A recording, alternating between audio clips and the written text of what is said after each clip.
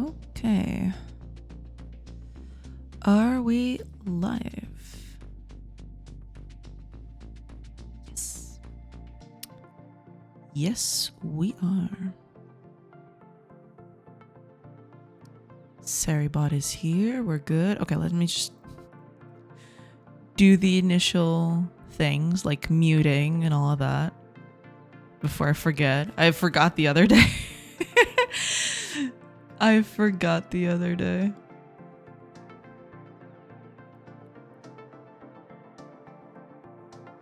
Okay, let's run the ads. I actually want to run the ads this time, not like yesterday. Oh god. There we go. Ads running. Just need for them to finish and then we'll get started. Yeah.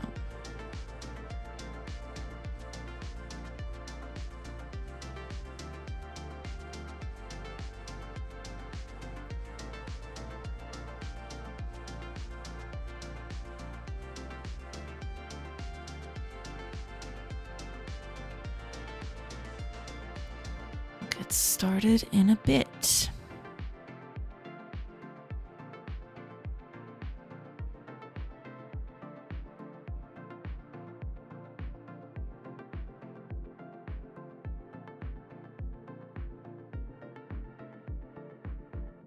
Oh, Vimala! Welcome in, welcome in! Godot Pixel Studio is so nice. I've seen a little bit of it. I haven't used it yet. It does seem quite useful though. But I have yet to try it. I've only seen people use it, I haven't tried it myself. But welcome in, welcome in. I hope you're doing good.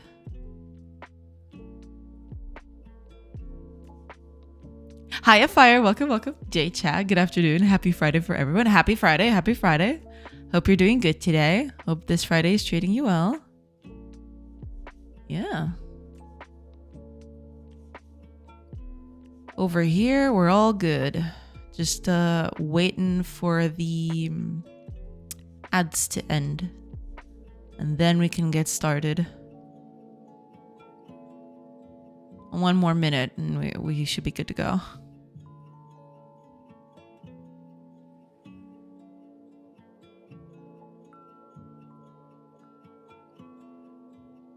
I'm out and about in this week's office day.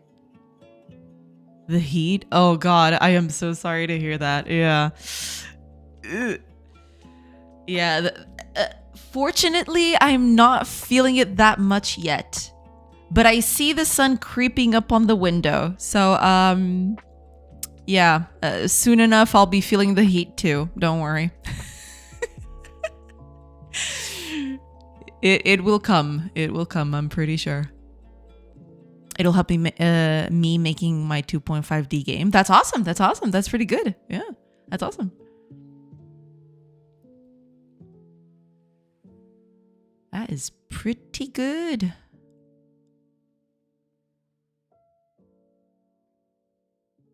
All right, ads are over. Hooray. All right, let me just post that on online. Post. Post. Post. And post. There we go. We're good. We're good to go. We're good to start. It registers at 32 degrees where I am, but it feels like the sun inside a volcano. I mean, that's the weird part. Sometimes it says it's a certain temperature, but it definitely feels hotter than that. I'm guessing it's the humidity or something. It's just, it gets pretty bad sometimes. Fortunately, today it's not that bad yet. But I'm not taking chances. It does get a little bit heated these days, it's true. Okay, let me just double check. Yeah, we're good. We're good to go. It will only get worse. Oh yeah, it will only get worse for sure. Hiya, Rescoder. Welcome, welcome. I hope you're doing good. Hello, hello. Welcome in.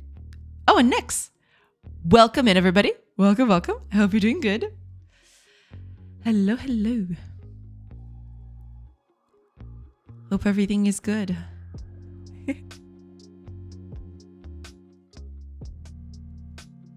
But yeah, I didn't fix it per se, but I did have a few changes. I made a few changes, not a lot, but I managed to track down a few errors here and there. Oh, Edgar, welcome, welcome. Hello, hello. I hope you're doing good. Hello. Hello, hello. Say still, say still. It's true. It's true.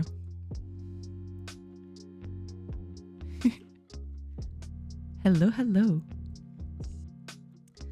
But yeah, I managed to fix that problem of just deconstructing a building and, being able to reclaim the ground underneath. Because what was happening yesterday was I was deconstructing a building after it got built. And it would just destroy the ground underneath. It would create like a void. But now it doesn't do that anymore. Yay. So I fixed that. I mean, technically it's not fixing because I have to do a bunch of other stuff for this to work. But it's getting there. It's getting there. Yeah, we'll see. I hear you're going all in with the building a simulation of a new ecosystem so we can just all move just in. Yeah, I mean, we can move right on in. Yeah. The void, never mind then. Yeah, I mean, there was a thing happening yesterday, which was kind of funny. Every part of the building that you see here, when it would get deconstructed, it would just leave a gaping hole in the ground towards nothingness. It was kind of funny. But I tracked it down, fixed that. So, all good. All good. We're good. We're fine. Are you from Cali? Cali as in California? No. Unless that Cali is something else that I'm not getting. Oh, 3D Corridor Warrior. Hello, hello. Hola, hola. Oh God, don't repeat the sentence, gaping hole. I mean, it was, it was a hole to the void. I mean, I gotta call things by their names, It was just the eye of the abyss. I don't know. I don't know what else to call it. But yeah, it was kind of wild. But that's fixed, okay? I fixed a bunch of stuff yesterday, which was kind of good. Fixed pathfinding, fixed plants a little bit. Fixed a few things here and there. Also, I created a debug command. I can plant trees at will now. Yeah. So we're all good. But now, today, what I want to do today is expand upon this whole flora thing. And I want trees to spread seeds around so that new trees can grow instead of just being a static thing at the beginning of the game. Should be easy enough to do. We'll see. But basically, for starters, I'm just going to pick up a empty position in a certain radius. And if it doesn't have anything there, I'll just plant, quote unquote, a seed there. And then it'll start growing a new tree, basically. And after that, I want to do other stuff too. So I am going to add tall grass, possibly. I don't have a good graphic for tall grass yet, but maybe I can whip something up real fast. And I'm going to also introduce crops, since they're, it's tall grass and crops are pretty much the same thing. The only difference is that crops will give out resources when cut, whereas grass just gets cut, and that's it, right? At least that's the plan for today. We'll see how that goes. But yeah, that's mostly what we're gonna do today. Yeah, that's looking cute. Thank you. So a going Cthulhu pad now. This is to happen. The void is real. Oh yeah, I had a bug the other day people we're calling it an horror story. Basically, the way I was pulling all of these objects. So the trees are entities now. They previously weren't. They previously were just static objects, right? And now trees are actual entities that grow and they change over time. But that didn't happen previously. The only thing that were entities previously were people.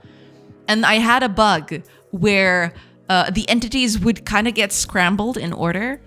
And because I was pulling these renderers, some of the trees would basically be run over with human animations. So I'd have static humans running in place and doing stuff in place. And it was pretty funny. And when I found out, I was kind of horrified. Those humans are actually trees. It was so weird. Imagine the look in my face when I realized that, wait a minute, I know why they're static. They're trees. And it was just crazy. I know where you're going. Trees coming alive and shit. Yeah, basically, the trees were the horror. I know. It's horrible. It's horrible.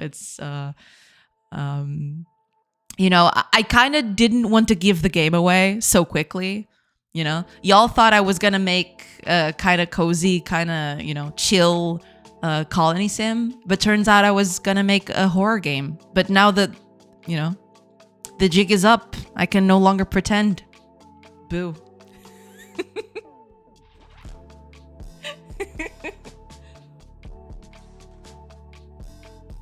But yeah, doing pretty good. So here's the deal. I'm going to do this today, the whole plants growing thing.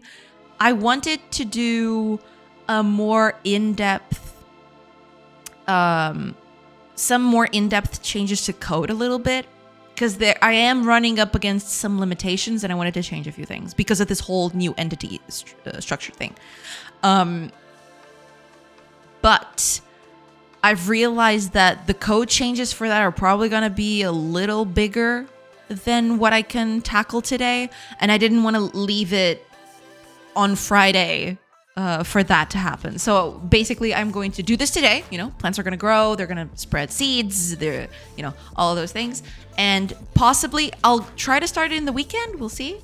But if not, next week I'll be just tackling a few code changes so that the system is a bit easier to work with, because right now it's a bit of a mess. It's clearly, it's not tacked on, but it definitely needs a little bit of a cleanup. Yeah, you never fooled me. You always sounded psycho, always giggling. I will say nothing.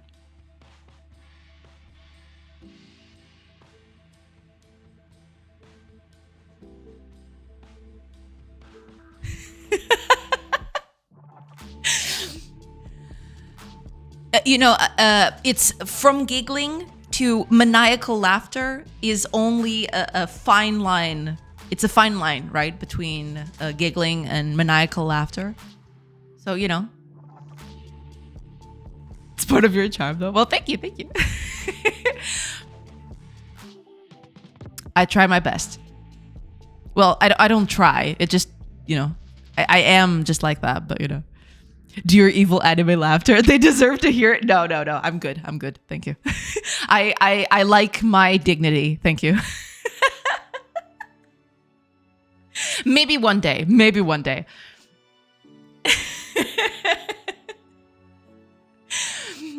We'll see. Maybe I'll do that on Halloween, right? That should be a good time to do that. Edgar knows some lore that we don't. Yeah, I've worked with Edgar for, let's say, an abundant amount of time. So yeah, he knows quite a bit. What is this anime laughter? It's that whole, what's the word for it? It's, I don't know exactly what name they give it. It's when those, I think it's mostly a rich girl thing in anime when they start laughing, where they put their hand near their mouth and then they start laughing. Yeah, it's kind of like that. Hiya, Geek. Welcome, welcome. The guy spills the tea. Oh, yeah. Oh, yeah. Is it true that she has a beat for that Bid's impression? Oh, my God. I have a lot of tea to spill. Oh, God. What have I just awakened?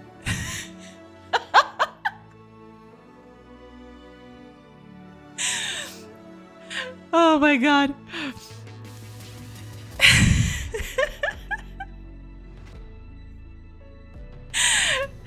You can leave the room, Jay. This is between us and Edgar now. Name your price. You can get rich off of this. You know? Think about it. Oh, God.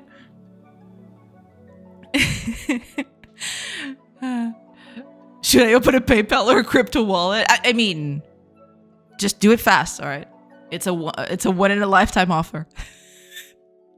You can't get rich or too good. I can pay in sandwich and small. Sounds like a fair price. Yeah. I have 1.49 in a bag at the moment. Dang. We don't need much to be rich. Yeah, that's true. That's true. No. That's fair. That's fair. Oh, God. Okay, okay. I'm gonna try to... Yeah. Was she crazy about Panaj when you worked together? I've always been crazy about Panaj. That's the secret. Oh, yeah. Gonna leave poor Joanna alone tomorrow. No, it's totally fine. Don't worry about it. It's totally okay. Funny, that's what they paid me back when I played soccer. Dang. Soccer is in shambles. Yep, yep. We used to have such nice conversations about the grid. Now we're talking about how evil Jay is. Hey, you know, after you go through the frontier, you know, you gotta ascend to new heights.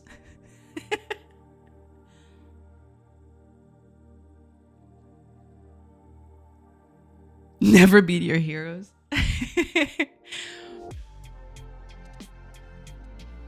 Alright then. Okay, let's do the thing. Okay, so first change is gonna be a very simple one. I want woodcutters to only cut trees when they're fully grown.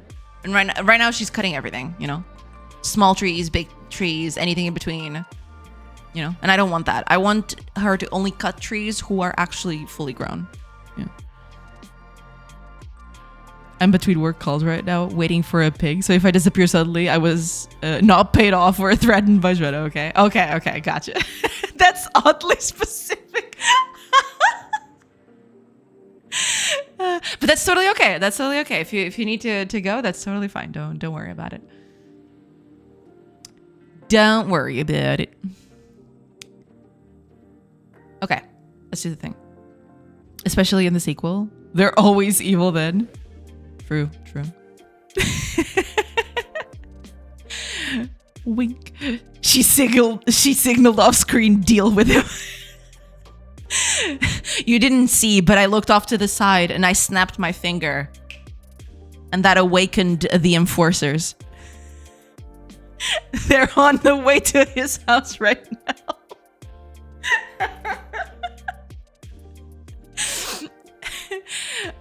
It's time to end this. What am I even saying right now? Oh, God. Exactly. You know what to do. Make it clean. I should let my wife know. Yeah. We don't want to scare her after all. Poor Edgar getting swatted and such. True. It's true. Pepe Moraro? I'm probably pronouncing that wrong, but sorry. Welcome. Nice game. Congrats. Thank you. Welcome in. What is the correct way to name this style? As in, it's 2D, but it's not top down? How do you call it? I mean, I don't know exactly, because there are a few names. Most people refer to this as top down, but there are a few people who give it other names, right? It's basically, it's a distorted top. It's not pure top down because you don't see it. Is it oblique? Hi, Scott. Welcome. It's perfect. Oh, thank you. Yeah. That's what I thought, but AI said to me top down is GTA 1. He is beefing with me. No, yeah, GTA 1 is what I think people call true top down, right? Because you just see people, it's a 90-degree angle. But I still think they refer to this style as top down too, although it's not pure top down. Is it oblique? Because I've heard a bunch of different names. Let me see. I actually looked it up on Wikipedia. No, yeah, it's not oblique.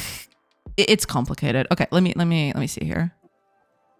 Because Wikipedia has a good graphic for this, but yeah, here we go. So see, oblique is this sort of style where, things get distorted. Not exactly distorted, but it's there's diagonals, right? And it's not isometric either. Because it's not, you don't see the three sides, you just see the front and the top of things. I think most people call it top down. But it's not, but then there's top down, and which is what I got here, and then there's true top down, which is stuff like GTA 1, right? I think that's it. Yeah. Hi, Adrian. Welcome. I called this top down. Yeah, some people call it top down. It's complicated. Yeah. They're also considered top down because functionally it still works like one. Yeah. I'd call this late for dinner. It's just that the visuals a fake aside perspective. Yeah, because I am distorting, especially you can see it especially here. Where was it?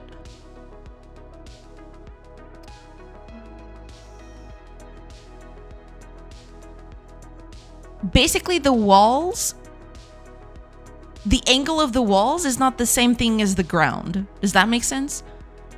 The buildings are kind of pushed back a little bit so you can see them better. But in a true perspective, the buildings would get shortened a little bit, right? That's kind of it,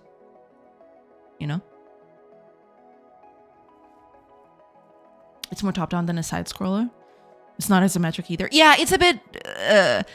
It's a very weird projection because nothing in 3D works like this. If you put a cube on a plane and then you tilt it in some sort of degrees, most of these shapes will not look like this. This is heavily distorted.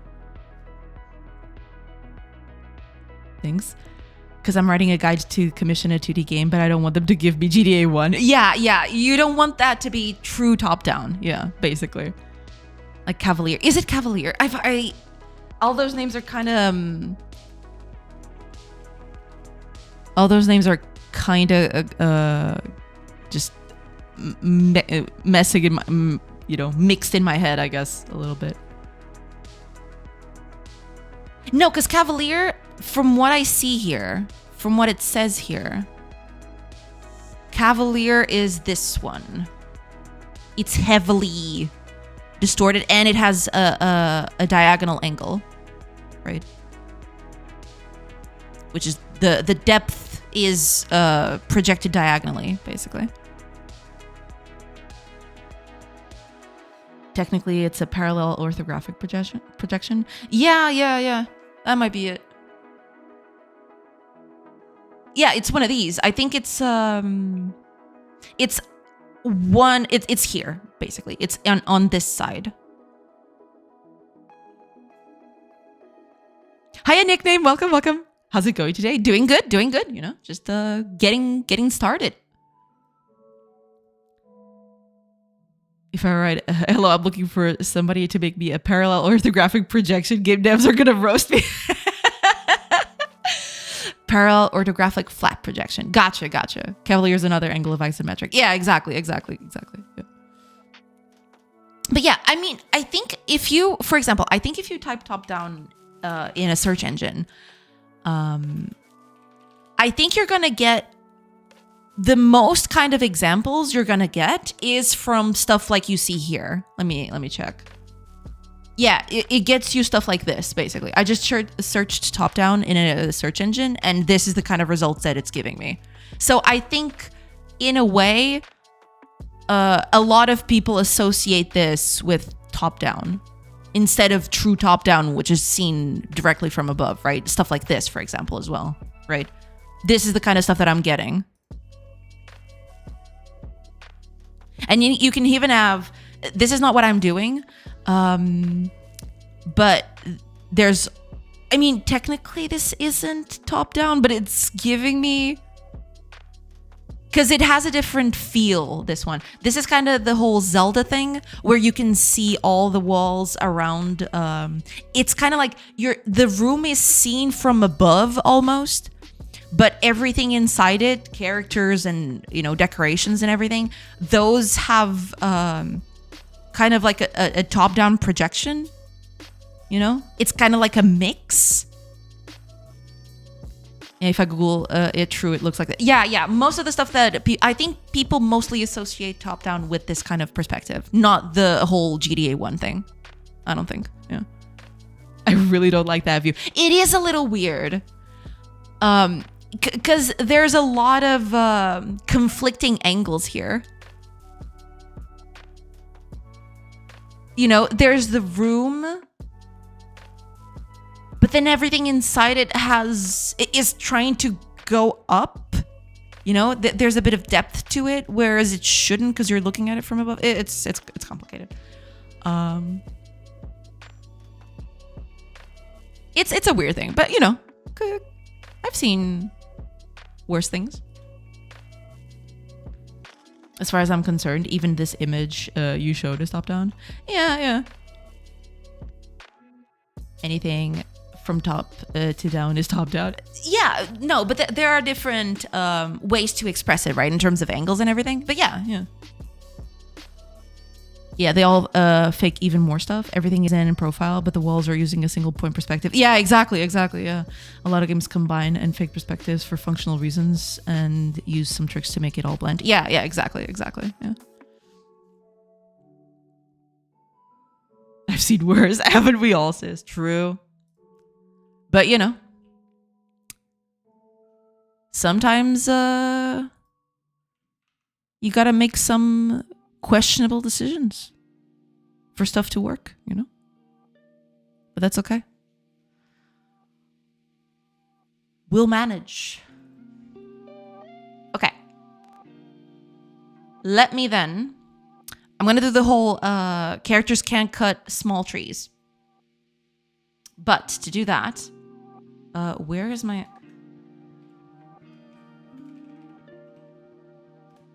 okay.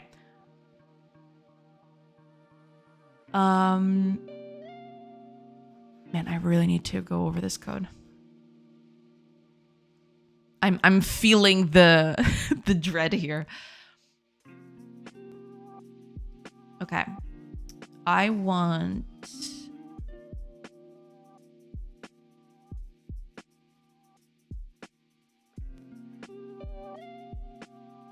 you.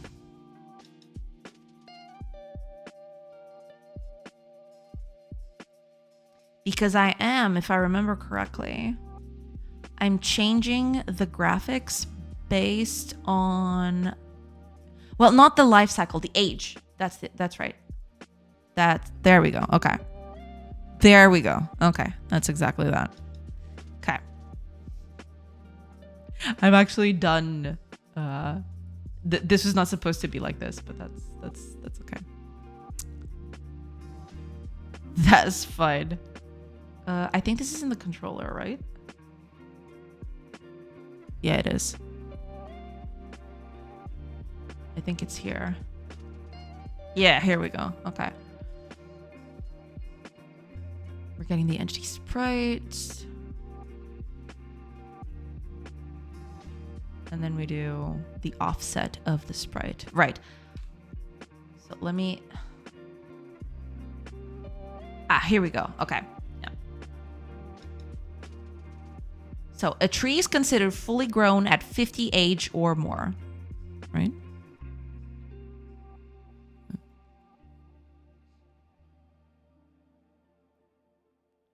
The dreaded Pirate Roberts. Just put it all into ChatGPT. Fix this, Prophet. Oh God, no. That would be disastrous. You Ferengi, you. Before we go too deep into code mode, want to see some cool monster I finished yesterday? Do I? Yeah. Post it in. Post it in. Of course. Okay, so plants are considered fully mature at 50. That's a thing for later, but okay. This is a deep pool, but I got it. Post it on Discord. It's that spider that you saw on the map thing. Ah! Okay, arachnophobes, please avert your eyes.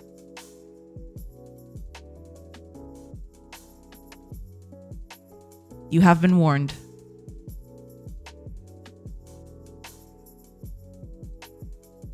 Nice.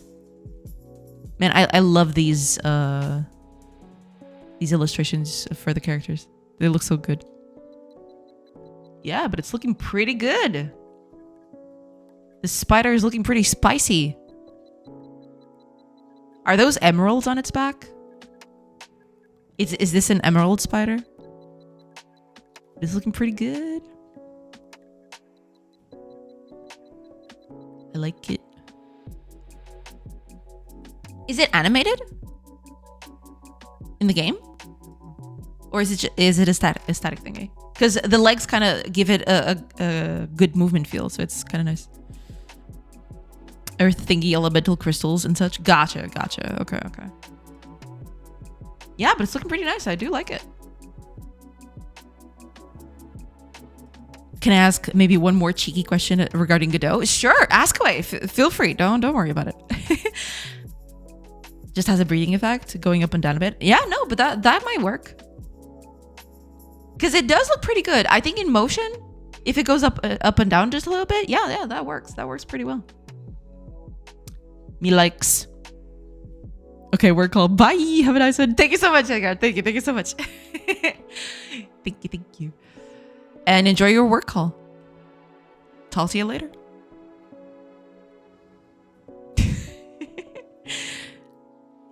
Looking pretty good. I do like it.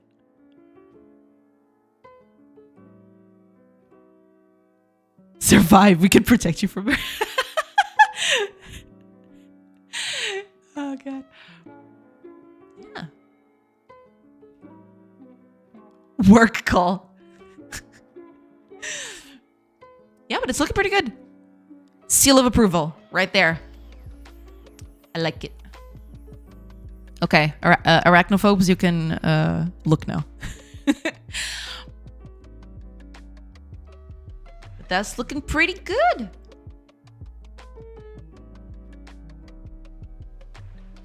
I like it.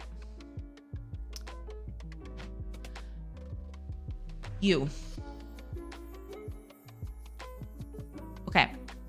It has to be a plant that is not disabled. And maybe I should just... Yeah, I'll put the cereal at the beginning. I think that's a better way to do that. Okay, it needs to be a plant and it needs to be greater or equal than 50. So those are fully mature trees, right? You're not supposed to cut down smaller stuff. Let's give it a test. It's regarding if I commission my game. Is it realistic to ask for them to make a backend for the game where I can toggle what NPCs sell, check if players are duping items, etc.? Does Godot have a thing, or should I expect somebody who handles the server to do this?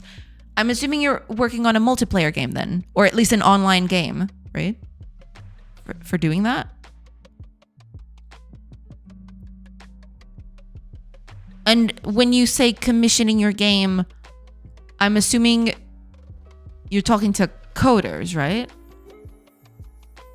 Because most of the stuff that you ask there is related to coding, right? Thank you, Minutia. Tried to keep shading simple to avoid overcomplicating things since I need to do lots of the monsters. No, but it looks pretty good.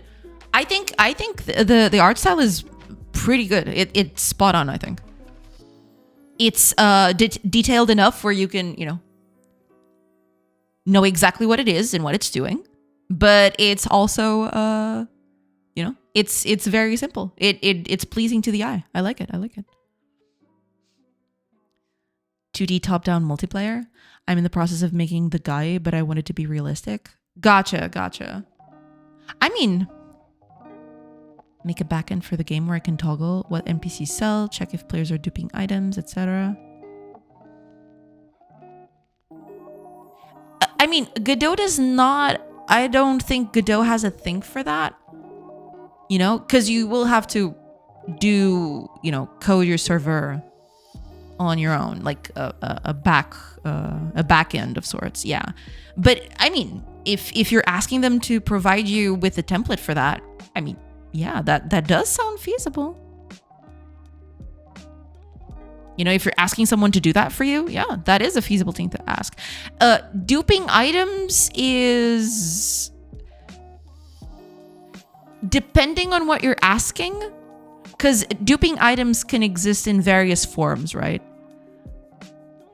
So that might be a harder check than expected, depending on the kinds of interactions that you can have with the world. But hey, that does seem realistic, yeah?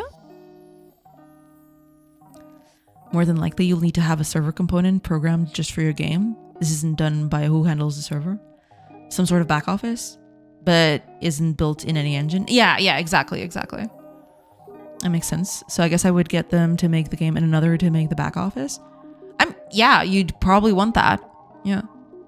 Because the client, when I mean the client, I mean the game actually running, will need to contact some online service, which will be your back office, right? But yeah, that is a feasible thing to ask for sure. Since they're programming a multiplayer game and all.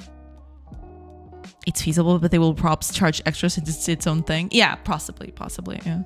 It does add a lot of complexity to what you're asking. Yeah. I don't know exactly what kind of business transaction is happening. But yeah, I mean, it is a feasible thing. Now, whether if that's going to balloon the budget or anything, I mean, I'm assuming it's going to balloon the budget no matter what, right? If you haven't talked previously about that sort of requirement, that's the thing.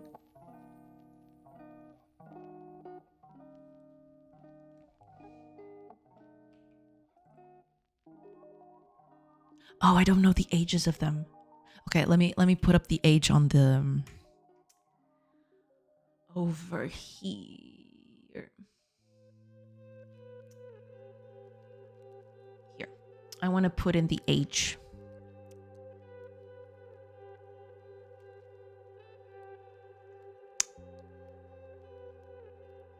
Here we go.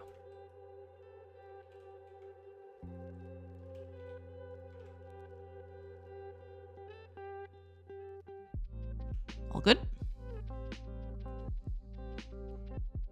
I want to be realistic when I hired the dev.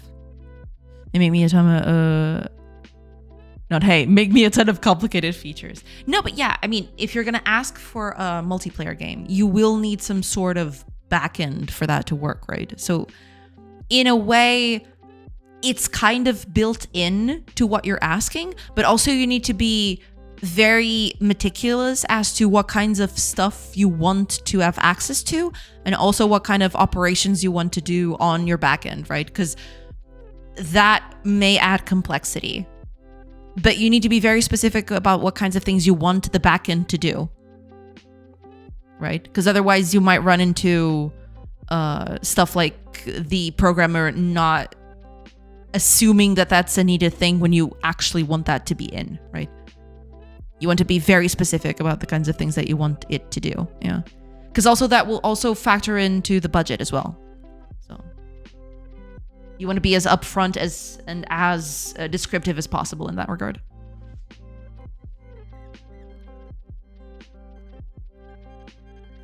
Okay, is that a fully grown tree? 184.61. It is 51. Okay.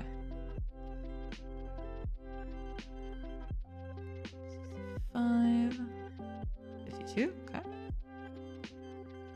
Yeah, she's ignoring most of the stuff. Okay, let's plant a few trees here. I want to see what happens. Because these trees are all very, very tiny. She's not supposed to cut these until they've actually matured. Let's see.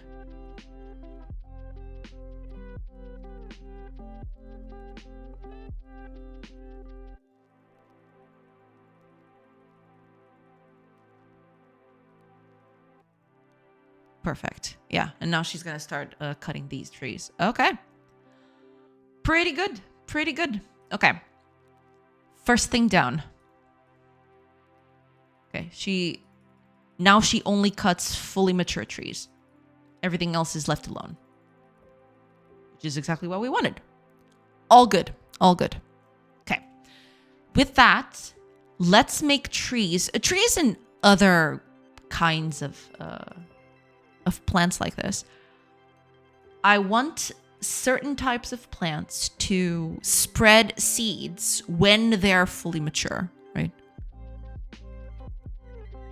Let's do that.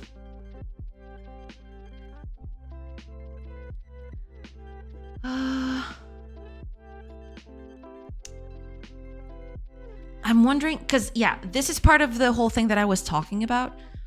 Right now, the system that I have in place is not very well prepared for stuff like this. Because previously, what I think I need to do almost is, in a way, almost implement a kind of ECS system, but not exactly. I need because right now these entities, some of them have components, but they're not very standardized. I really need to make them standardized. What I think I'm going to do is just kind of implement a sort of a component system like an ECS system, you know? Though I don't want it to be extremely... Because, you know, normally ECS systems are known for being extremely efficient in terms of memory and all. I think at first, I'll just implement a component system for all these entities and just treat it as such. And if I need the performance boost, then I'll turn it into a full ECS system, right? That makes sense. Thanks for the help, everyone, and good luck with the game. Looks great. Thank you. Thank you so much. Good luck with your game as well, you know? Thank you. Thank you so much.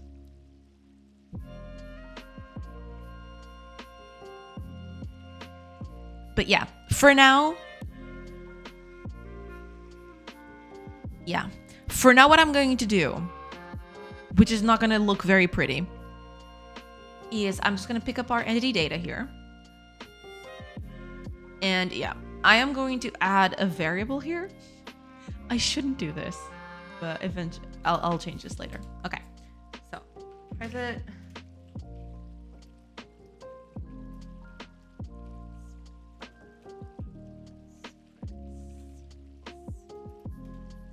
And this is going to be defaulted to false here.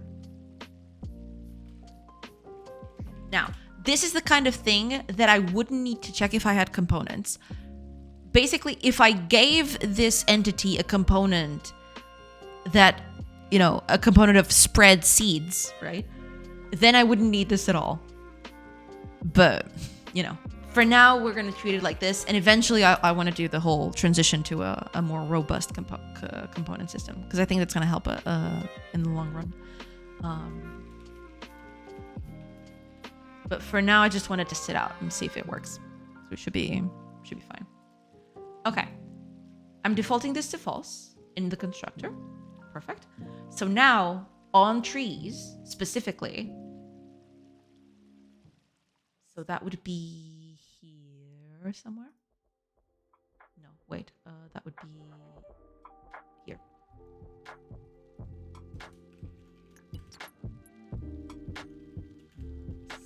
Oh, right. It's let's make this true. And I know this is private. Let's make it public for now. I mean, I'm even gonna keep it like this just to trigger me, you know? This is gonna stay like this just to trigger me. It's a public, but it's spelled out like a private. Perfect, perfect. Okay. I probably should have methods to create types of stuff instead of changing them all over the place, because I'm doing the same thing here, right? I really should not do that.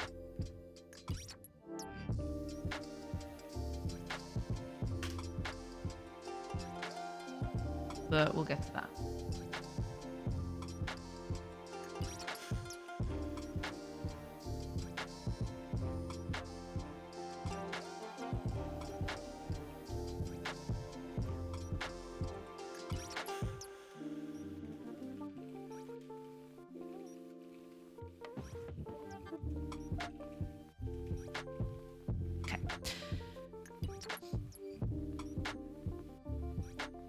Sup nerds and fire. Welcome, Yanis. Welcome. I hope you're doing good.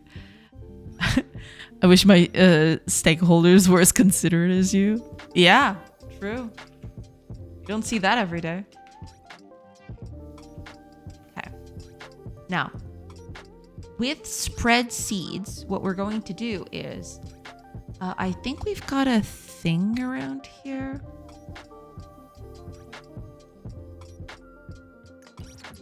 Maybe not.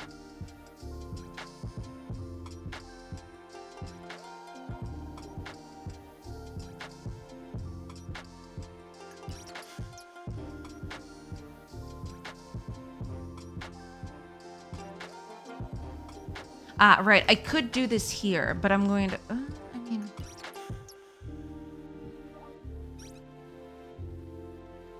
That's fair, actually.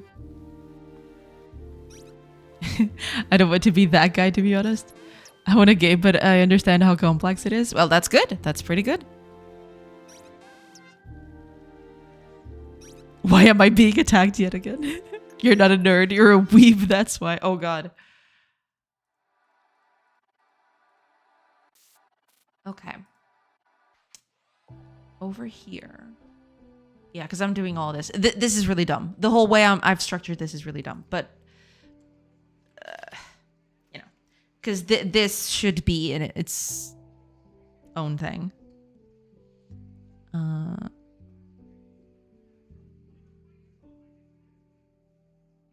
What's a weeb? I've always associated weebs with like Japanese otakus, like anime nerds. I don't know if that's the actual thing, but that's what I've always associated it with. It's a 2D multiplayer, like an RPG, but no combat, just all trading. Very, very back-end heavy, I'm learning. Ah, okay. Yeah, that kind of stuff. I mean, even combat would be very back-end heavy, depending on how many checks you want to do. Because, you know, every attack, every little action that your characters perform will need to be logged and processed in the backend in some way, right?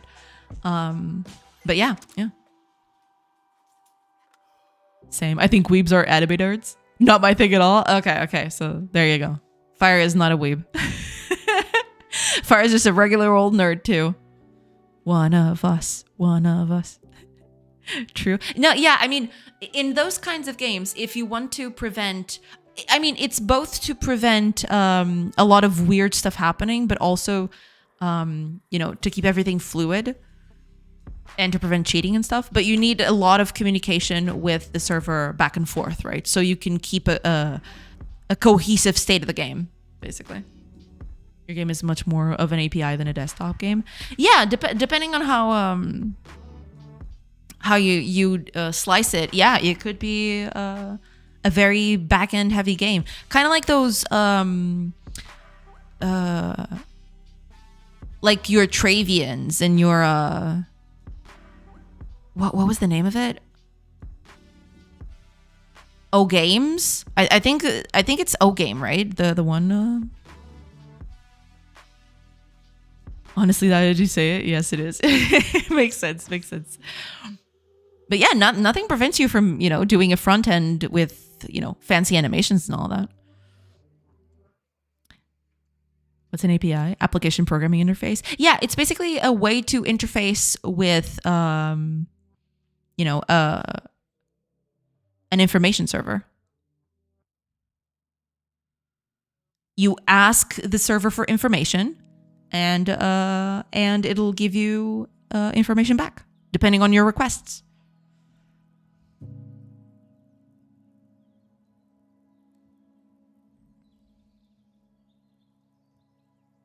Oh god, this is gonna be so dumb, but okay. Because this would be the thing that would be in the component itself, You ask server to do things. Yeah, basically. Yeah. Everything is an API. Nowadays, yeah. Server responds after. Exactly, yeah. Weeb started as an insult term, more as in internet interest in Japanese culture as a whole. No one's insulted by that anymore, though. The correct term is still otaku. Ah, okay, gotcha. An API is like a waiter in a restaurant. You ask for steak and chips and don't care how it's done. You just want the resulting steak, not to access the kitchen. Yeah, exactly. It's like an intermediary that processes your requests for you, basically. And the backend does whatever it has to do, and then they give you an answer back, which is your dish. Yeah, that's a good analogy. I like it.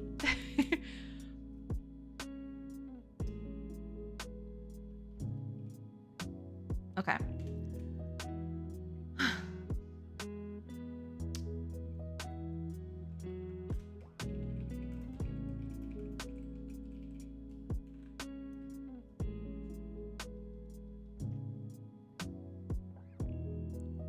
And sometimes the waiter forgets you exist.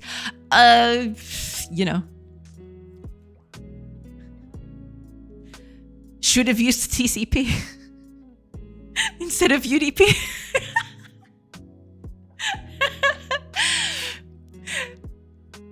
I stole it from somewhere, but always stuck with me, like a simple way of explaining it. Yeah, it really is. I do like it. I never heard that analogy before, but it does work very well. I'm kind of feeling the heat, actually. I am starting to sweat a little bit. It's gonna be one of those days, I feel.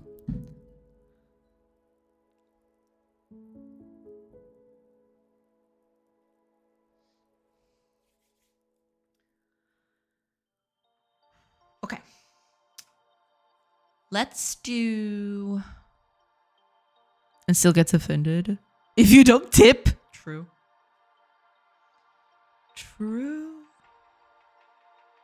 Just one of those days where you don't want to wake up. Are you feeling guilty about taking care of Edgar? No, not at all.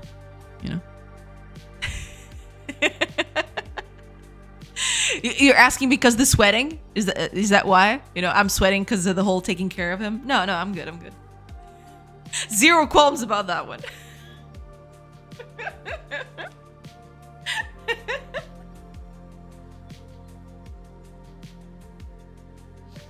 Hi, Nerdthagoras. Welcome.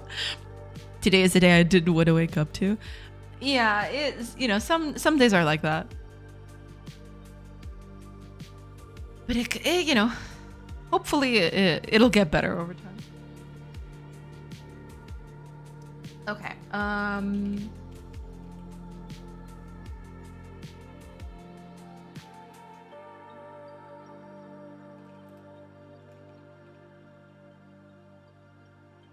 Get 5 tries. Sure. I want to sleep for another 48 hours. I see. Yeah. I understood this reference as well. I am reminded of Final Fantasy VI each time Edgar is mentioned. That is true. Edgar Figaro, my boy. I'll drink to that.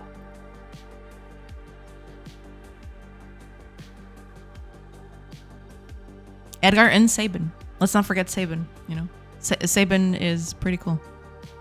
He's the coolest, actually.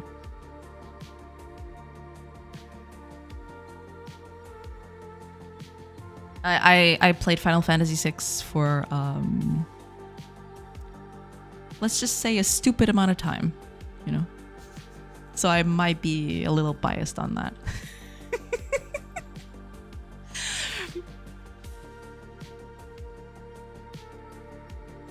Gobble gobble. I'm reminded that I never played a single Final Fantasy every time Final Fantasy is mentioned. Ah, didn't you? Yeah, no, I played a lot of Final Fantasy. The one I played the most is by far Final Fantasy VI, but Final Fantasy V is up there on the list too. Yeah. I've always been partial to Locke. Something about love story just wins. Yeah, no, I love all the characters in there, right? I think my favorite, let me think a little bit. What would be my favorite in Final Fantasy VI? It's a tough question because I love them all in some way or another. But it's hard. It's so hard to pick a favorite, you know?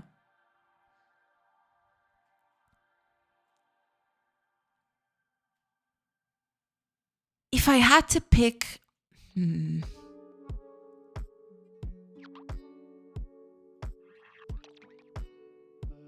Oh man, I really don't know.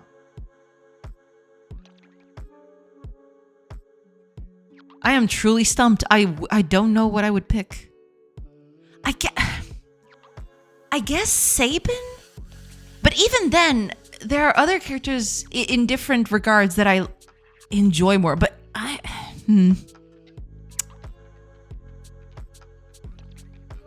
It's complicated. It's complicated. I don't know.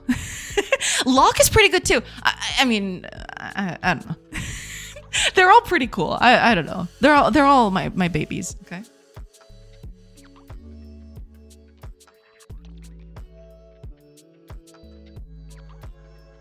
Same, but I love the movies.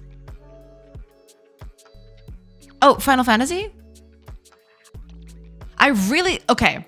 This might be a very controversial opinion. I really like Spirits Within.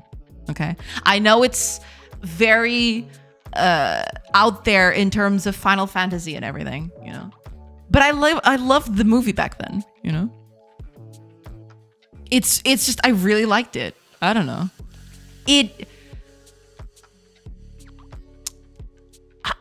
Oh man, I don't know. I really like it.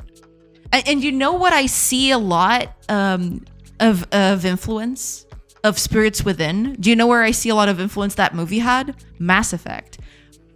You watch Spirits Within and you play Mass Effect later and you totally see the influences. Mass Effect cribs a lot on Spirits Within. A lot. Like actually a lot.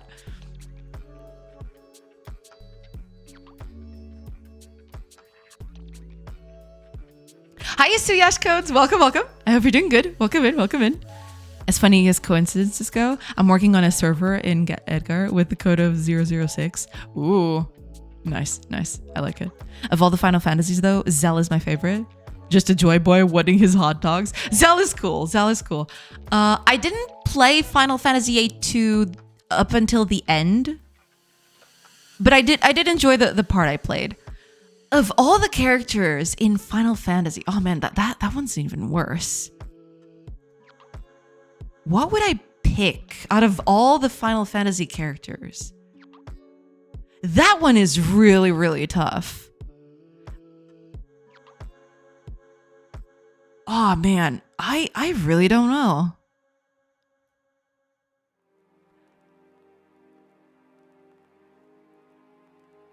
Okay. Bear with me, okay? It's either one of these three. It's either Cells from Final Fantasy VI, Galoof from Final Fantasy V, or Riku from Final Fantasy X.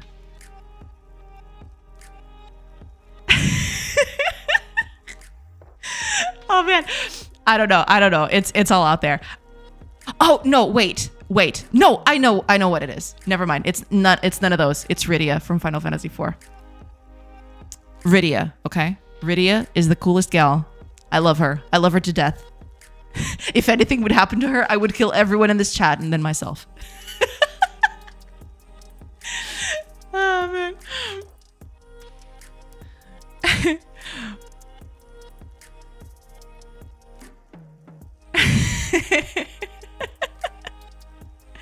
The Spirits Within and Advent Children. Yes, I love the movie. The movie is really, really good. I really, really like. Advent Children was a bit weird. It's very good graphically.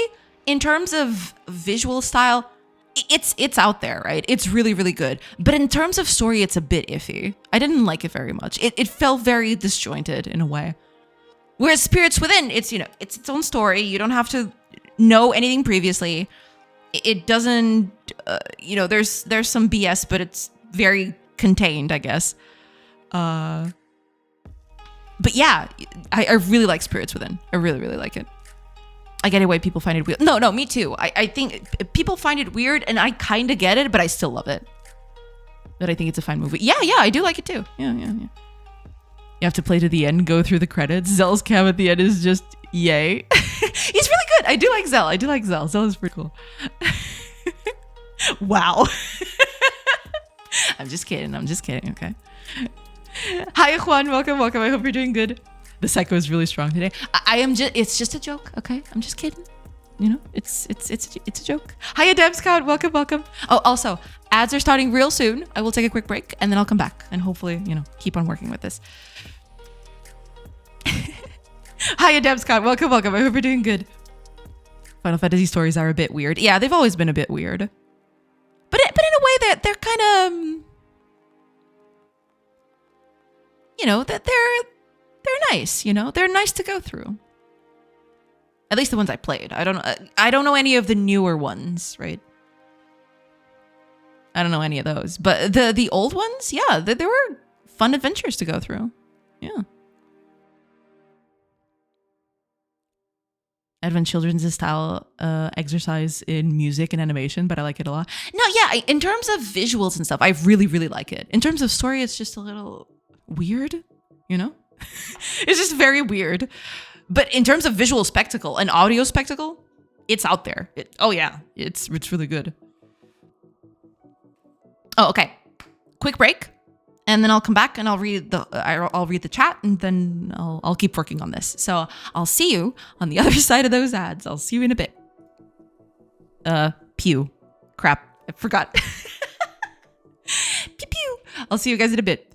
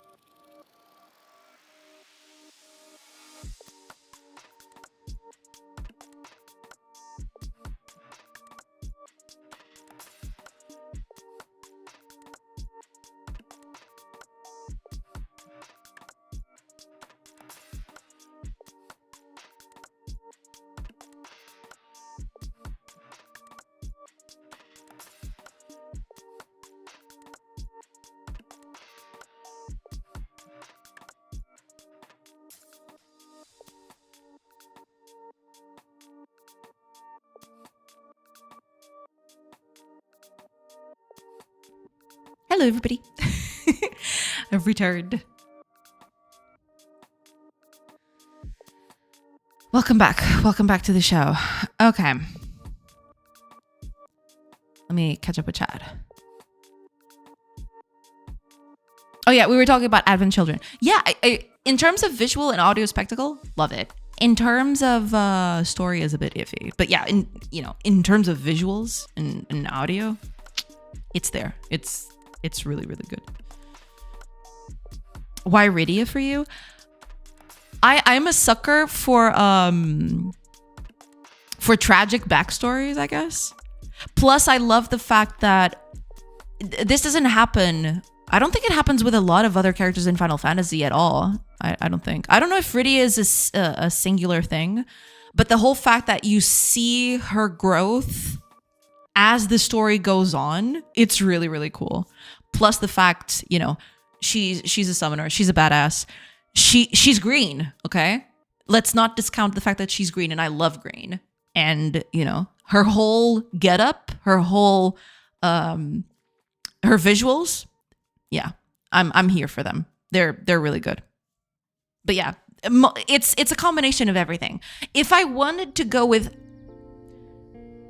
a full story, if it was just by story alone, I would probably Galoof would win over her, I think. But even so, I think Rydia's story is pretty good. She's just a combination of everything I like, basically. Story is there, design is there, certified badass, she grows over the course of the game. I don't know. It's just, and green, yes, and green. Let's not forget the green, okay? Green's cool. I like green. The heat is getting to the AI core and corrupting the base memory. Yeah, I don't know what happened in that one. It was probably the heat. Yeah, it was. Yeah, the heat got to me there for sure. Hiya, Debscott. Welcome. I hope you're doing good. Welcome in. All right, let's keep doing this thing. Let's keep doing it.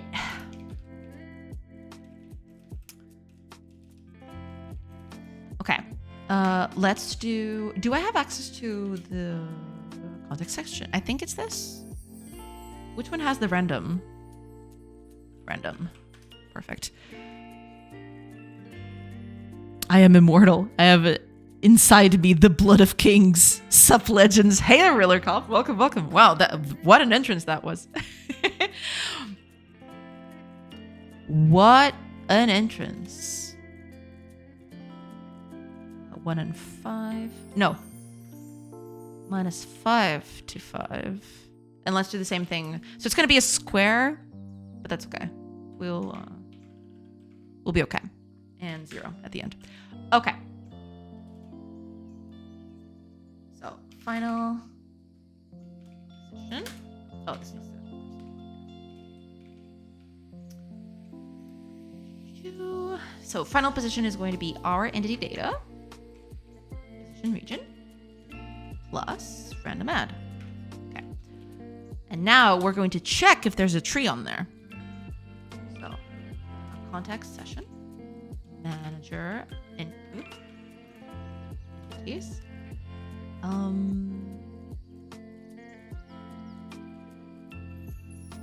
Get entities at position region. There we go.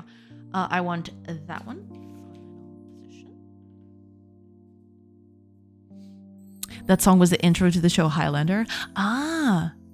Where they chop off each other's heads for power and immortality. Nice. True. Hey, I mean, it's very apropos. I love Highlander.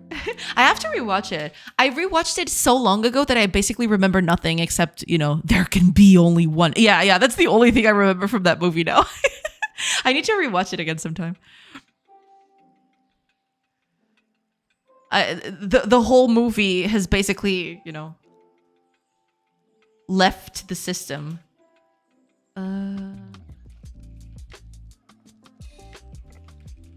Okay. Let's create this.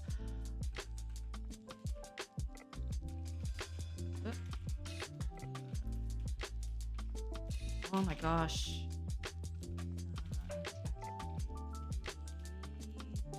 Yeah.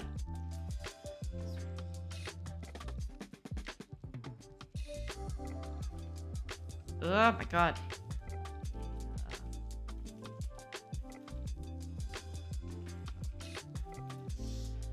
No, let's not. I don't like initializing here. I don't know why. I just don't like it. So let's put you here. Oh, wait a minute.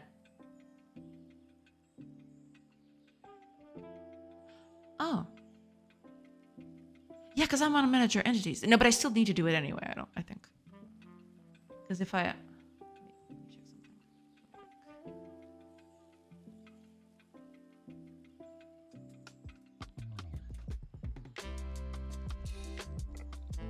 Right. Yeah, I don't have that. So I need it here. I mean, it's technically going to be somewhere else, but...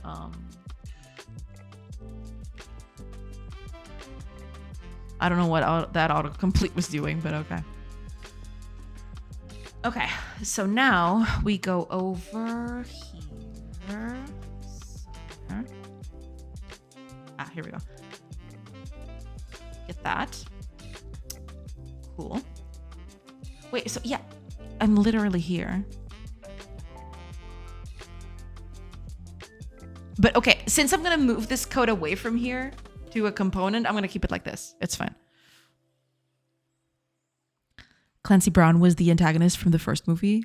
He is also Mr. Krabs from SpongeBob. Oh, really? That's cool. I remember much more of the TV series than the movies. Yeah, I've only watched the first movie, and I barely remember anything from it. I just remember the whole tagline. There can be only one. / That's all I remember. I need to rewatch it sometime. I think that it's the only appropriate way to obtain power, not corporate mergers. True. Very true. Very true.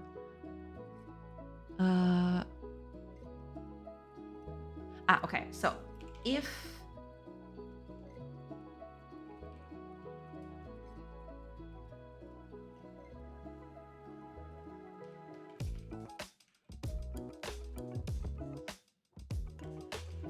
entity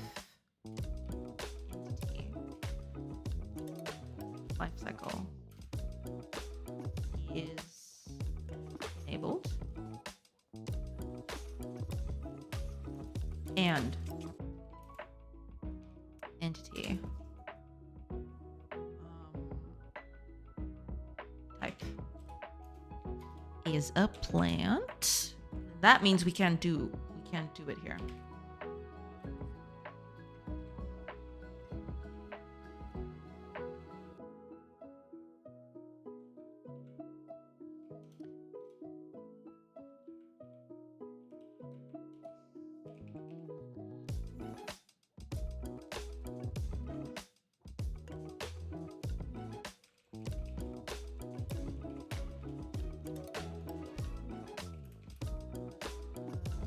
Make it true at first. So if that happens, possible position to false.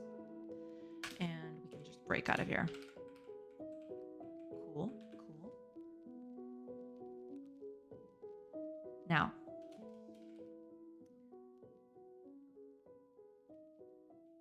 if it's a possible position, then also while tries are greater than 0,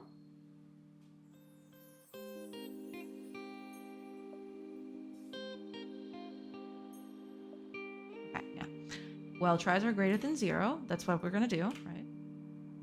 So if it's a possible position, we're gonna plant the tree and we're gonna break. That's the thing. I'm actually going to put that here and then I'm going to move it somewhere. Yeah, because I did this whole thing, but you need, your bit, you need to make this go away. This is very dumb. Let's change this to session, entities, create tree. Not sure if I'm gonna have it be like this. Yeah. So at this world position,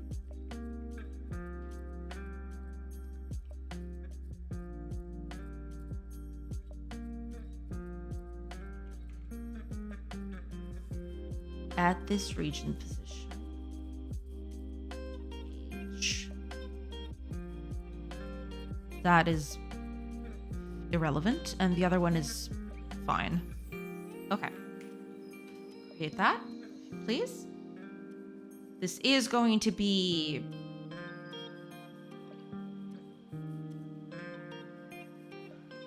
this will probably need to go away at a certain point. I'm probably gonna rework this, but for now this will do. So let's move all of this to here. Paste that there. Region position. No, okay. Position, and position world. I mean, I can make I can deduce one from the other, but you know, we're fine. World, this. Okay, age needs to be here. Fill that in. Okay, and we can use this on the other one. So over here, yeah.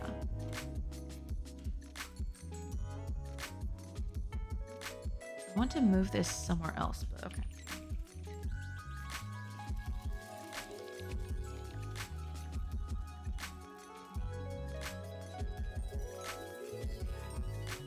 but we'll keep this here for now. That's fine. Now, there was another place where I was doing this, which is here, I think. Yes.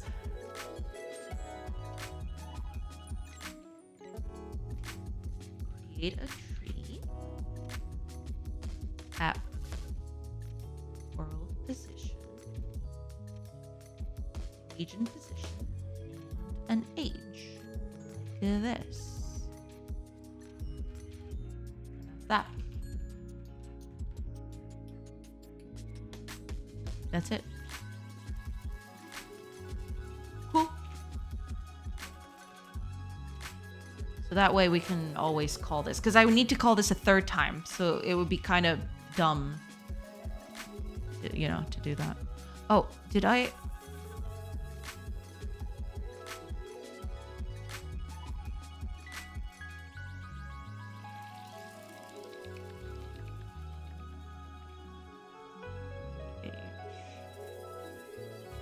Could you imagine the cultish and cuttery for the movie? Oh, so you want me to play a Scotsman? Nope, an Egyptian. Yeah, that must have been a wild casting call for sure. Oh, okay. So over here on you, somewhere down here. Here we go. So if it's a possible position, create tree. Let's actually rename this. Create entity tree. There we go. So world position. We don't care about the world position, to be honest. I kind of need it, but I'm just gonna keep it here. I need to change this, but okay. World position is just going to be our oops, final position.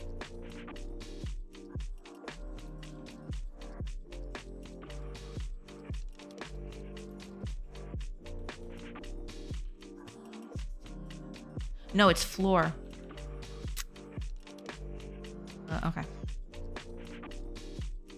I really need to make a helper method for this.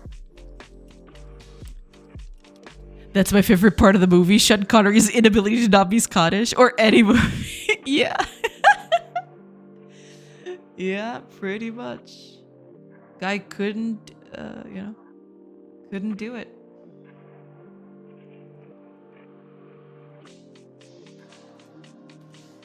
We're gonna have to do this the hard way. I don't like it very much, but yeah.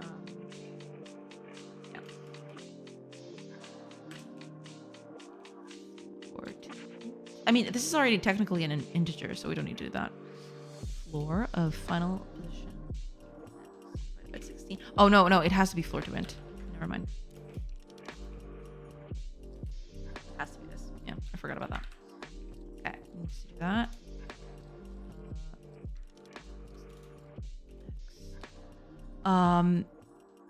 There we go.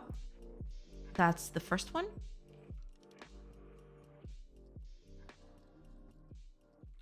It's going to be Y, and the other one's going to be 0. Okay. Cool. World position. Final.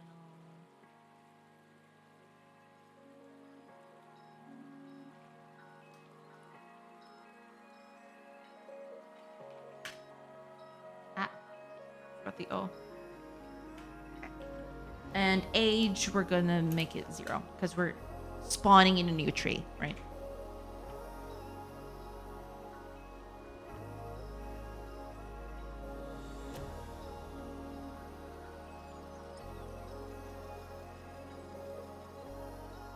Ah, that's true. Okay, we're gonna keep it like this.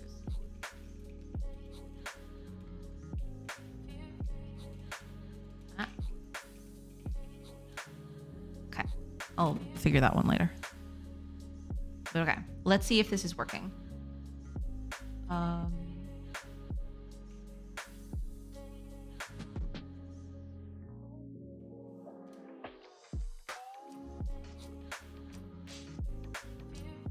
Okay. there's no possible, if it's not a possible position, then we just continue. Oh, also, I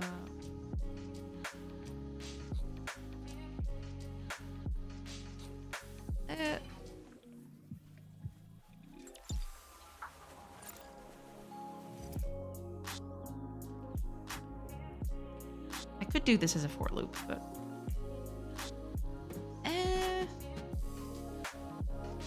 fine.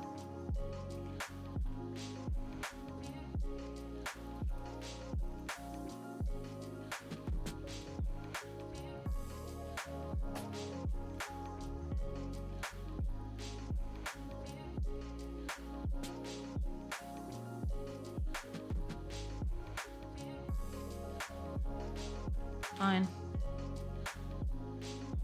Easier this way. And also, get rid of this now. Okay.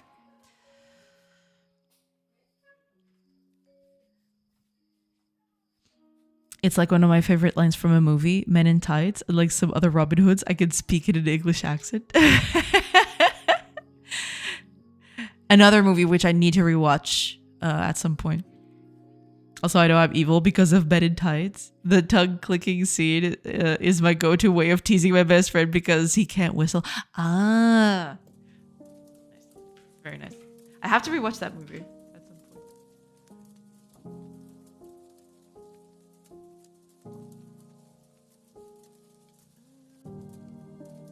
Oh, yeah. Why am I...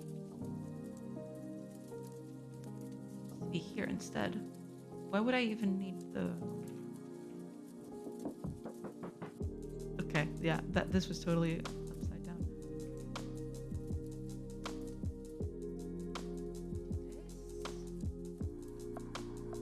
Okay, I think we're good. Let's see. This is gonna be very funny because I don't have any other checks, right?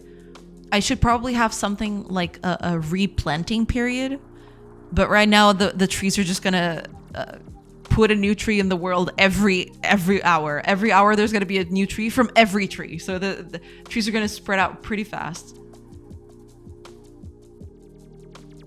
What is this? Collection was modified. Oh no. Oh no, you hate to see it.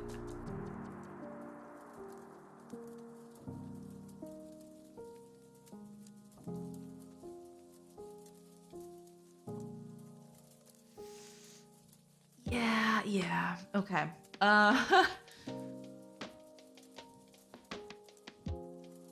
Okay. Gotcha.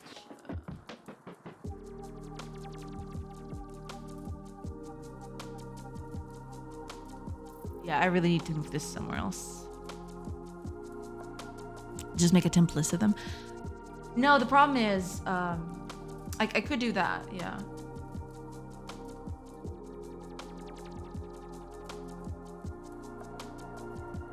But I want to make this a bit more robust. Give me a second.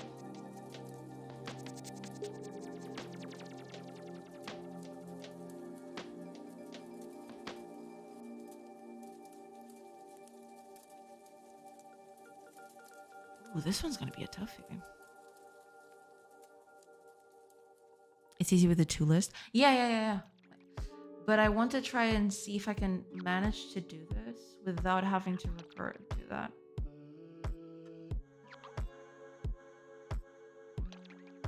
How would I do that though?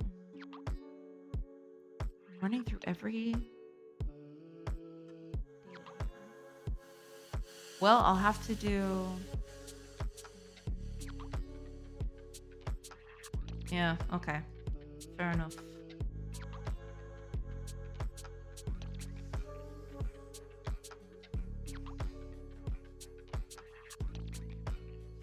Yeah, okay. Fine, you win.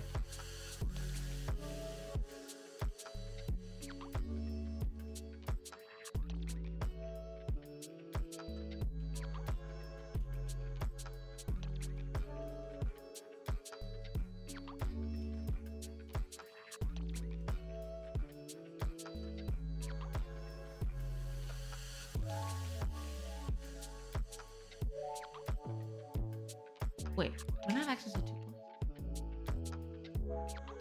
Oh, okay. Alrighty then.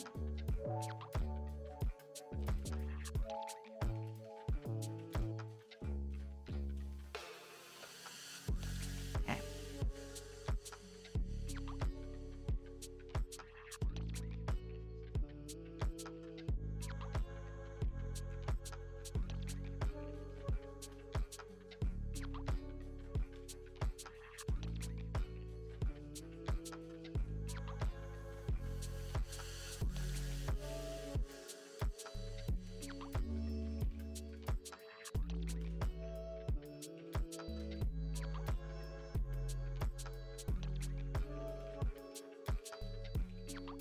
We'll add it at the end. Easier that way.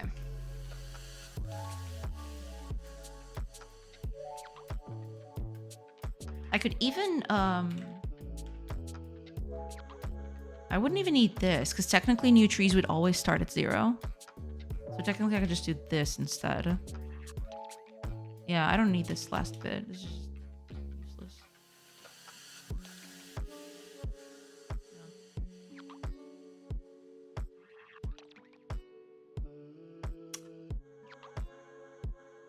Cool.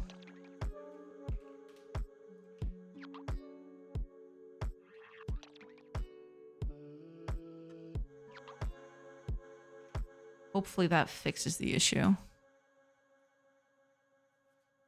Now move it out of the other for loops. Is it not out?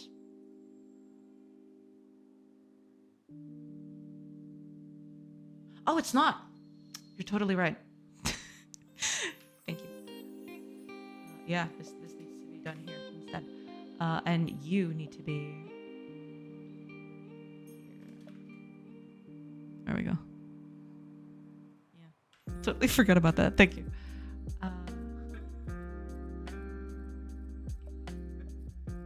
Create the okay. Cool. So you check through everything, check if there are new trees are going to be added, and then we do this. Okay. Seems simple enough.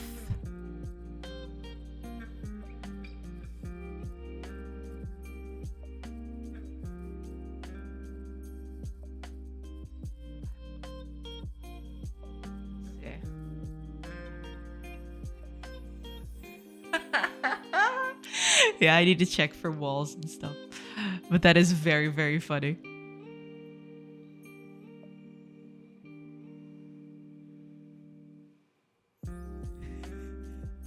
It's exponential because every time the trees are just multiplying by the dozens.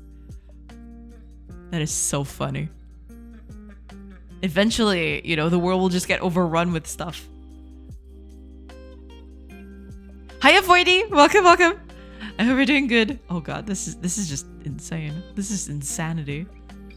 This is actual insanity. What the heck is going on? I love it. I absolutely love it.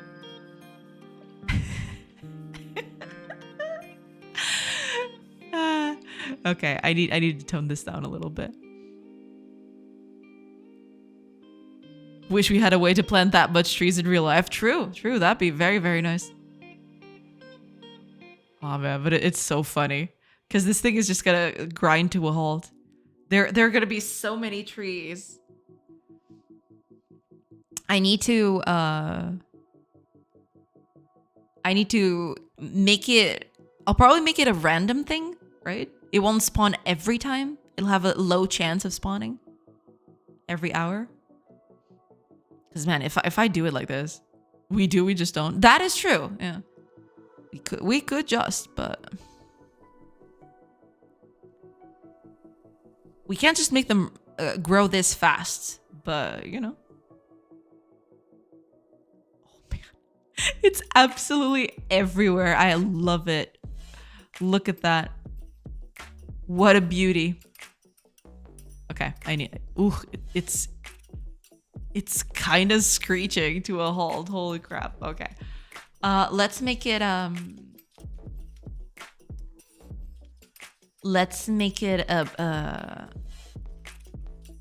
a chance thing.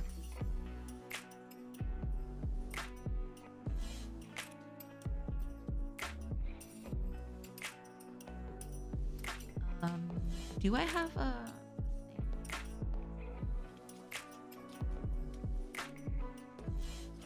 Yeah, okay. Okay. I don't know if it's greater than 0.75 or something. I don't want a lot of...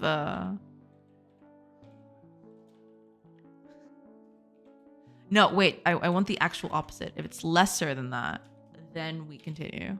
Or actually, we break. We don't want that tree to do anything. Let's put that at the very beginning. So, yeah. So if we...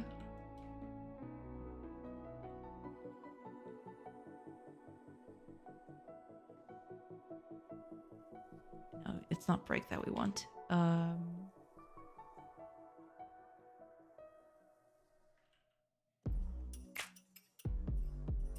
Okay, no, I got it. I'm just gonna put this here instead. There we go. There we go. So there's a small chance. There's a small chance of it if we're planting a thing. Actually, maybe I should make this small because there's so many trees out there.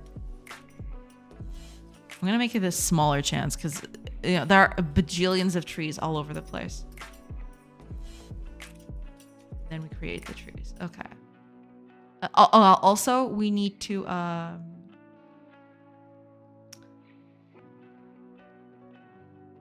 we also need to look for other kinds of information. So let's click on a session, terrain. Terrain data region. Get cell.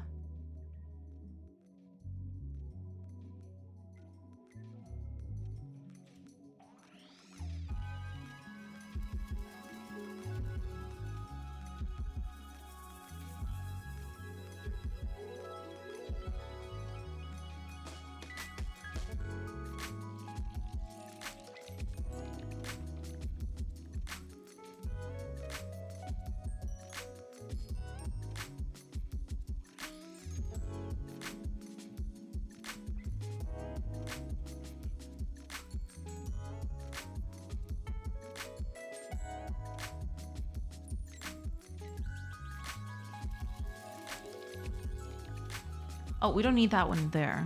That's true. And just break it. Well, not break, it's continue in this case.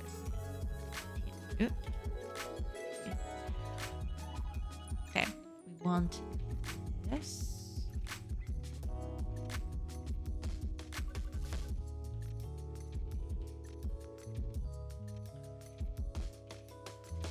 Now, you need to make a few checks here.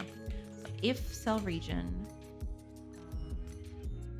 decor is a building or decor is a building walkable or let's think. I have a bunch of stuff that I need to check, but that's fine.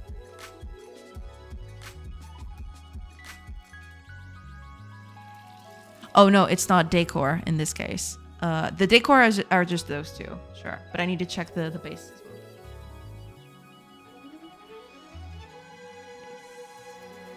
Base. Let's make it different from grass. I think it's easier to do it that way. If it's not grass, or if it has buildings in there, that means that's not a good one. We need to go. We need to keep looking. Hi, Araya. Welcome, welcome. What's this? I'm trying to make trees expand their influence. You know, they grow and then they spread seeds around. That's what I'm trying to do. So if it's not grass or if it has buildings in there, then that's not a good position to be in.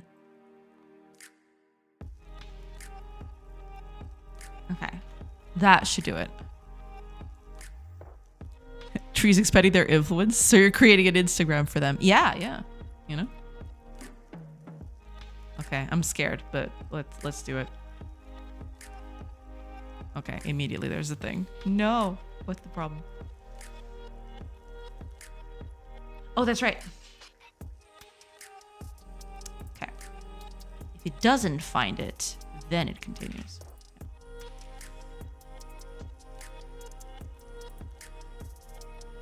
Would a switch statement be better here? That's a lot of blocks. No, yeah, I mean, most of the stuff is gonna get out of here anyway.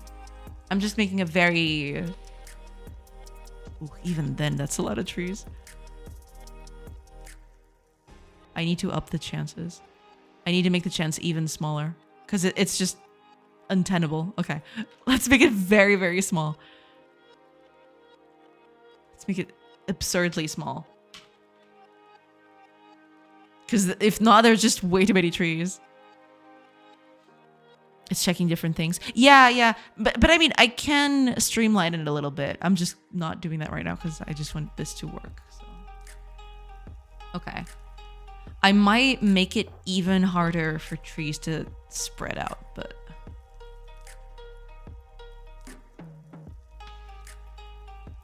It is very funny though. Am I actually checking for age? I don't think I am I? Feels like I'm not.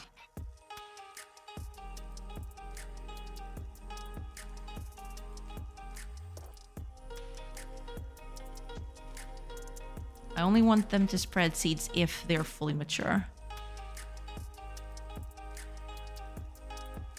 Imagine if trees grew up like that in 1 hour. True. That'd be the dream.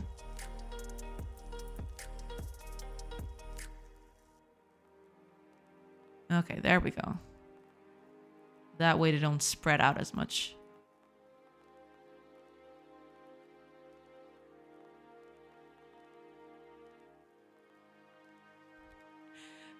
Oh man, they're kind of taking over. The lumberjacks are not just working at a fast enough pace, you know?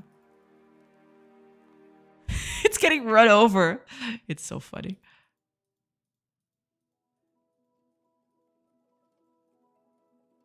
I mean, she's trying.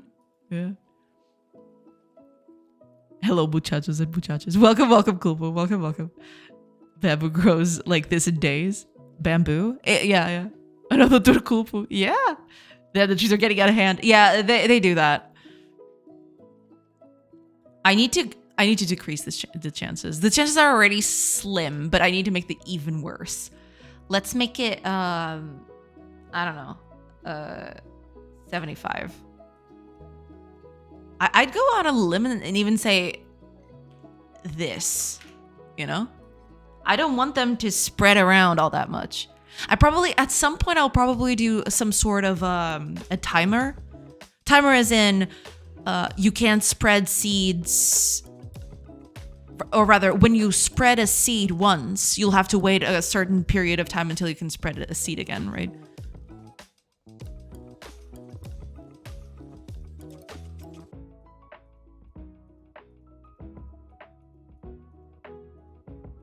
Okay, I may have gone too overboard in the other direction. Oh no, they're still appearing. Which is, you know, extremely funny.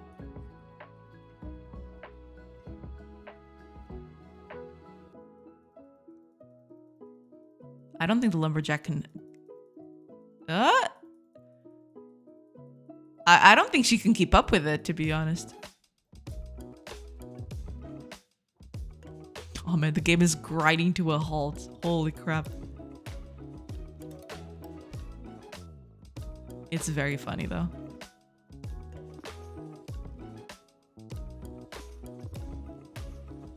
Because that's the thing. All the other places in the world are getting updated along with us, right? The whole world is getting simulated. And, you know, the trees are not getting cut there. So, you know, if I go up here, there might be a chance that trees don't spawn here. Yeah, because this is not getting simulated. Oh no, so they are. Oh man, they totally are. Oh god. That's a lot of trees. It's so many trees. Oh god. That is actually ridiculous.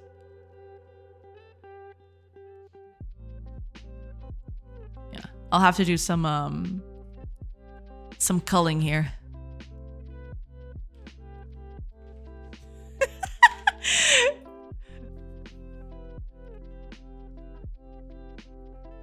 Poor lumberjack had no chance. True. From the very beginning, the odds were stacked against them. Okay. Because right now it's manageable, right? It's fine. But then, you know, there are so many trees out there that eventually this thing is going to grind to a halt. It is extremely funny, though. Seeing all the trees grow and stuff. Okay. This seems like a good value. It seems like the lumberjack can...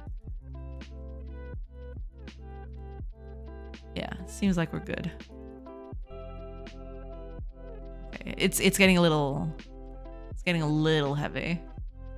Because, you know, all the other places are getting updated too, and there's so many. Master Fire. Go extremely small, then adjust backwards. Yeah. But I thought that was small. That's the thing. I thought that was extremely small. Turns out it's not. Kupu is a victim of my marketing of your stream. Ah, I see. Welcome in. Is that chance per hour per tree, right? So even a really small chance can get a lot of trees really quickly. Yeah, that's exactly right. Yeah. That's why what I'm going to do later is I'm probably going to have every tree get an internal timer, right? And you don't get to spawn a tree every hour. You get it on a per time basis, right? You know, if you've planted a seed today, you'll have to wait, I don't know, a week, 2 weeks, who knows how long, until you can actually plant another seed somewhere. It's not going to be like this. This is just a stress test, right? And the game grinds to a halt a little bit. Yeah. Hope she's paying you that sweet cut. I get half a panat per sub. Hey, ain't half bad. Should also pay you some ice cold suck. It's damn hot today. It's very hot. It's extremely hot. It is true. Can the player plant trees manually somehow? Not yet, but I want that to happen at some point. I want to have someone who actually, you know, plants trees and stuff. But that's not happening yet. No, I don't have it. I don't have that set up just yet. But I do want it to happen. Yeah. I'm happy with some called chalky milk. Oh man, why'd you have to say that? Now you're making me hungry. What's even the appropriate data structure for this? I mean, I think the best way that I can do this is something along the lines of an ECS system. Because, for example, I am checking a lot of things here that I shouldn't be. Because right now, entity data is a very generic, all-encompassing class, right? Which it shouldn't be. There's a lot of stuff in there that makes no sense of it being there. I'm not going to go full on ECS, but I am going to implement a similar system, as in entities are going to be based off of components, and, you know, some entities will have, they will only have the components which are relevant to them, right? So for example, a tree can have a component of plant seeds, right? But all the other entities in the world, you know, for example, humans don't plant seeds, animals don't plant seeds, that sort of stuff. So yeah, at least it will be a little bit better in terms of performance, because right now this whole thing is just pretty bad. But it's okay, you know. Seedless humans. Hiya, Flair. Welcome. Hello. I hope you're doing good. Hope all is good today. Welcome. Yeah, but you can see after a few hours, just a few days, and this thing is already completely off the rails. I'm doing good. I hope you're doing good. Yeah. I'm glad to hear that. Where did all the frames go? The trees ate them. I made a new system, you know, really quick quick and dirty growth system. So trees now plant smaller trees around them if they're fully grown, right? You'll see some trees start popping up from time to time here. But the thing is, the woodcutters are not taking care of them as fast as they're growing. So they kind of, at some point, they kind of overwhelm the whole terrain, and you get a bunch of trees happening, basically. Even with small chances, it's absolutely ridiculous. There's there's not a lot spawning around here, which is kind of interesting. But yeah, the game is still very, very slow, as opposed to the beginning, where, you know, at the beginning it was very fluid, but right now it's a whole mess. But yeah, trees are, you know, they can multiply now.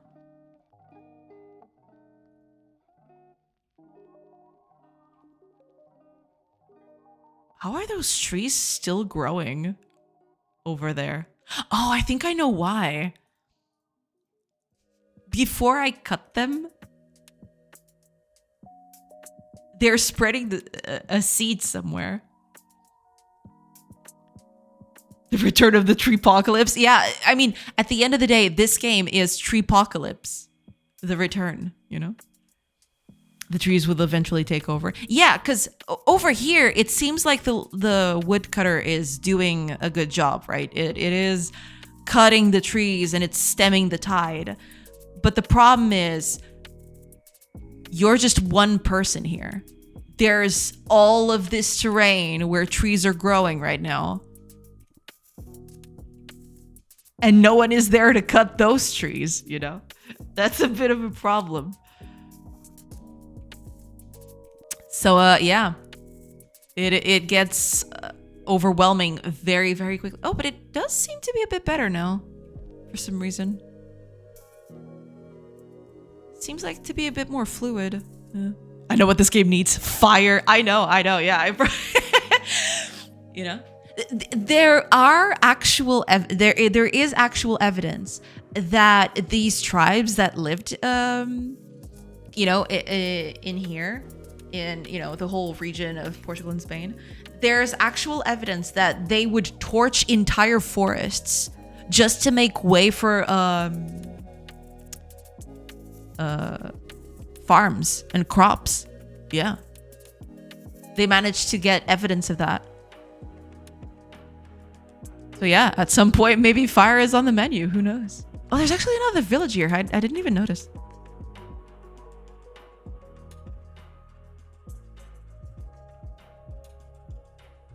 But yeah.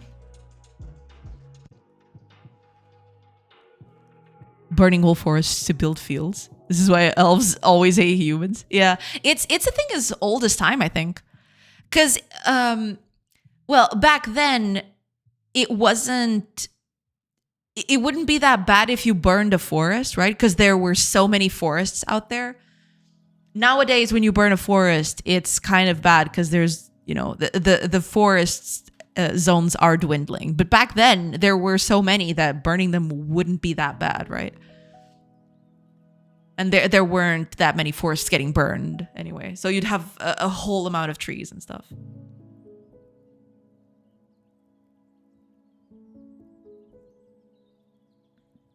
Ooh, sorry about that. Plus the ash was probably good for the crops. Yeah, that's basically why they did it. Yeah. They would basically burn the trees. It would open up space, but there was a secondary beneficial effect, which would be, yeah, the ash would, you know, make the fields, they would kind of fertilize the fields in a way. I don't think they were super worried about global warming 2,000 years ago. Yeah, that's true. There's that too. Yeah. Senti. Obrigado. Muito obrigado.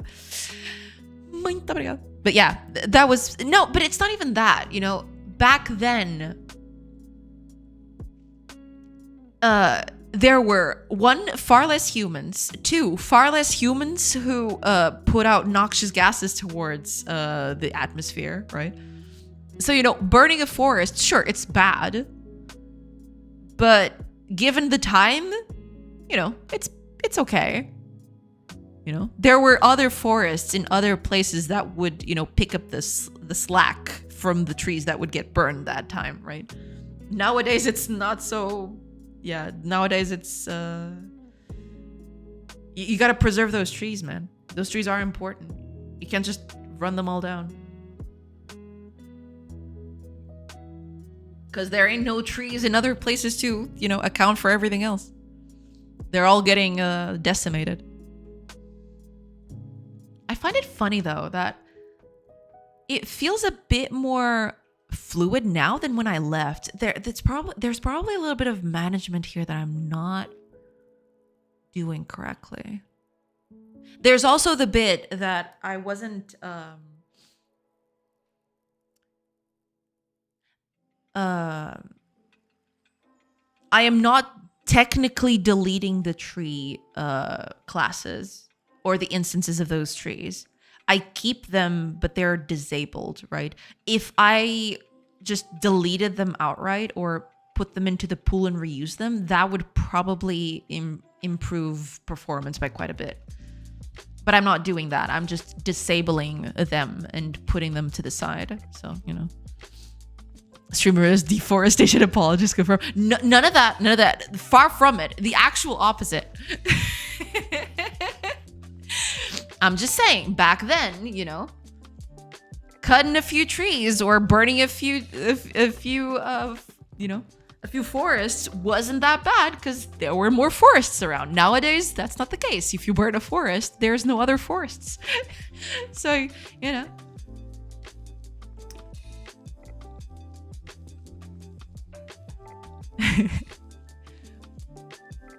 But yeah. Okay.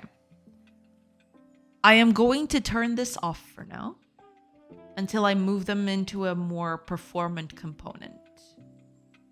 I'm going to turn all this off.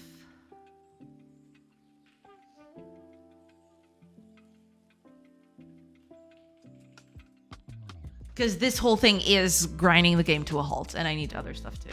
I need to do other stuff. I mean, technically, probably can't get rid of it, but yeah. Back then they did it for farming terrain. Nowadays they do it to decrease land value. Oh god.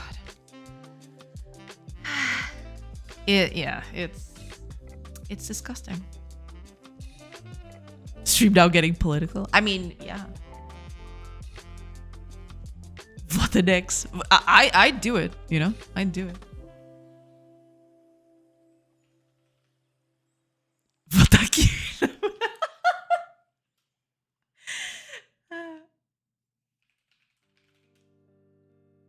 Okay. So, that's working. That's pretty good. I will need to make this into a better... I'll need to turn this into a better system. But...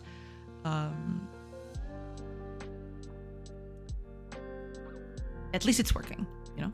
I just have to make it a bit more performant. But that's okay. We'll be okay. Now, here's the deal. I want to... Besides the trees, there is another thing that I want to have in the terrain, which is grass and crops. I don't have those yet, but I do want to add those in. So what I'm going to do is I'm going to open... actually, ads are coming pretty soon. So I'll do this after the ads, but I'm going to pick up one of the crop textures I already have, or maybe some grass. I don't know. I don't know what I'm gonna do, but one of those, right? I'm going to turn them into a new entity that basically functions like trees in a way. But that should help with I need to do a small... I think I'm going to do that. I'm going to create a small patch of crops that are just lying there at the beginning of the game. You know, so I'll create a little patch of crops right here. And then if I have some time, then I'll revamp the whole farmer profession, because I haven't touched it in a while. And I want the farmers to actually, you know, get those crops. So we'll do that. Yeah. Sorry, that went South Park real fast. What a great episode. So many laughs. The greatest laughs. Some say the biggest laughs ever. So great to be made fun of Trey and Matt. Great Americans. God bless them. I've heard about it. I haven't seen it yet, but I have heard about it. Yeah. I looked everywhere just to make sure it was legit.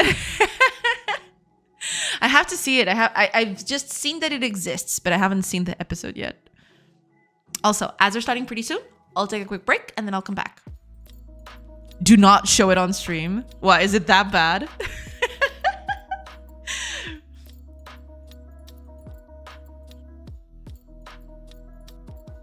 Yes. Okay. Gotcha.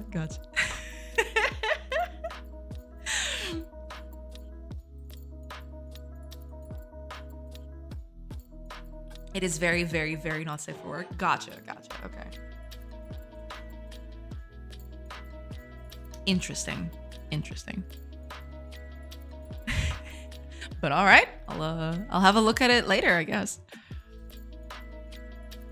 I would say it's very little not safe for work. Even by South Park standards. Damn. All right. Okay. I'll have a look at it at some point. I'll take a peek. Okay. Ad time.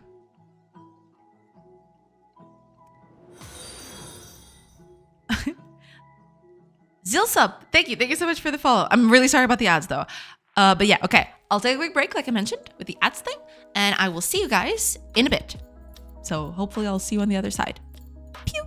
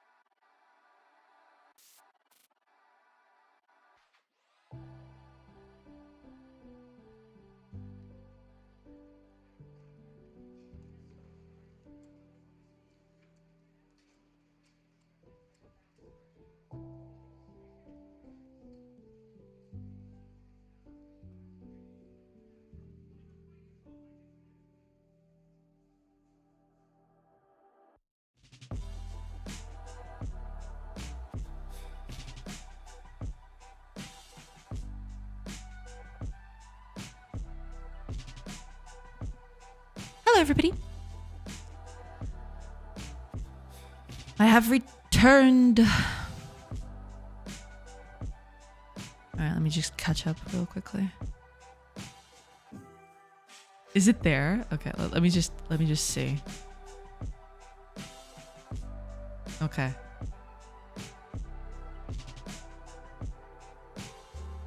Gotcha. Okay. I'll take a look at this later.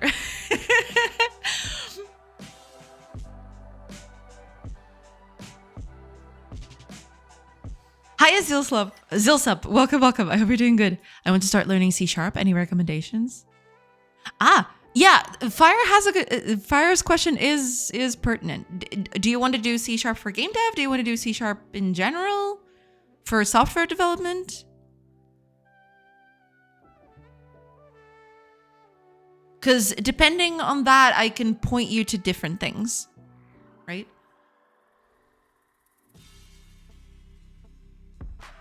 I mean, to be fair, you could just learn C# and then apply it to game development, but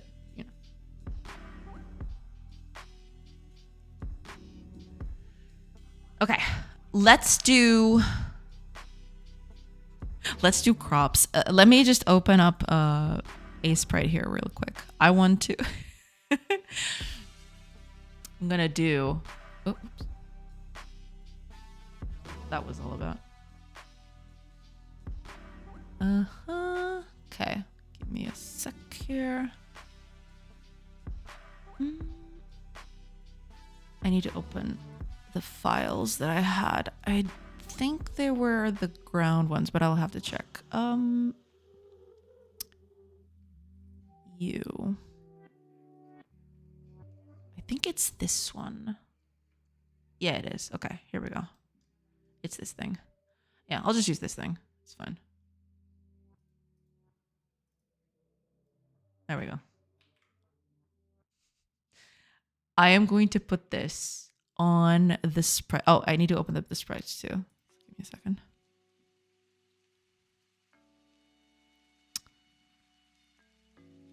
Need to open up my projects folder.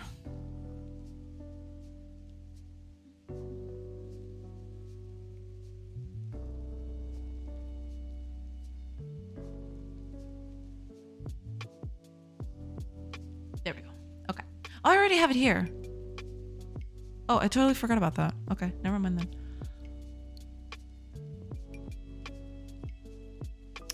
let me just do something then.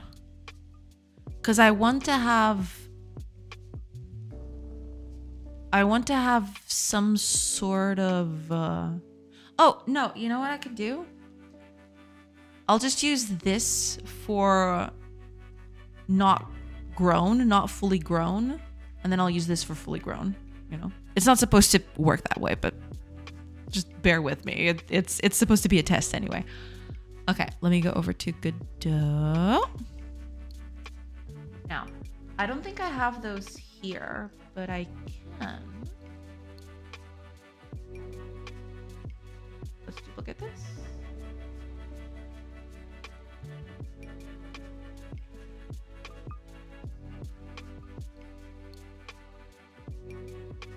Edit.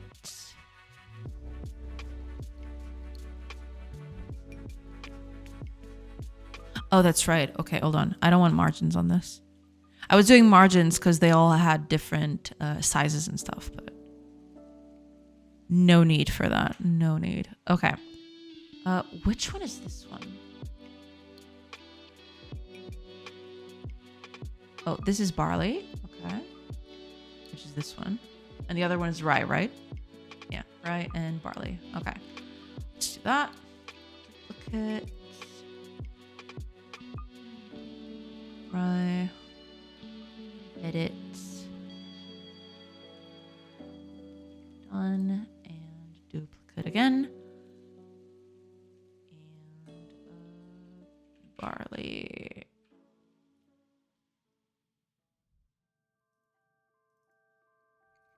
And it's this one.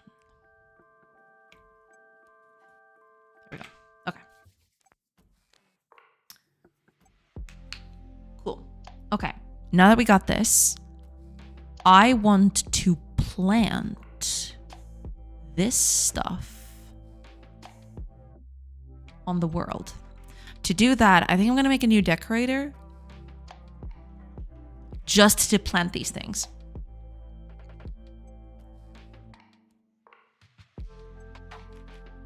Yeah, I think I'm going to do a decorator just for that.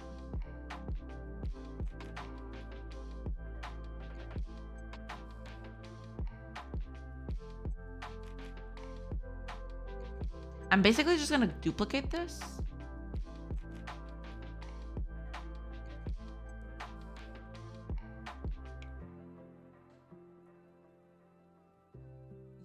Yeah, let's do that.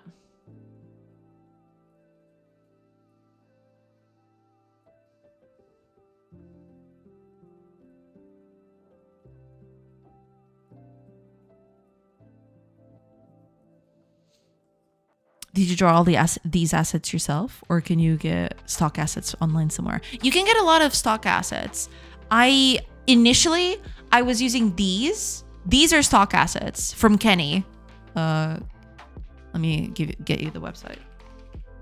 And you can find it on a lot of other places. You don't have to just get them from here. But these were specifically from here.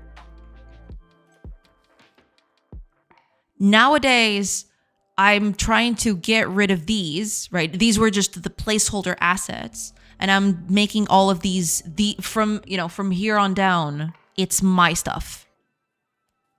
And I'm slowly replacing all of the placeholder stuff with my own art, basically.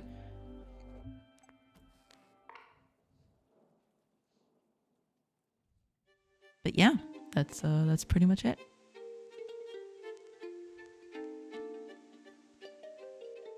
Okay, let's make a copy of this.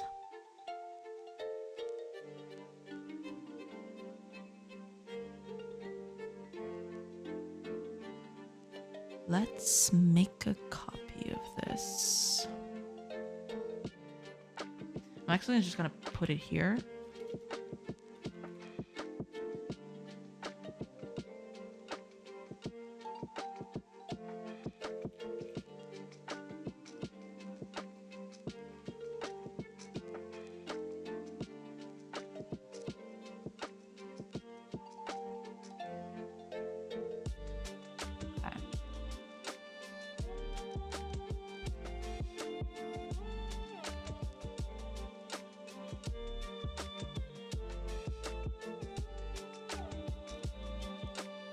Well, there is this. I'll probably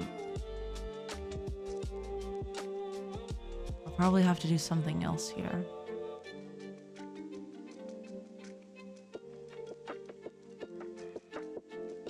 But sure, let's add a new variable to this.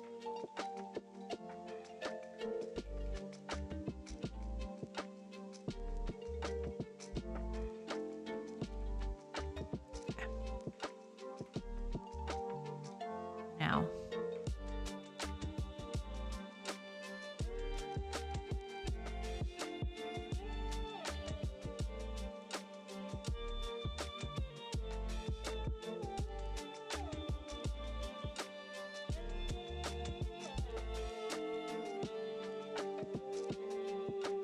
Oh no, I don't want this.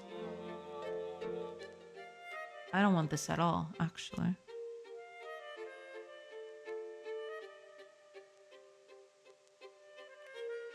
I just want to set the values. I don't need this bit. Yeah, this bit is largely irrelevant. That's fine. Actually, I'll take this out of all of these things. None of this is... Well, I mean, maybe this is okay. I'll keep this bit out. We don't need this. Okay. We'll keep this here. Sure, that's fine. Now, when I do the terrain here,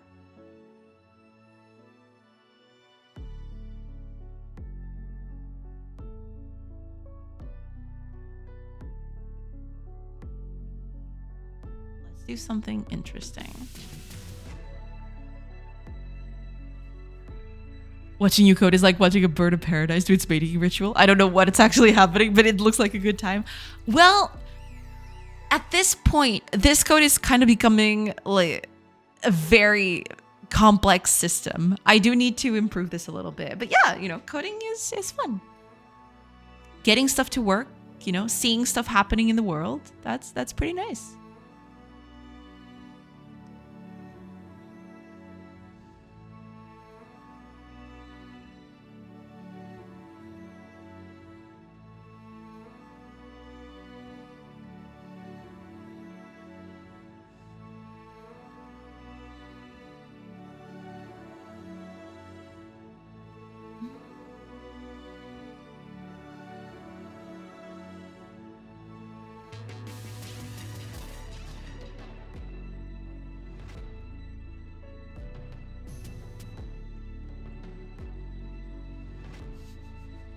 This is going to be kind of dumb. I do agree, but it's okay. Yeah.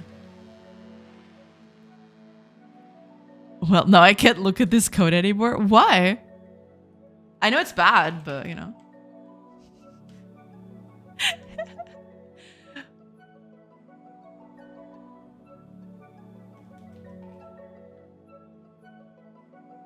Okay. That's fine. We don't care about that. Oh, that's right. You can just copy that.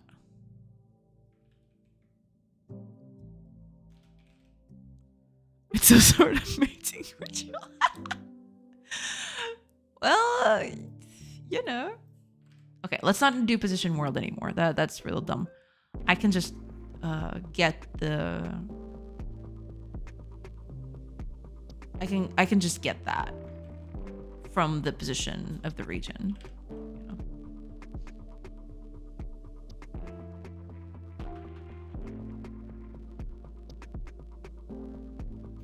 Which I probably should do in the other one too.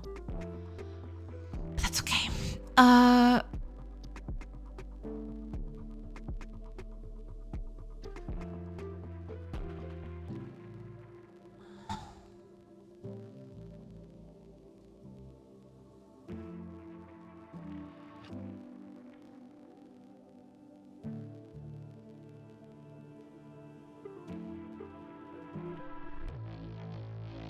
I'm gonna have to add a few things to this.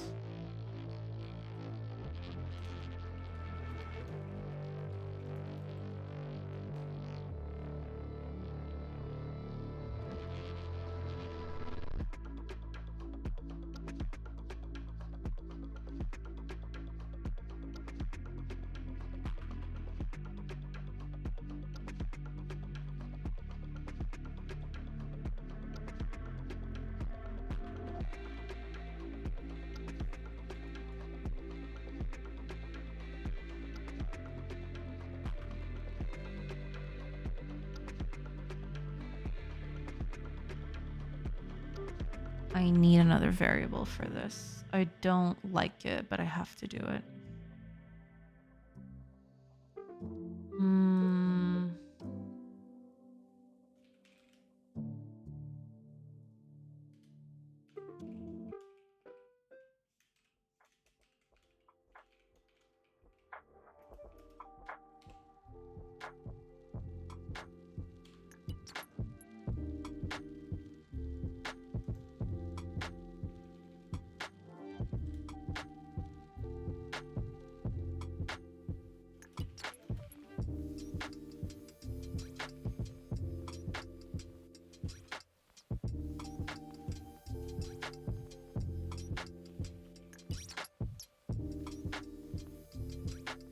Not doing this yet.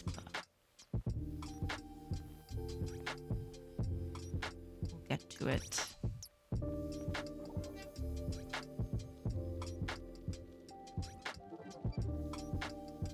Oh, right, I didn't.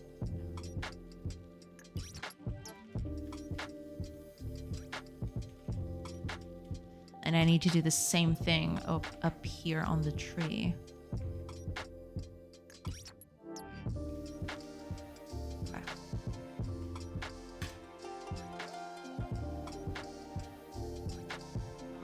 I'll probably need a...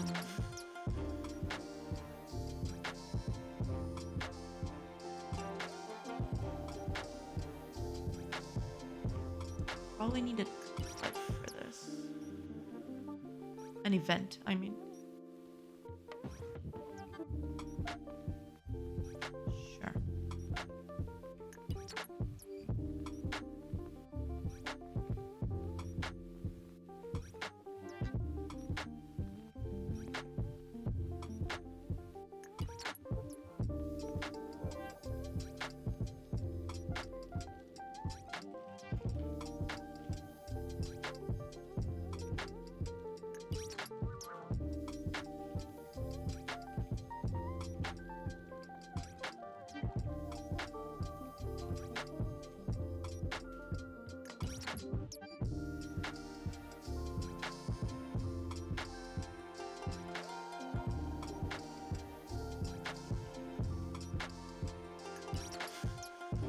Fair enough.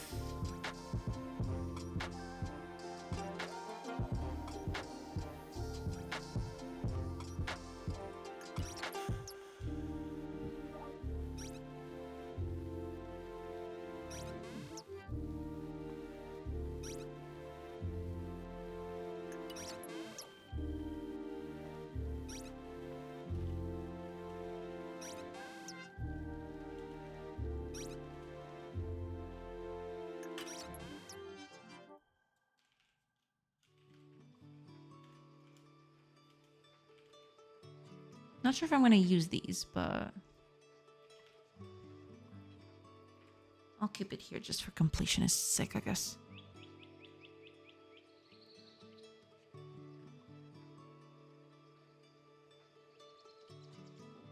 Now, when I want to get the actual graphic for this, that would be here, yeah. When I get entity sprite for this,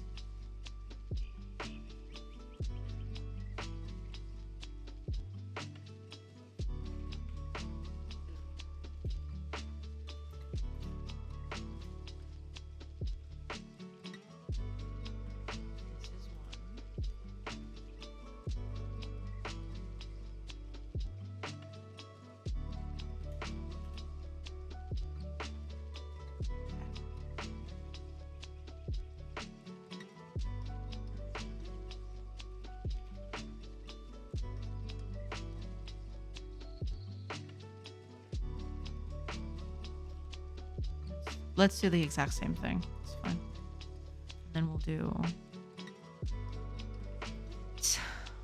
for the other one. Okay. This whole thing needs a glow up, but we'll... Okay. Now that I see this, See, so it is trying to sabotage the movement again. Saw a video from Ross about some official complaint. PS, I mean. I see. No, yeah.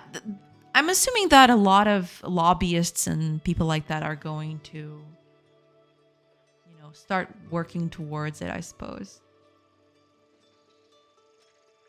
But hopefully some positive will come out of it.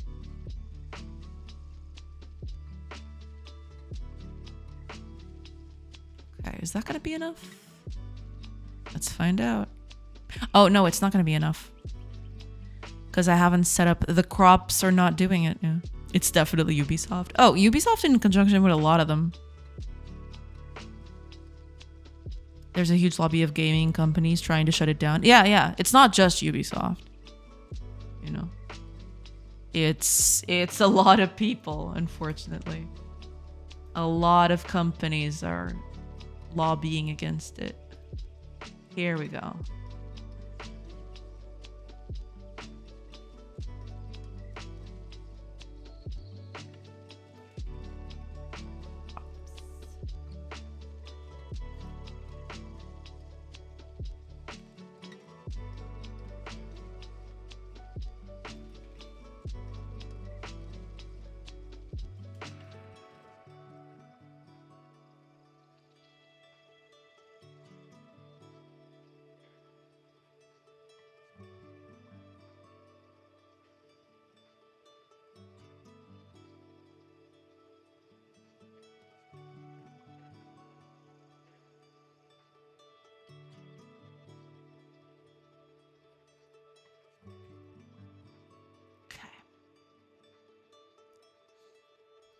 Also hate Ubisoft. They need to get done with the Splinter Cell remake.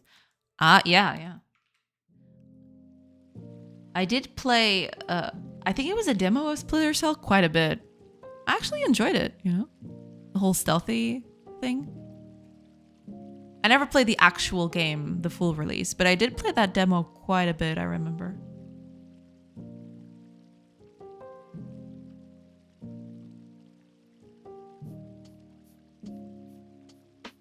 Do you guys see it? Okay, yeah, it can't do that, but it's kind of scary just how easy I can I don't know, get stuff in here, you know? It's alive. Yes. Okay. We got this. Let's see. Okay. Prop 26.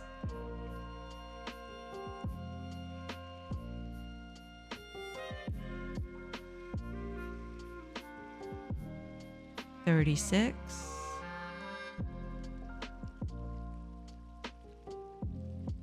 Okay. So on the next tick, it should change. A. Okay, now I just gotta make them not, you know, not grow on top of other things, because that's not nice. And then after I get this done, I'll actually have farmers, you know, I'll have farmers plant stuff, and you know, when it's ripe, they can take it out. Manusha, the joy of, in your face when this game evolves a little bit. I know. I mean, I can't contain myself. It's kind of exciting, you know, getting all these systems to finally work and, you know, seeing the changes happening. It's kind of exciting. Yeah.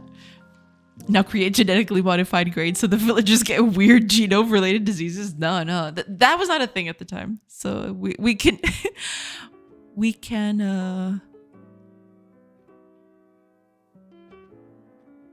can forego that. Yeah, but okay. I'm gonna fix the issue of it spawning on top of trees, because that's not nice.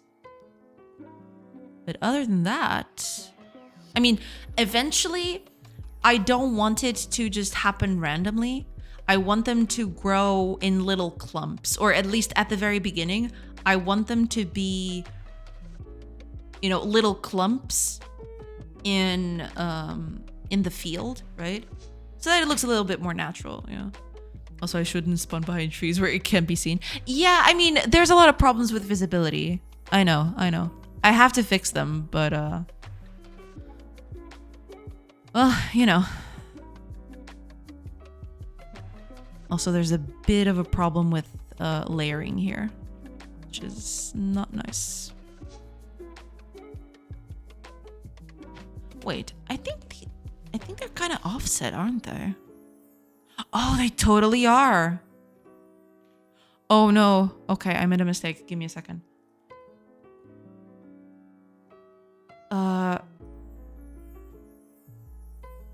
It's not I made a mistake. It's more like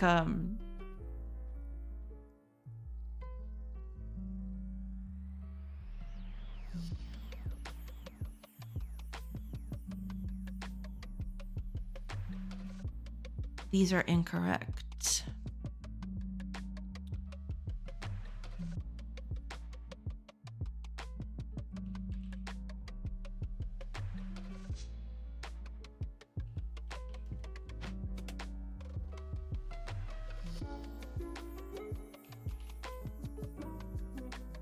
I think this is it.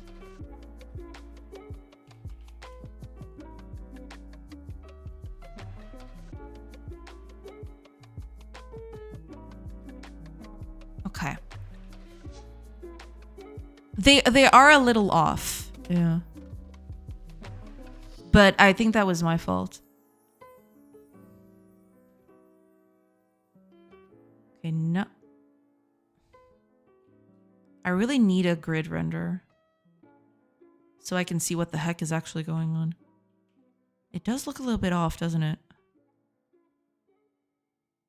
Oh no, wait. Maybe it's not. It's 1 pixel down.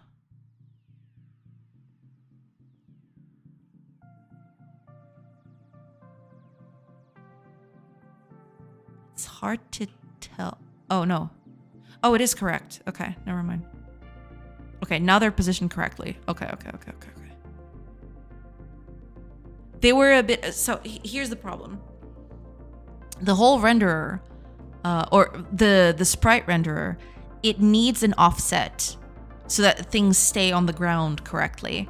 But all of these entities have different sizes. So I have to customize it over here, which is what I was doing. You can't see it because of my face, unfortunately.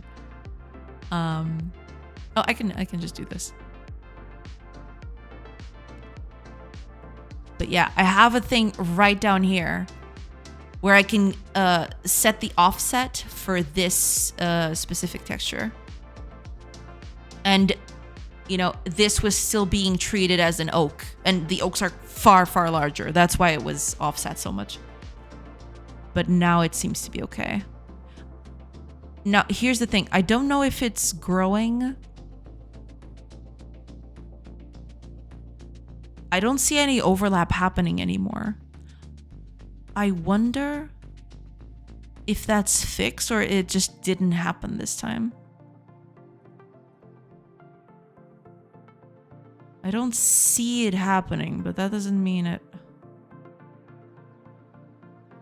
Because I don't think I have any check to see if there's anything in that position, I don't think. I mean, do I? Maybe I do.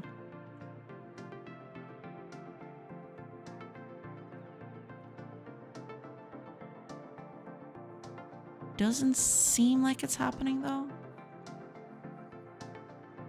Unless they're overlapping, in which case, maybe I can't even tell. Let me see if I have the code for that.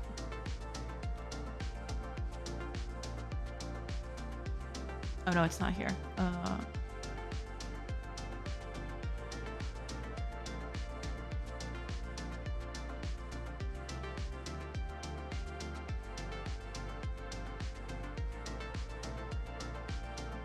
Oh, I have an if else. Okay. Then it doesn't happen. Never mind. If one gets, if a tree spawns, then it doesn't spawn a crop. That's fine. GMO grade wouldn't have that problem. True. Okay, so that's not a problem. That's good. That's real good. But yeah, now we got this going on. Let's plant stuff, you know? Kind of excited. Let's plant some stuff. I'm going to put up a farm. I'm going to change the farm because right now the farm isn't doing anything. I don't think. So for starters, what I'm going to do is I'm going to have the farmers just cut whatever is available on the map, right? Kind of like woodcutters in a way. It's basically going to be the same thing as woodcutters, but instead of cutting oaks, they're going to cut the wheat, right? Fully grown wheat. But after that, after I get that going, I want them to actually plant. What I'm going to do is they're going to check around the farm in a certain radius. If they don't find anything to cut, then they plant. So yeah, let's do that. Let's get that done. Okay, let's go to the farmer. Farmer. Okay. Okay, what am I doing here? Yeah, not a lot, it seems. Not anything, I guess. Okay, I'm basically just gonna copy. Okay, before I do that, let me just commit because I'm kind of scared that I'm gonna make some very big changes right now. So I'm kind of scared that I might just wreck everything.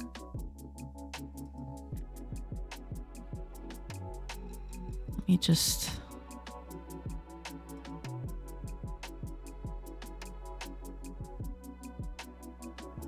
Oh, actually, let me just do something first.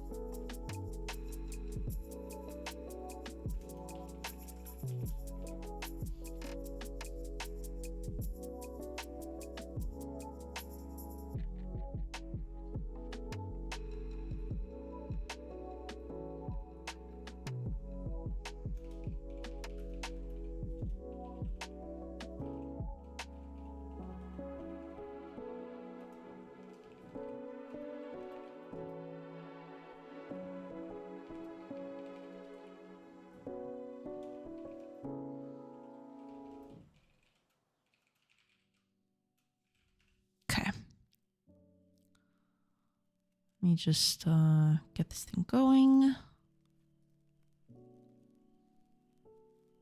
There we go. Hi, America. Welcome. Is this behavior written as C# or a different language? Which behavior? The villager behavior? It's all in C#. I don't use anything other than C# in this project. The cropping? Everything is in C#. Everything. Every single little thing. Okay.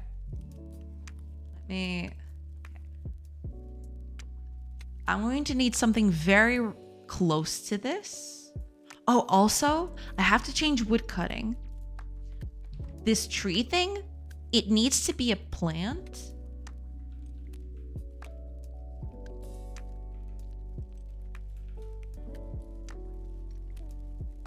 And it needs to be oak.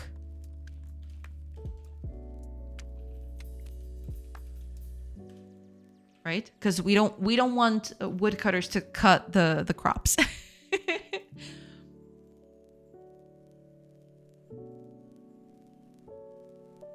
Okay. Cool. Can you talk a little about how you make some NPCs cut wood and others cut grass? I guess from a pattern / architectural perspective. Yeah. I can go a little bit as to how I do that.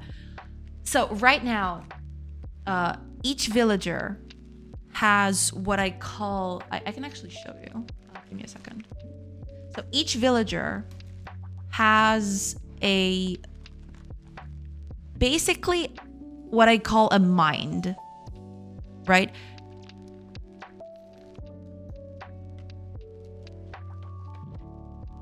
What? Why did you?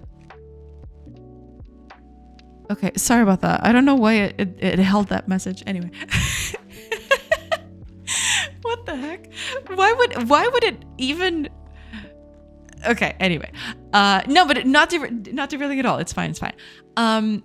Basically what I'm doing is each villager is what I call a mind. A mind is basically just their thought process, right?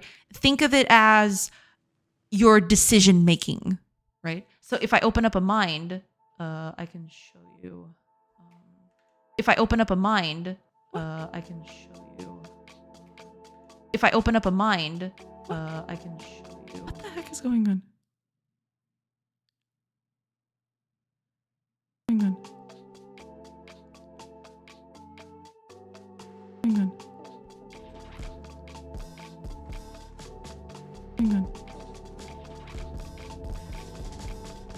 What did I click on?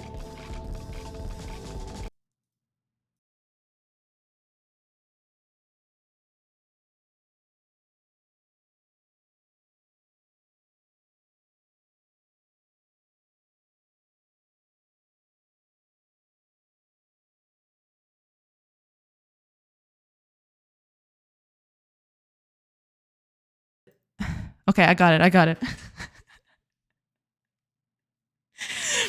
I clicked on M and it unmuted because I have a stream preview. I'm still muted. Am I? What? I shouldn't be. It's working now? Okay. Because here's what happened. It's fine now. Okay. Let me just put on the music again. I was freaking out. Okay.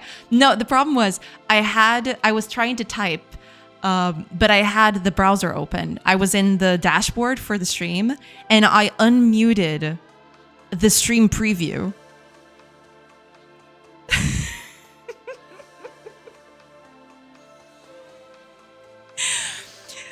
Oh man.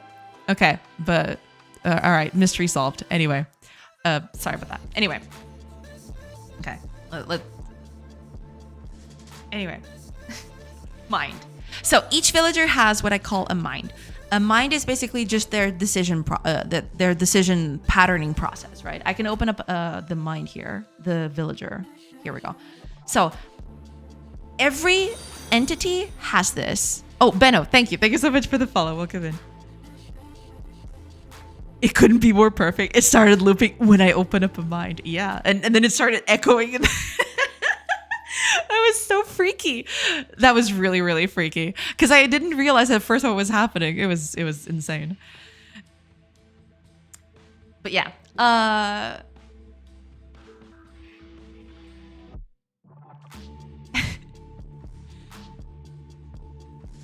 This is a mind for a character. Basically, what it does is it goes through entities, basically villagers, right? And it runs through the data that it has on them, and it makes decisions about what they're going to do. So in this case, for example, the only thing it's doing is it's checking the activity that they have here, right? So each entity, so each human has a work activity. In this case, it could be a lumberjack or a farmer or a carrier or a herb gatherer. You know, there's a bunch of other stuff. But basically, based on their work, they're going to, if they're in working hours, this is what this means, right? They're going to try and run a simulation of that job. Work activity is a goal? No. Work activity is what they're doing right now. So they could be farming or it's the job that they're assigned to in a way, right? They could be assigned to farming or be assigned to wood cutting, that sort of stuff, right? Because I can show you here, the work activity ID is literally just an enum, right? These are all the works that they can do.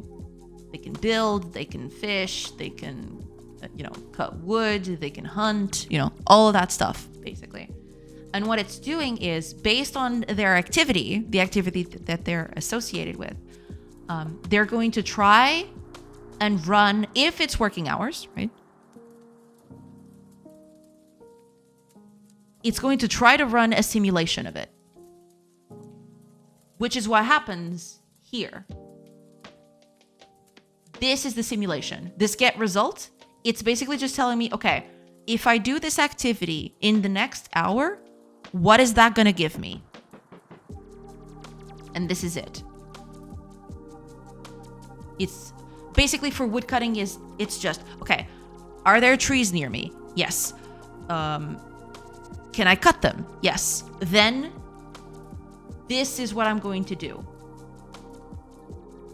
My next action is going to be gather a resource, in this case, which is the tree, right? Activity is like a state then. You could think of it that way, but it's not necessarily that. It's basically just, what would be a good comparison to give for this?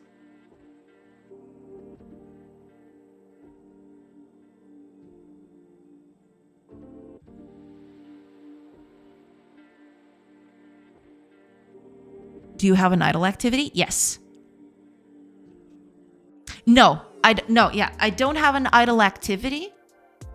Well, technically I do. Okay. There's a distinction here. Activity is like my job, right? It might as well be a state, right? Yeah. No, but yes and no. It's complicated, but okay. I have activity, which is my job, right? It's just an assignment. It's the activities that I do, or what I do for a living, right? It's just a variable related to the human. But then I have the action. The action is based on my activity.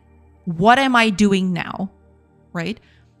Because an activity can mean that you do a bunch of different actions, right?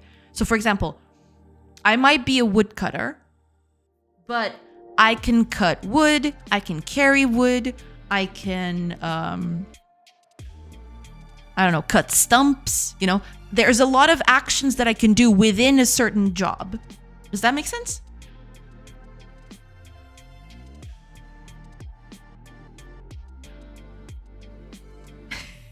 I think so. I can explain this a little bit better later if you want. But okay, let me just run through all of this and then maybe it'll make some sense. So, based on my work activity, I run a simulation of what action am I going to do in that turn, given my profession, right? The names are kind of iffy. Let's call it profession, okay? I have a profession. My profession is being a woodcutter. So if I am a woodcutter, there's a bunch of variables. So for example, hour and, time of day. Right now, I think time of day is the only one that is actually relevant. But given the time of day, am I supposed to be working now? Yes. If so, run a simulation of what that is like, right? Activity is like setting the type of NPC, but each NPC type has a bunch of actions that are different by type. Yeah, you can think of it that way. Yeah. You can think of it that way. So given that I'm a woodcutter, I'm going to run the simulation of what I'm going to do. Right? This is basically code to find a tree, the nearest tree to me. And if I find a tree that I can cut, then I'm going to set up an action to cut a tree.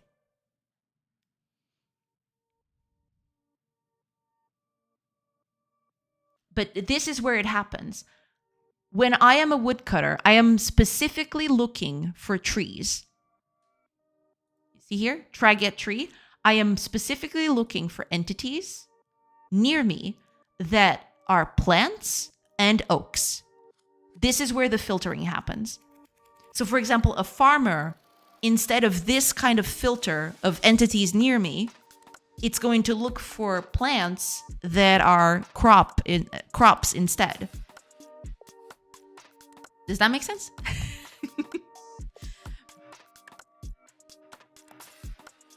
It's a totally different work activity.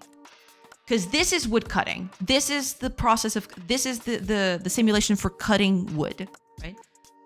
But over here, here we go. This is the logic of a farmer, for example. So in here, the code is going to be very similar to a woodcutter in terms of find plants near me, but the filtering is going to be different. Instead of looking for oaks, I'll be looking for crops. Right? This is the moment where the filtering happens.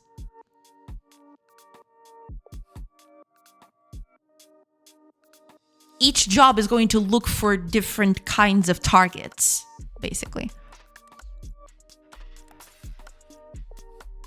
It looks like you have quite a bit of specific code specific to that profession.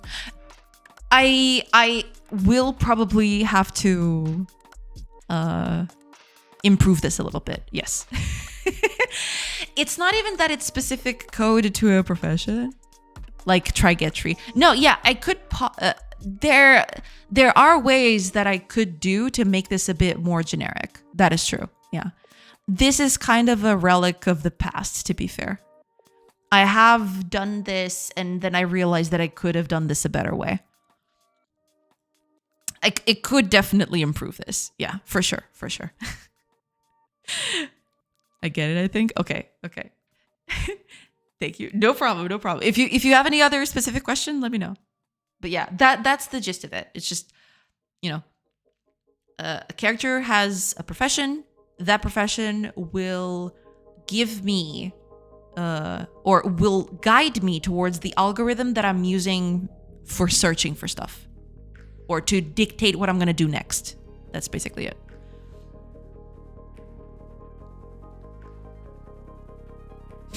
But that's it. That's mostly it. I am going to copy most of this. I'm going to turn it into farming. Farming has a bit of a different thing though.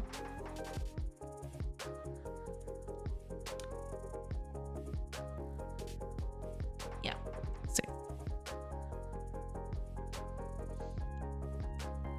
what games are we playing this weekend, guys? I bought the Drifter, but I feel like it'll need a lot of emotional investment, so I might just go back to Polybridge. Interesting. I don't know. I actually haven't played all that much lately. I don't know what I'm going to play this weekend, if I'm going to play anything at all. At some point, I might just, work on this a bit more, because I have so much to do. We'll see.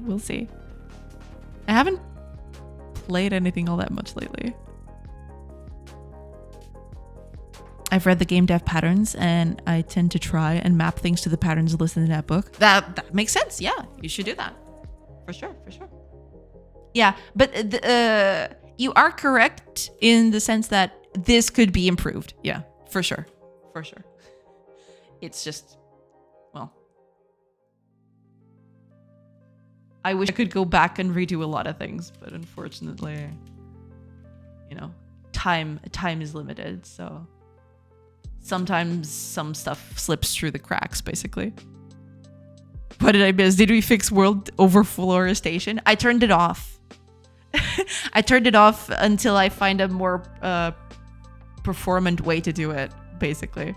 But we did get crops in. There are crops in the world now. I'll show you in a little bit. I'm on the process of just I'm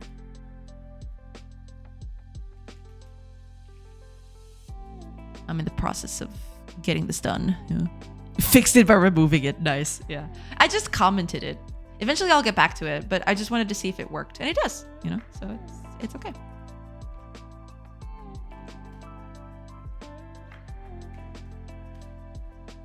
Wait, don't I have a target seed?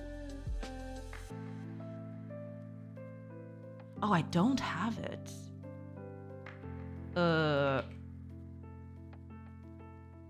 Okay. I need that. I kind of need that.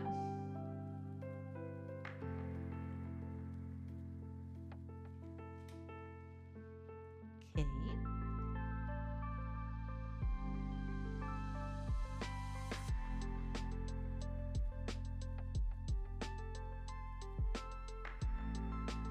We'll need this thing too. But yeah, some of this stuff I could just put in a better place, to be fair.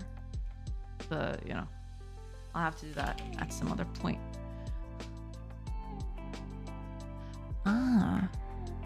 So that's what it was. You need to change your name, though.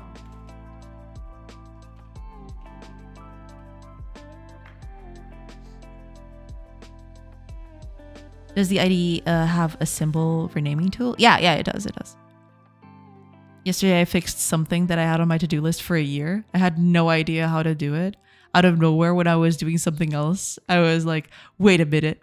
I could do this for that stuff. Just like that, it's done. Fantastic. Fantastic. You missed the AI glitching. There was a glitch. There was a glitch. Sometimes it's better to focus on what we can actually do something. Yeah, absolutely. Don't let yourself, you know, get entangled.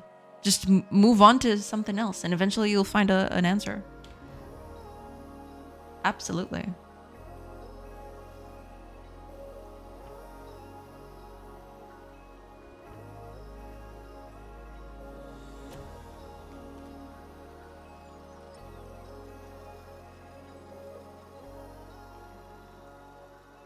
These are going to work very similar, to be fair. And that's okay.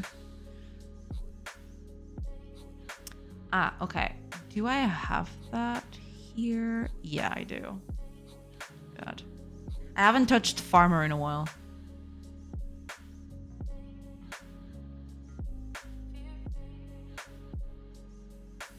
But yeah.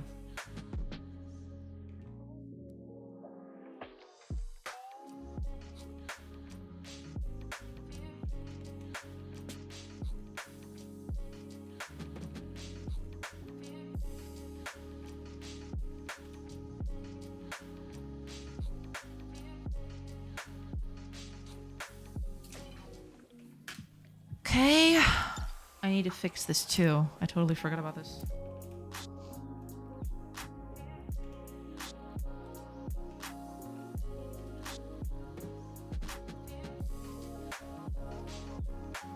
And you didn't clip it?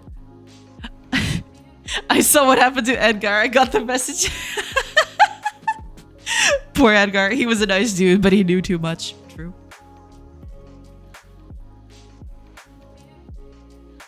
Oh, wait a minute. It might...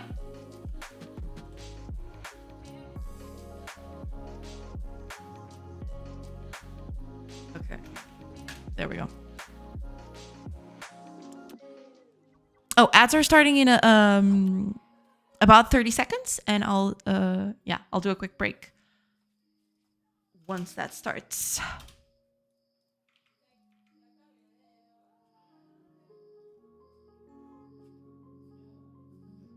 Wait, I have the same thing in both places. Why am I doing that? Justice for Edgar. We're still waiting on the anime villain laugh, though. Justice for Edgar. Oh, man.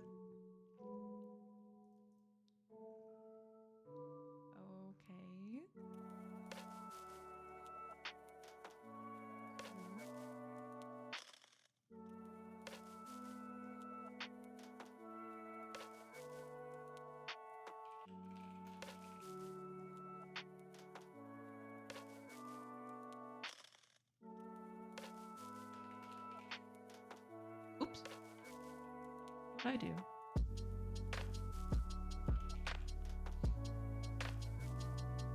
Okay. We're gonna get rid of this one.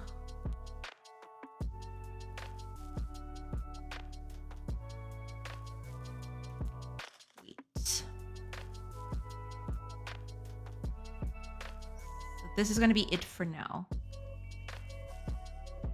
Okay.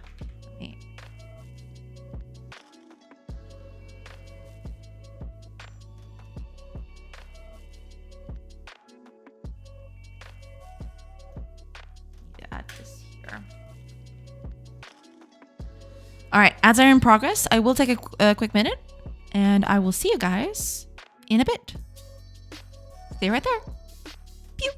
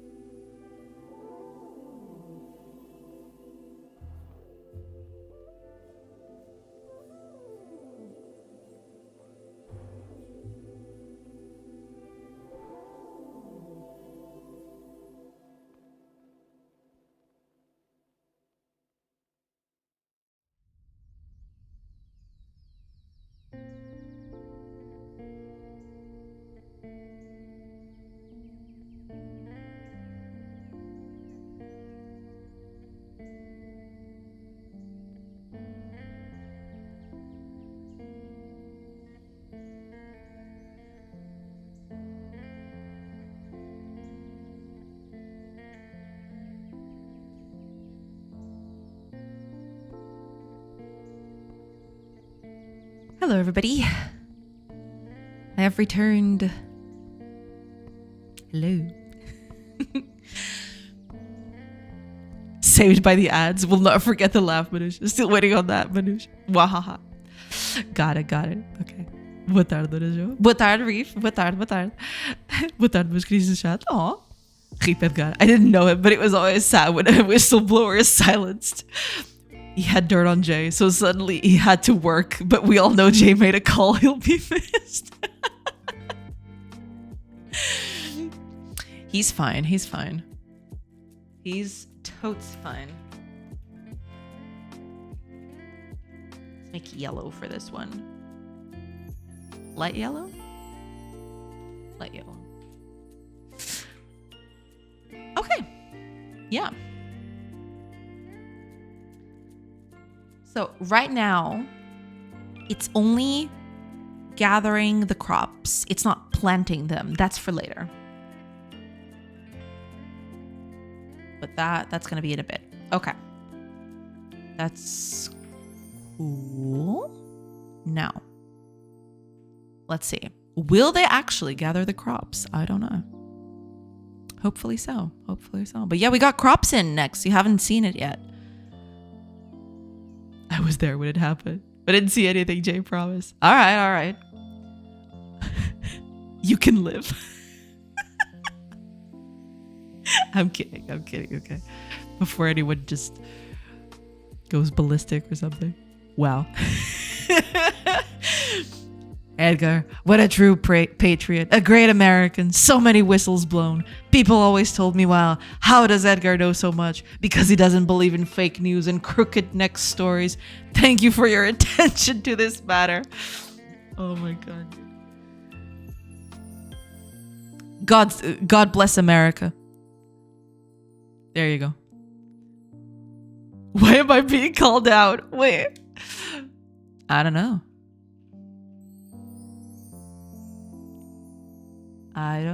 Okay, okay. Here's the bit then. Let's build a farm.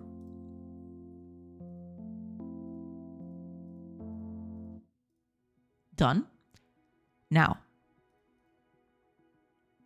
I need a farm. You'll do. There we go. Okay. 252, 253. Yeah. Nice. Oh, it's barely noticeable that it's a different color. It is tinted a little bit, but it's not tinted enough. But okay, I'll change that later. Okay, so she is now gathering crops. There we go. Fantastic.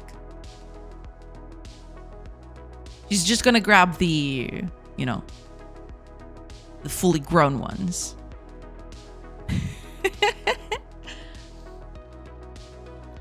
But now, since this is done, I need... She does the villain speech impression. No problem. Why not the laugh? She already giggles all the time. It's different, okay? It's a totally different thing. Oh, it's nighttime. Oh, and that one grew. So, I think this one's gonna get...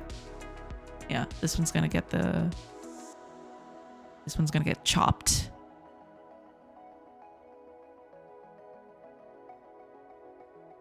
Okay, so the gathering of crops is cool. It's nice. It's very nice, actually. Oh, I want to change this graphic. Actually. But okay. Now, here's the deal. This is all fine and good. First of all, let's change the graphic. Since we're here. Do I have it here already? I do not. Okay, but let's pick this up.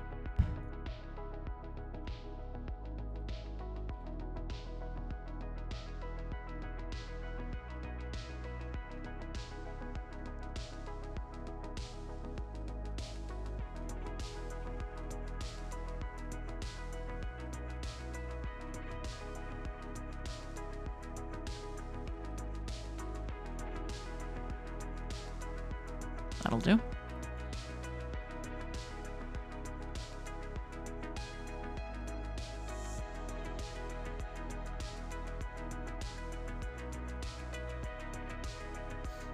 go. Code is also a mating ritual we will learn today. Yes. We're always learning new things. It's exciting. Everything's a mating ritual. You know, I would add to that. Everything's a mating ritual if you're brave enough.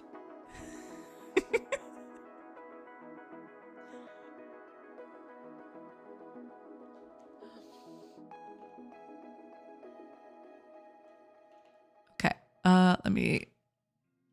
Oh yeah, let's add a new. Let's add a different tint to the characters. Here. Light yellow is just way too.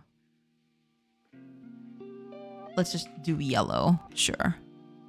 Oh, also, I want something else. So. Plant crop. And this is going to be yellow-green. Sure. We'll do that. Okay. Planting crop is going to be another thing that we're going to do. Rule 34, peeps. Rule 34.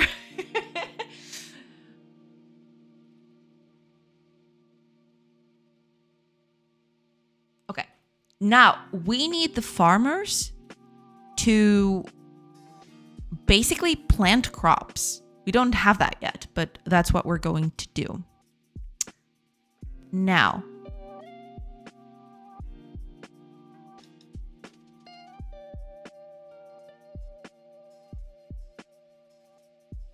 I'm going to do a very slapdash thing here, which is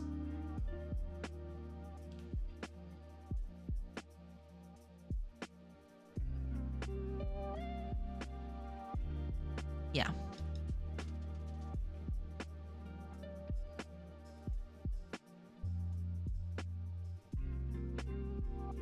Okay. So, if the distance to our target is greater, let's say 16, right? Let's not even do that. Let's say 8, right? If the distance to our target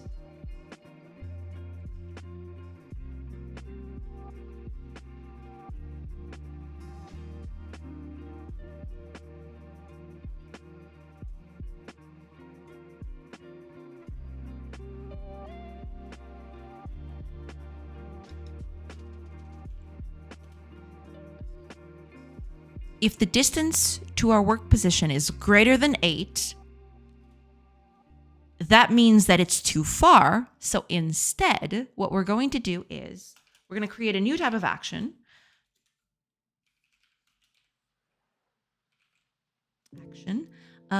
Plant.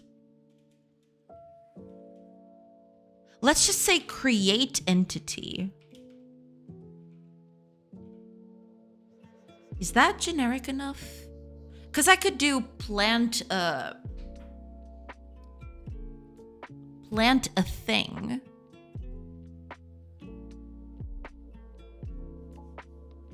But technically create entity would also be appropriate. Let's keep it like this for now. That's fine. Action. So let's copy all of this. Because that's basically what it's going to be. Create entity. So, I want to change the names of these things. Actor is going to be us. That's us, right? Skill changes. That's fine. Now,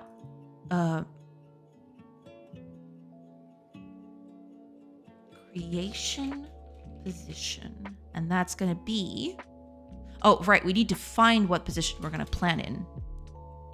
Okay, let's do vector 3i.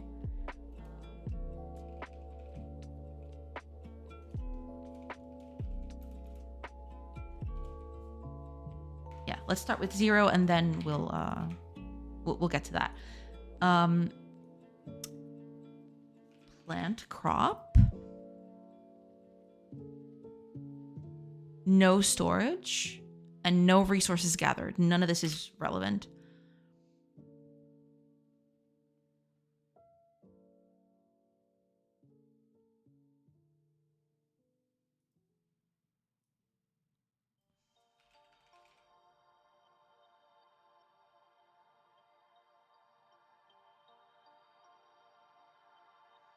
We don't need this because we're not creating anything. We're going to plant something. It's different.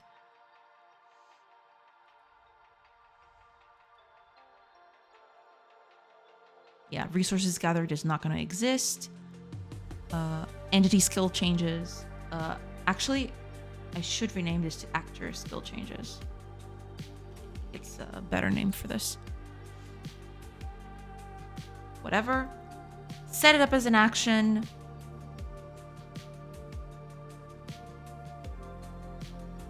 Then we're good. And then we return.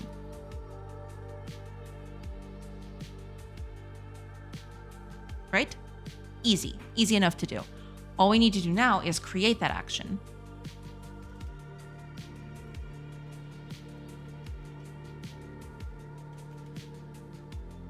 This up. I'm gonna put that here. And instead of this,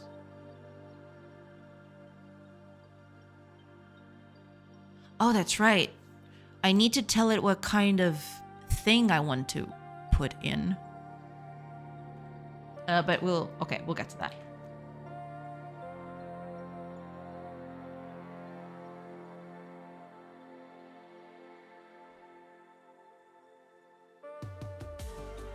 Okay.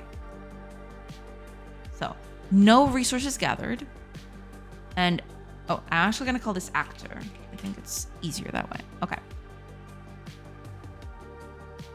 We don't need target, we don't need storage target, and we don't need resources gathered. None of this is useful. And the skill changes is fine. That's fine too. Don't need any of that. But what we need to do is context session, manager of entities, create. Well, that's the thing, though. We're going to need a few things. Okay, for now, let's just create a crop. For that, we are going to need the creation position.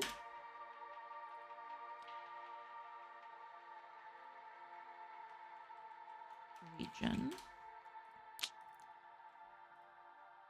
So this and 0. Age 0, right?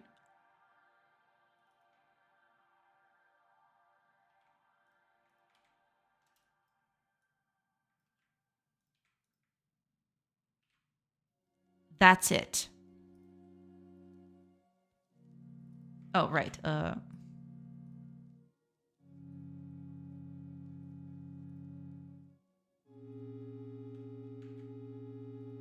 we go. Okay.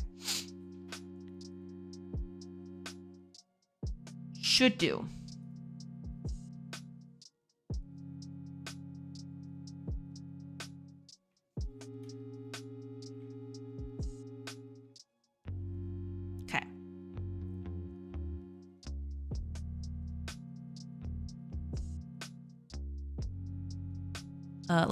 Okay. Let's give this a different name then. Plant action.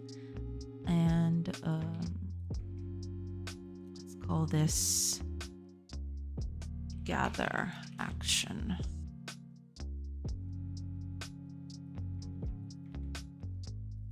There. Okay. Jay, Chad, have a great weekend. Rest up, enjoy the weather. Don't forget your sunscreen. Will do. Thank you so much for being here today, Fire. Thank you so much. Have a great weekend yourself and have a great rest of your day. And I'll see you on Tuesday. Yeah. If all goes well, we'll talk more on Tuesday. But thank you so much for being here today. Thank you. Have a nice one, buddy. Yeah. Okay, we need to do some other stuff, but yeah. Let's go over here.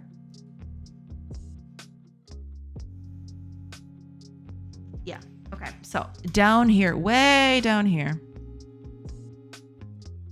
Man, I really need to delete this code one of these days. Okay, over here, somewhere around here. T create entity action. Create action. Kupras modifier. Kupras mana. Yes. I agree. I wholeheartedly agree.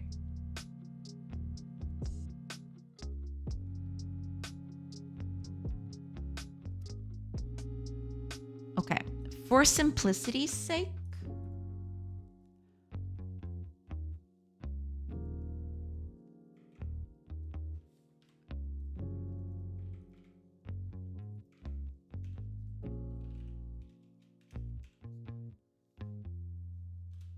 creation position, we're going to walk there.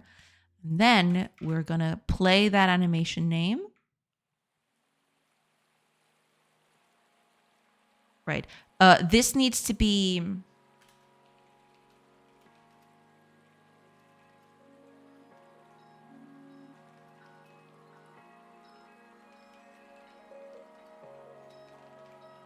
There.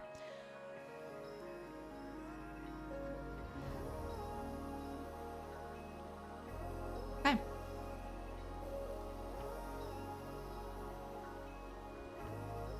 That should do it. There might be some stuff that I'm not seeing. There might be some stuff missing here, but let's assume that that's it for now. Let's test it out.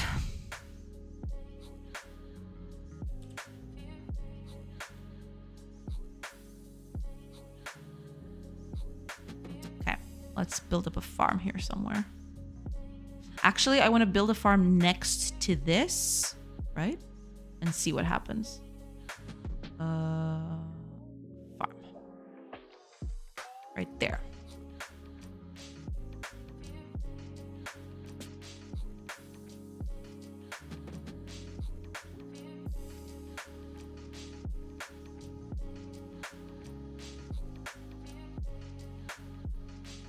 Okay. What's going on?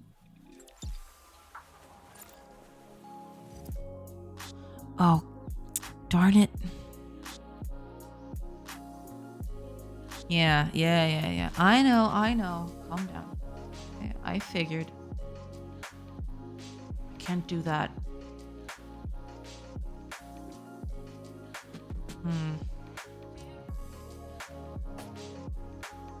I can't do this directly. That's right. I forgot about that. Yeah. My birthday's in 2 weeks. I accept PayPal and gummy bears. Ooh. All right. I'll get you some gummy bears. Okay, are you planting? Doesn't seem like you are. Well, now it's nighttime, so. Yeah, but nothing is happening. There's something going on. Oh, I know what's going on, I think. Yeah. Okay. I know. I know what's going on. Okay, never mind. This needs to be deferred, actually. I just realized this needs to be deferred.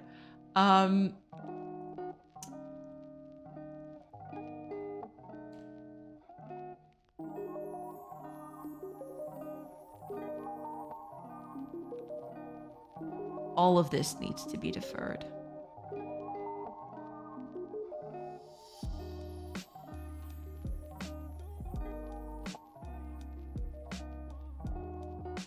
Sorry, only pics over here. My birthday's in a week and a half, and I accept pay bears and gummy pals. Pix works in Portugal. Possibly, yeah. I'm assuming it does. Okay. Let me... There are 2 problems here. I need to fix... This is by far the worst one. Because it's adding directly. I can't do that.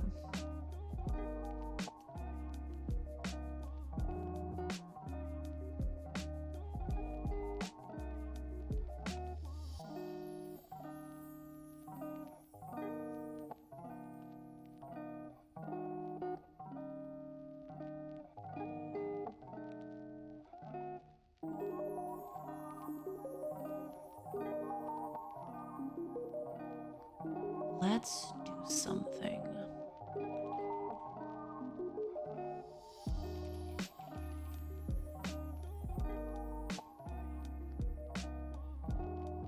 Instead of adding it here directly,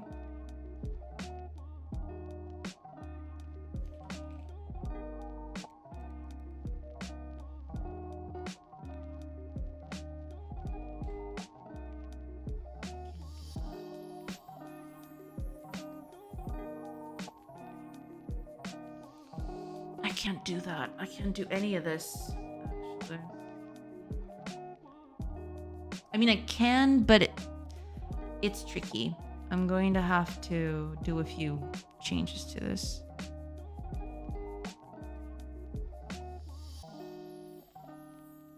You don't accept it though? What a pity. Does the warehouse have workers, or workers have a warehouse? Can workers go work for a warehouse that pays better salaries? That's actually, I've actually been struggling a lot with that. The whole, does the warehouse have workers, or do workers have a warehouse? I never realized, or I never figured out exactly what would be the best answer to that. Right now, I believe that warehouses have workers. But I don't like that system. I might change it later because I have a good idea for that. Yeah. Meeting again. Very important planning meeting. Very important. Gotcha. Are you vintage yet? What, do you think this is Amazon? What age plus defines oneself as vintage? I don't know. I guess vintage is more of a psychological than an actual physical thing.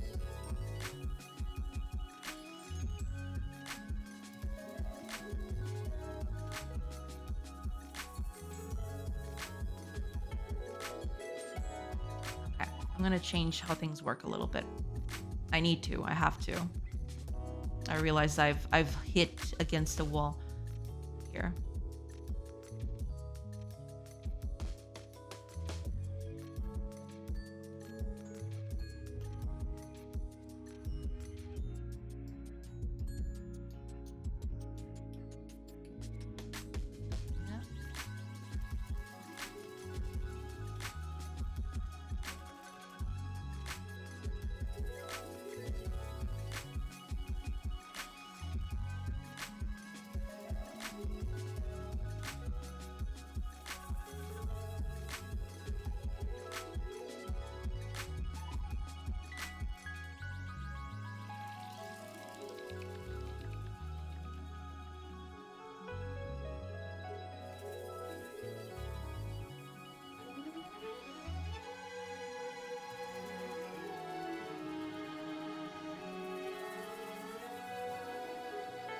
So here's what's going to happen.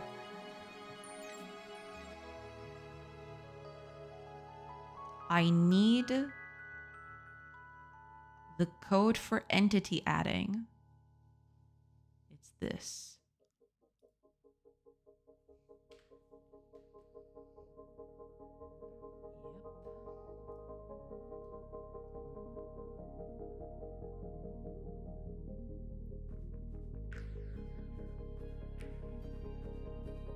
Technically, this needs to work a little differently, yeah. If warehouses have workers and one dies, the warehouse can spawn a new one. If workers have a warehouse, then it sounds a bit more tricky to fix this, but maybe I just didn't think much about it. There are pros and cons to each approach, yeah. I don't know exactly what would be the best method. Specific, because this game has a very intricate relationship with things, so I don't know. I don't know exactly what would be the best method here. Yeah. Subjective? Yeah, it's totally subjective, yeah. I'll be a 50-year-old in a 30-year-old body. Yeah, don't worry about it. I feel like my vintage status is close to becoming vintage itself. Damn, Reef, calm down. You're fine. I don't know why, but somehow that sentence reminded me of, these are a few of my favorite things.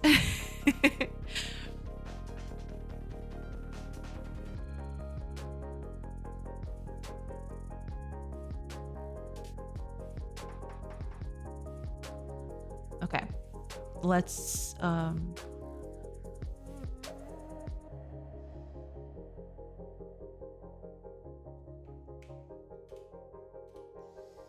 really don't like where this is going, but okay.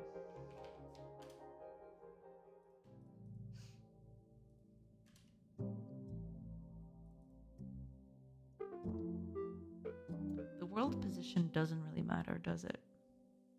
Yeah. I'll keep it here for compatibility's sake, but yeah, this thing needs to change. This is no longer.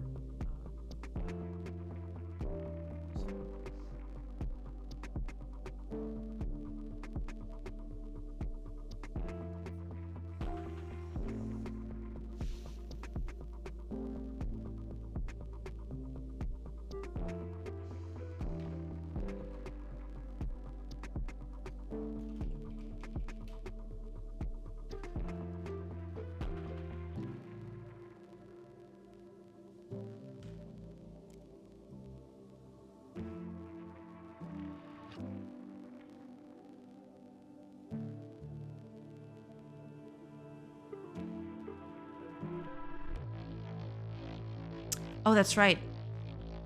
I totally forgot about it.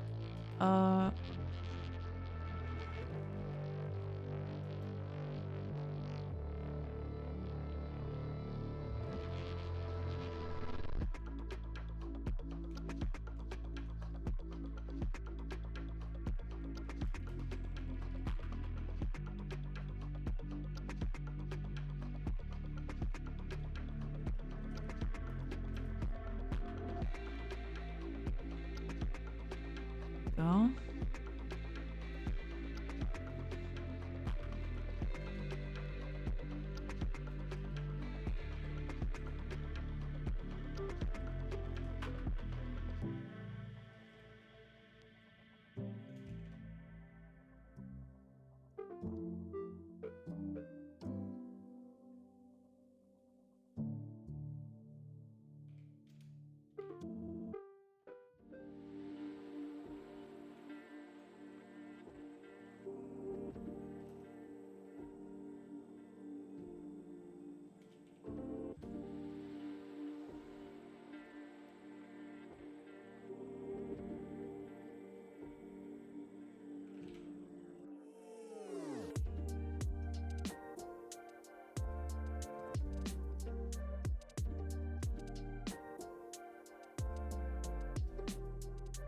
Yeah, I'm gonna have to change a bit how this works, basically.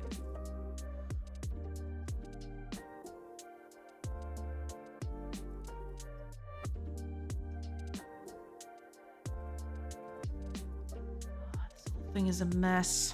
Anyway.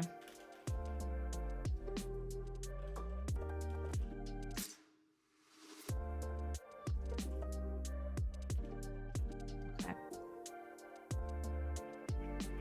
Now I need to do this for this.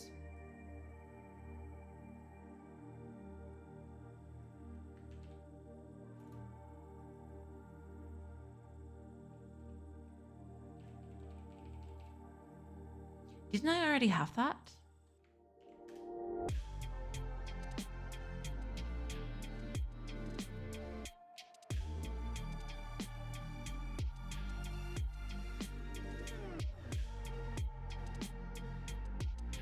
Wait, where'd it go? Ah, here it is.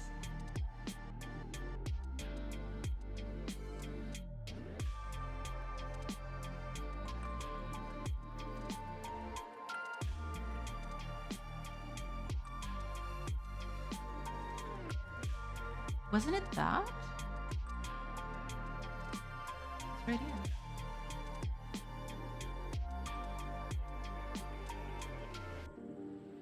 Oh, it's not part of the...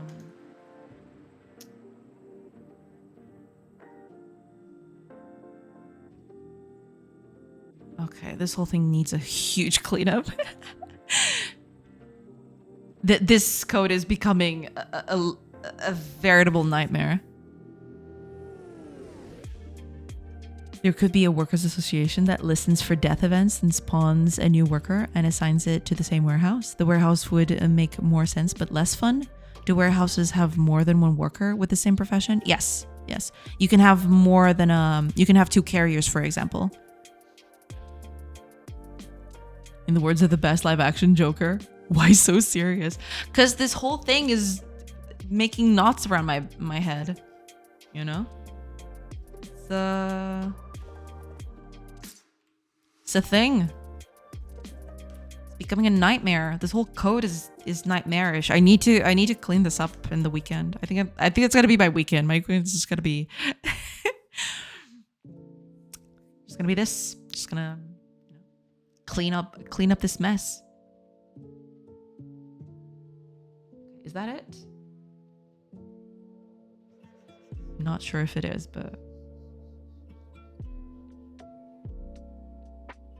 okay, let's see. This might just blow up, but it's fine. If it blows up, we'll just see what happens. Okay, I need a farm.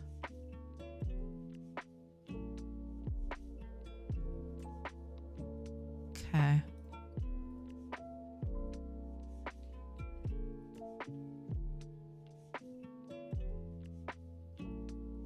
Okay, I don't think there's anything here anymore.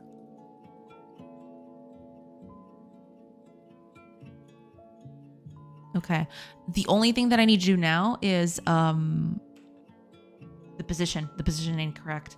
The position calculation. Because I'm setting it to 0 right here. Yeah, it's 0 and it can't be 0. It needs to be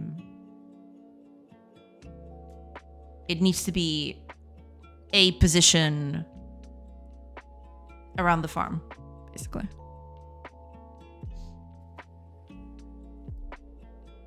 Hi, Asal. Welcome, welcome. The more mess you do, the more you have to clean. That is true. That is true. No, but I am, in the name of putting stuff into the game, I am just making so much. I'm making such a mess.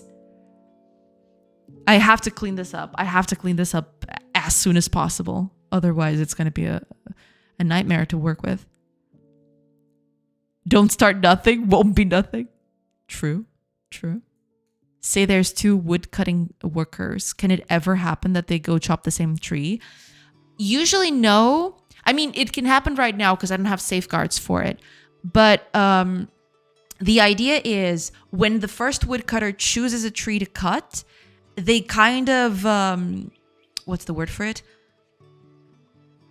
They reserve that tree for themselves. And then the next woodcutter that comes in, he checks that specific tree. And then he'll see, oh, wait, that tree is already reserved for someone else. So let me search for another one, right?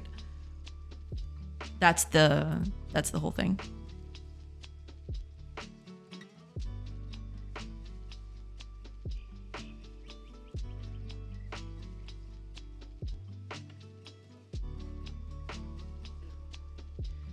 This can't be 0. This needs to be this needs to be positions around the farm. But right now I don't want to do that. I just want to see if this works. So I'm just gonna pick a random position around the building, and that's it. That is literally it. Let me.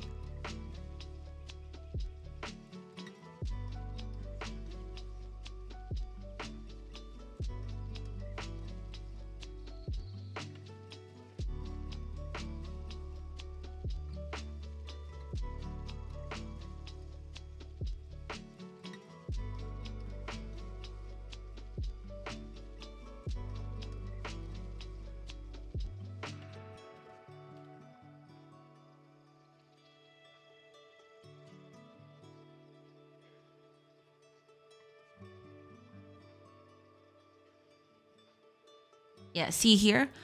Reserved by entity. I turned this off for now, but that's kind of how I do it. When you're working on a specific thing, that thing gets reserved, quote unquote. I turned it off for now, but yeah, that is the. I need to revamp this system. It wasn't working very well when I started it, but you know, now that I have a better grip on how everything works, I need to get back to it.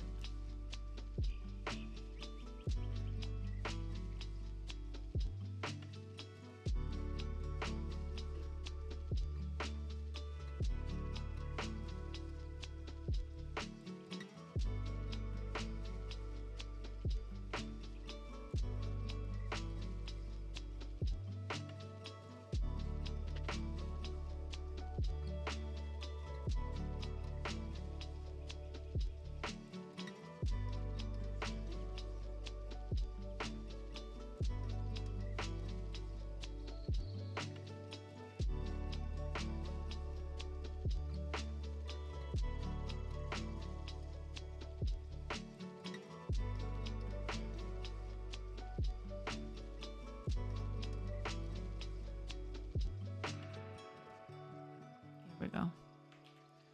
Not exactly elegant, but we can work with it.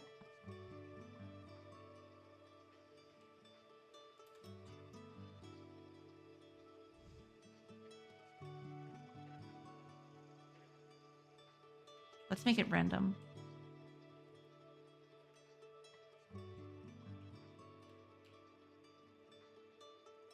Do I have access to... Right.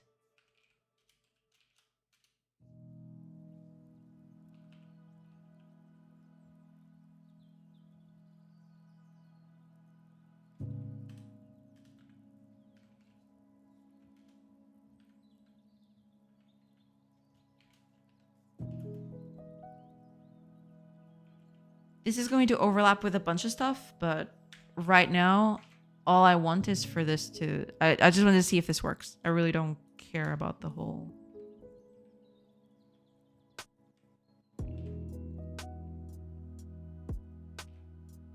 Yeah, everything is fine.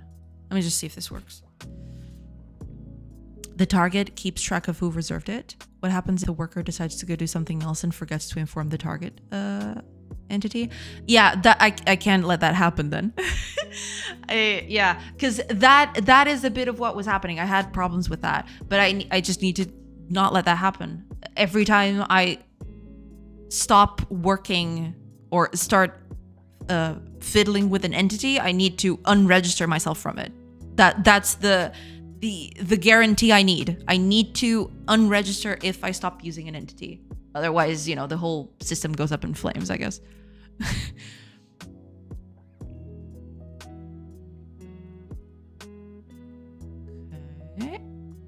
Okay, let's see.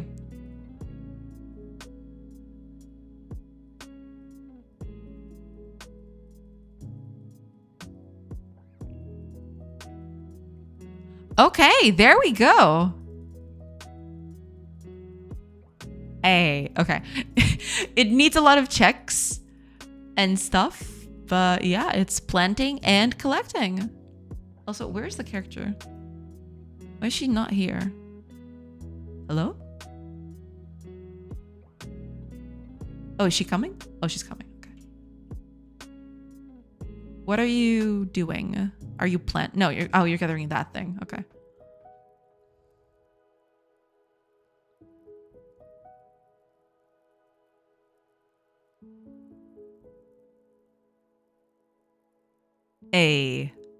Fantastic. Ooh. Got a carrier coming in. This is so cool. Okay. Yeah, carriers carrying stuff between one place and the other.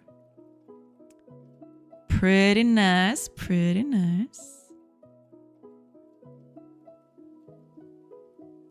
Yeah, she's dropping it off. Nice. Okay.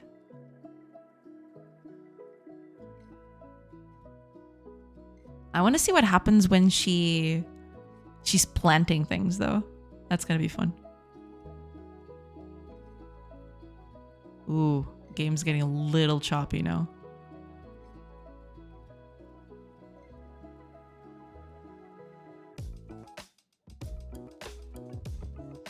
Yeah, game is getting a little choppy.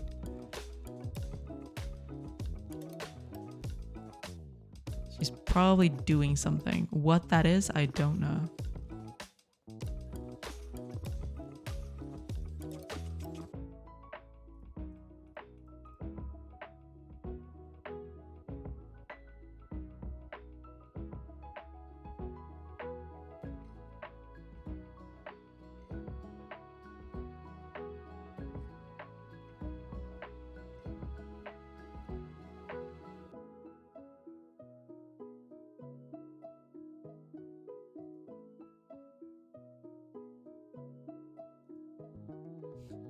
Stop being behind the trees.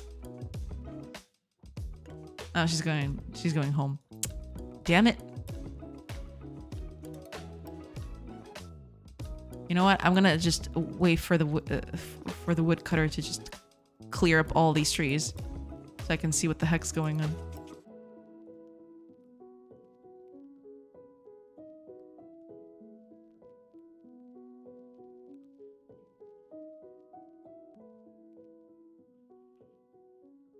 Oh, okay, she's gathering that and that and that and that.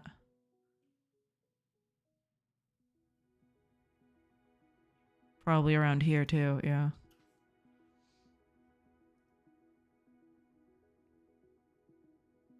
Oh, she's planting something. I mean, she shouldn't. There are plenty of stuff here, but I'm making...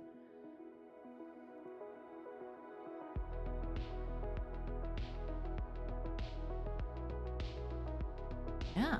All right. Cool beans. We're planting. I mean, she's planting in top of buildings, but you know, that's okay. That's okay. We could we can fix that. We can fix that next. Did a small spider pixel character? Looks more like a flea than a spider. Yeah, add lower sizes. Yeah, that's inevitable, I guess. Godot has tools to help drill down on performance, right? I remember seeing some tabs I assume are meant for this.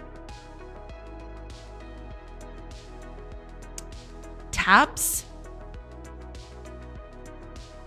I mean, the performance here isn't exactly the fault of Godot. It's basically me.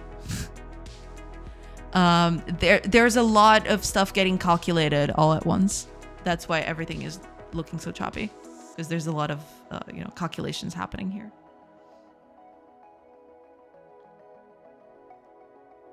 And also, a lot of draw calls are also being wasted for no reason. I need to fix that, but you know,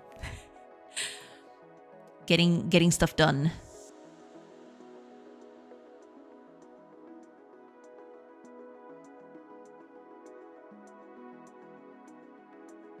Okay. I think Godot can help with figuring out what causes the performance issue. Oh yeah, I mean, there are a few things there for performance.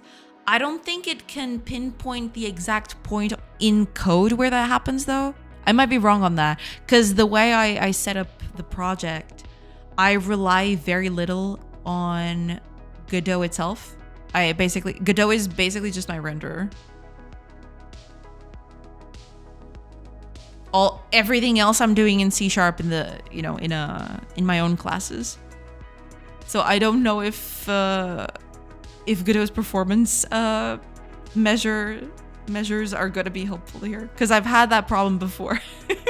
I've had problems like that before. Yeah, it's definitely because there's way too many entities. There's way too many things happening.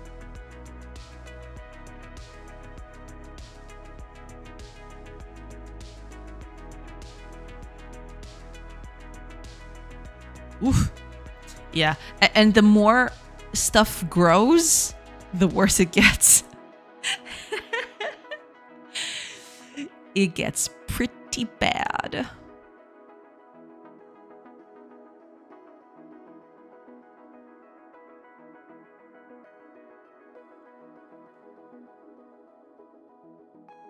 Yeah. There she goes. All right. Okay. I need to cut this short, because man, I need to do some nasty cleanup this weekend.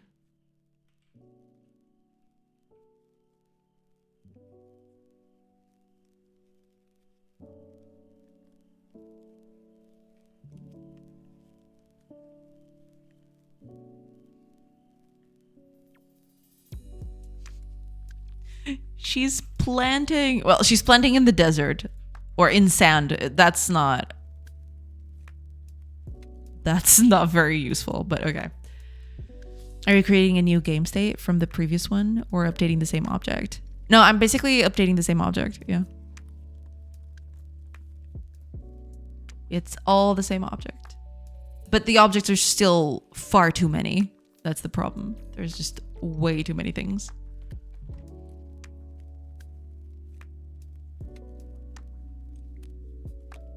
I can't. Oh, right, but I'm picking positions at random, so yeah, that's kind of on me.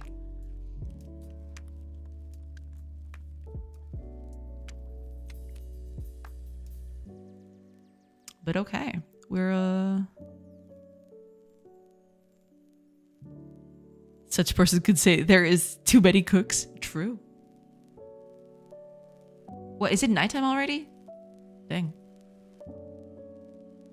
Now she's gonna pick up the crops. Yeah, crops grow way too fast, but you know, it's just a test anyway.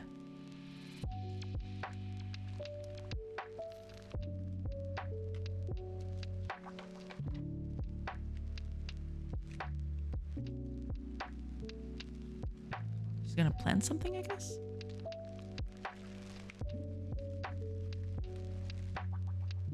Yeah.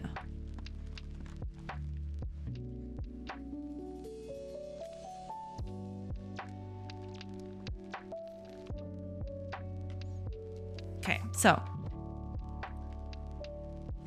next two things I need to do.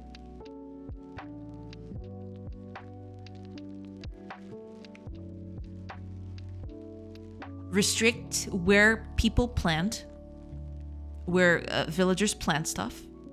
And that means both in radius and in position, because they're planting stuff in the middle of buildings, which is ridiculous. And the second one is, well, no, that actually encompasses everything, because planting on sand is part of the restrictions too. So yeah.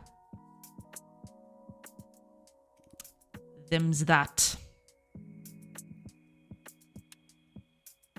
How do you track updating the state of an object before all interactions with it are calculated?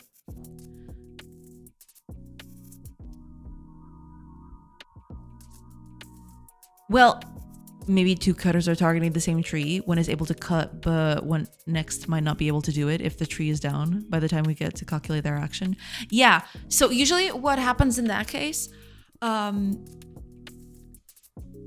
I don't have a good system for that yet. I do have the reserve thing, right? Which is not exactly the same thing. But usually, because this is done on turns, right? If the character can't do their action at the very beginning of that turn, in a way, then the characters just don't do it and they figure out something else. Not the best example. No, but I got it, yeah. So, besides the reservation, it's just a matter of they check the conditions at the beginning of the turn without anyone doing anything, right? And it goes by order. So sometimes, you know, if the order is off, then they won't do the thing if they were right next, right? But if the order was reversed, then maybe they would have had the chance to do it. It all depends on the order that I'm processing all of this. But basically what I'm doing is, at the beginning, I go through every villager, I see what they want to do, and I simulate that. You know, I keep that result into, you know, kind of a structure, an action, right? And when I pass the turn, I just apply that action. I've already pre-calculated everything. Everything is pre-calculated before I do anything, right? The only thing that happens when I pass an hour is the action of the villagers' current actions are all applied one by one, which usually they don't contradict because they do check beforehand if they can do the thing that they're doing. Right? And the second thing is they recalculate the actions of their next turn, right? So I apply everything and then I check everything again for the actions of the next turn. Basically, that's it. But yeah, there might be better ways of doing that. It's just haven't run into big problems yet. You know, if I ever run into bigger problems, then I might need to change a few things. But for now, it's okay.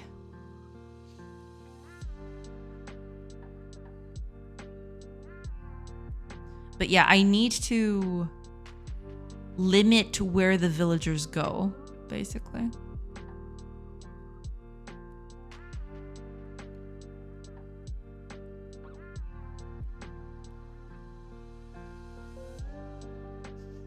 She's planting right in the middle of the thing. That is incredible. She's planting wheat on top of wheat. Amazing. Revolutionary, even.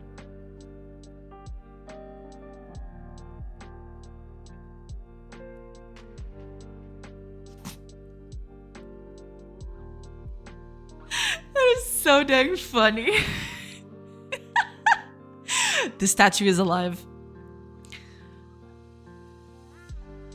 Incredible. Absolutely incredible. Oh, God. Oh, ads are starting in about 50 seconds. I will take a quick break during the ads and I'll come back. And hopefully I'll fix this whole farming thing. Yeah. Restricting these characters shouldn't be that difficult, I think. It's just a matter of creating a radius around it and then, well, using that as my check, basically. Oh man, but that is so funny. This is so dang funny.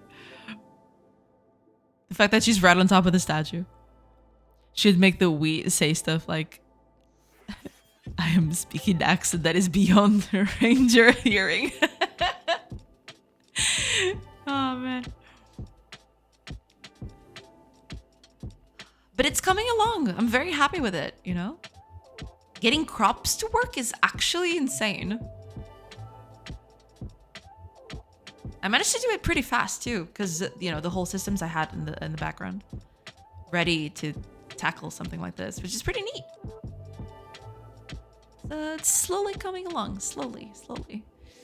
Just need to fix a few of these issues, and then yeah, farming is good to go. We'll be set.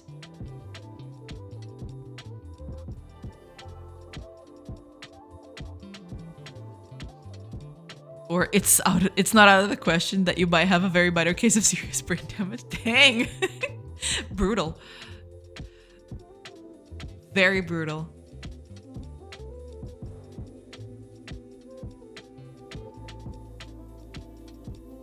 But we are doing good. We're doing very good. Okay. Ads are starting. I will take a quick break, like I mentioned. And I'll be back in a few minutes. So I'll see you then. Hope to see you there. Pew.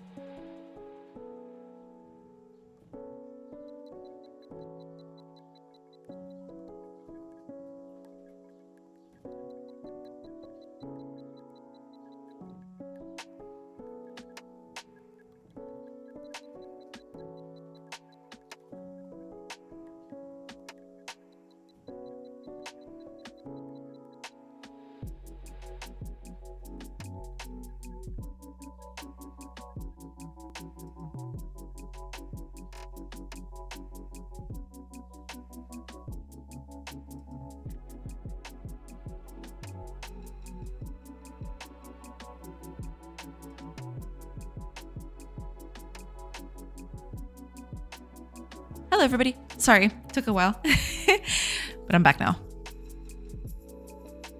Hello. Anyone get the joke?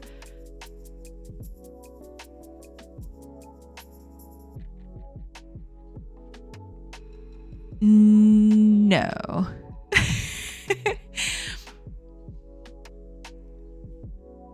Is it I'm assuming it's a reference to something.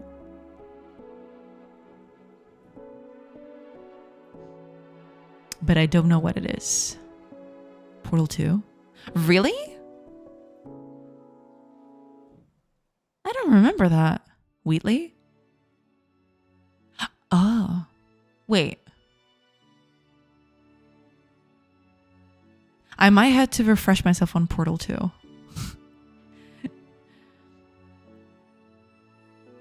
These are some of his lines. Oh, okay. Okay, my problem might be a different thing. I'm assuming, because I think Portal 2's co-op campaign is different from the single player, isn't it? I'm assuming it is. See, yeah, because Portal 2, I only played the co-op version. I played it with Pool Boy, I guess. Yeah, it was Pool Boy. Yeah. So I never did the single player for Portal 2. I probably should fix that at some point. Single player is worth. Oh no, I thoroughly enjoyed the first Portal. I really want to play a Portal 2's single player at some point. It's just that, you know, I never got down to it.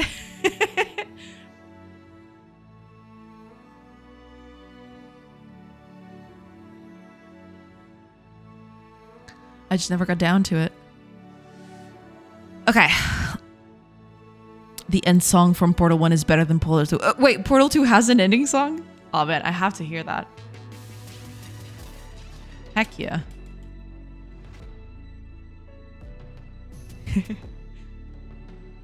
I'll have to check it out then.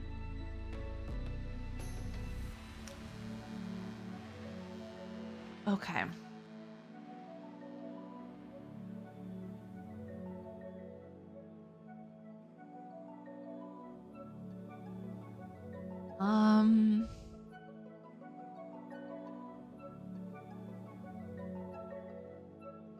I kind of want to do a range around the farm.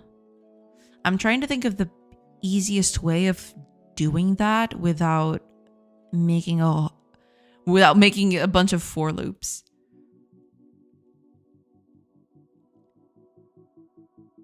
But I'm assuming,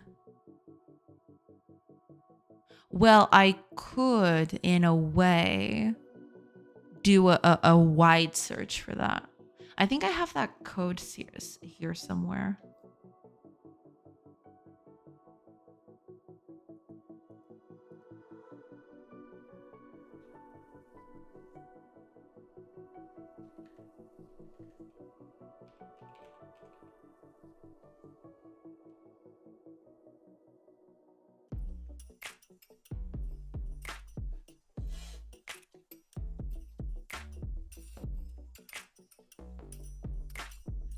Ah, right. It's one of these, I think.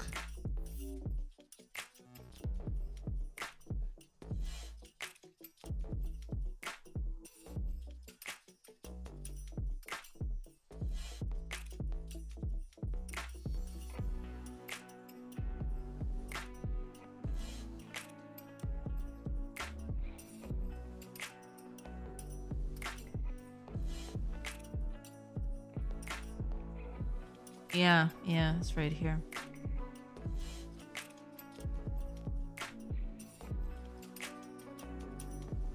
Makes sense.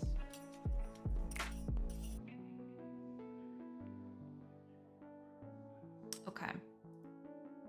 So let's start at 0.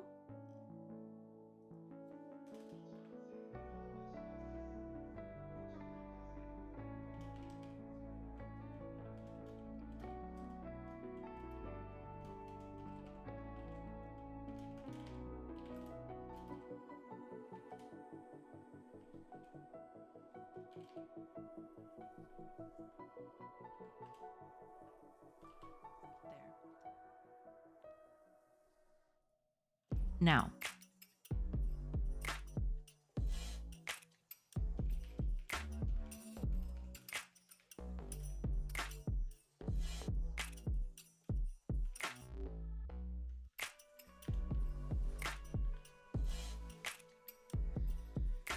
Okay, so I need to fetch the graph. Add direct neighbors to collection. So, okay. I need to make all the checks. How does it work with C# and building for non-Windows platforms? Is there a lot of setup? Can you build those from a single platform, or do you need to move the code base to a target Arch plus OS to build it there? Target architecture plus OS to build it there. I think the only case where that is true, where you need to move your code to a specific platform and compile there, is the Mac OS. Because you can make Linux executables on Windows. And I'm pretty sure you can make Windows executables from Linux as well. The only exception to that is Mac. Mac, you need to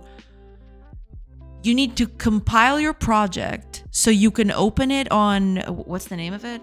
I forgot. But they have their own code editor.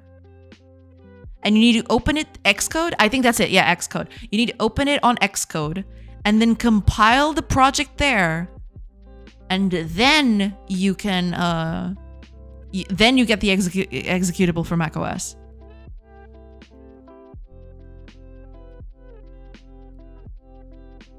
No, but there was a different tool that was there in the mix. Because it wasn't, it is Xcode, I think. But I think it had there was another tool that you had to use with a different name.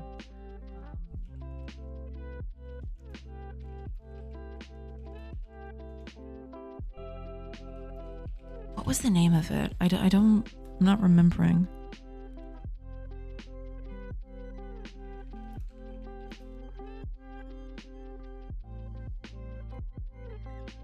Let me see if I can find it.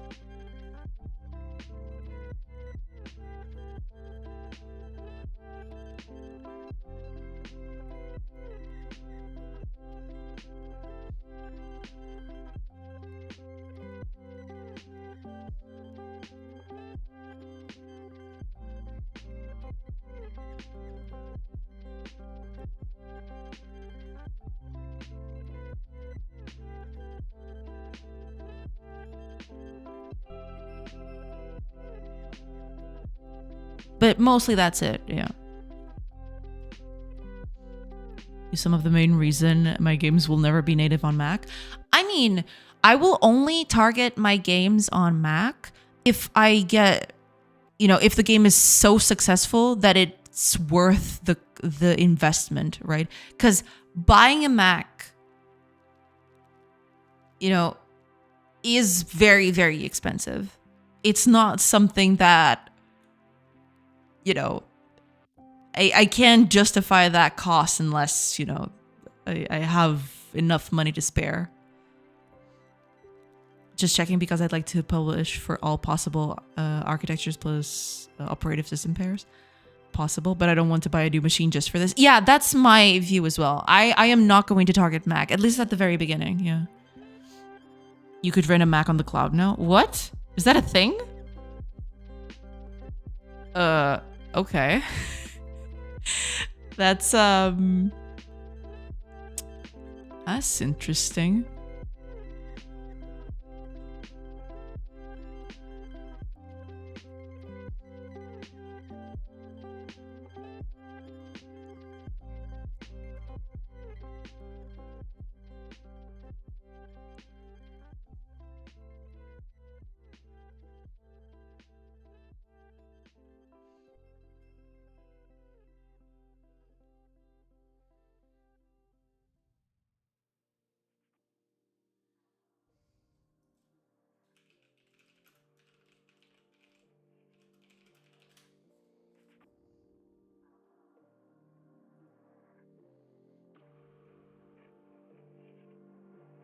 I'm still looking. Because it is Xcode. But I think there was an extra thing you had to go through. I'm just not remembering the name of it. Or maybe it's a tool inside Xcode or something. I know that it had a different name, but... Or maybe I'm just tripping. Maybe, yeah. Maybe I am just tripping.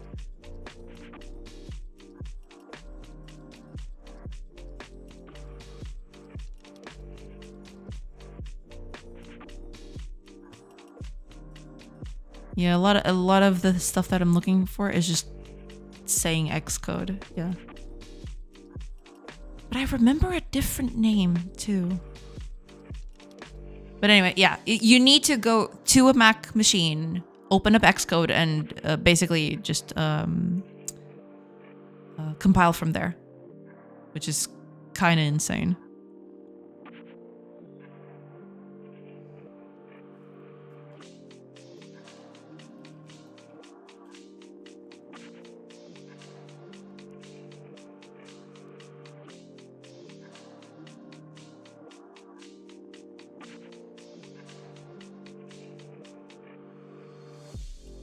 Yeah, I guess it's just Xcode. I don't know. I must have been tripping. I don't know. For many years too. Look up AWS and Mac Mini. Oh, okay. Also not, will not build for Mac regardless. I refuse back the thing for the icon. That's okay with me. As a data point, I own Mac and buy lots of indies just because. No, I mean, that makes sense. Yeah. But you know, if you own a Mac, then you're in luck because you have the machine that can do everything, right? You can publish for Windows and for Linux and for Mac from your Mac machine. If you had Windows or Linux, then you would be sorely out of luck on the Mac side. But if you have Mac, then you're good to go. Yeah. Oh my gosh. Jackie! Hiya, Solar. Welcome, welcome. Welcome in, welcome in. Oh my gosh, thank you. Thank you so much. How do you do? How is the stream? You probably need to go. That's okay. I can type. Typing is. Hiya, Tom. Welcome, welcome. Thank you. Thank you so much. Had a good stream. Awesome, awesome. Glad to hear it. Glad to hear it. Hiya, Anyhan. Welcome, welcome. Welcome in, everybody. Well, welcome in, y'all. To anyone who hasn't been around, yeah, name's Joanna. I'm a developer, a game developer, and I am currently working on Colony Sim / RPG. Yeah, I can show you the game for a little bit. Give me a second. I wasn't prepared for this. Let's just comment this. Yeah. If we comment this, we should be good to go, right? I mean, the game's not gonna crash or anything. Please, I am begging.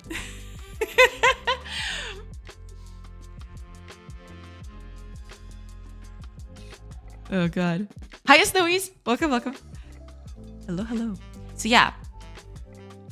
Welcome. I mean, there's a lot of stuff happening here right now. I'm really sorry. There's a plethora of debug tools that are happening right now.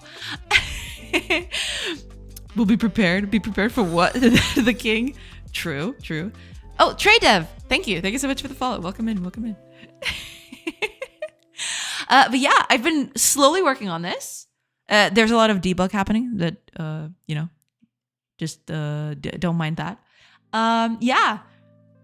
It's a little village. You get to, set your villagers to do things. Right now, some of them are cutting trees, some of them are gathering herbs, and I have recently been working on farms. So right now, let me see if I can find a good spot to put up a farm. Over here should be okay. Give me a second. The builders are on it. There you go. Yeah, this whole debug thing is a bit iffy, but okay. Let's see. Where's our farmer at? She not coming? Where is she?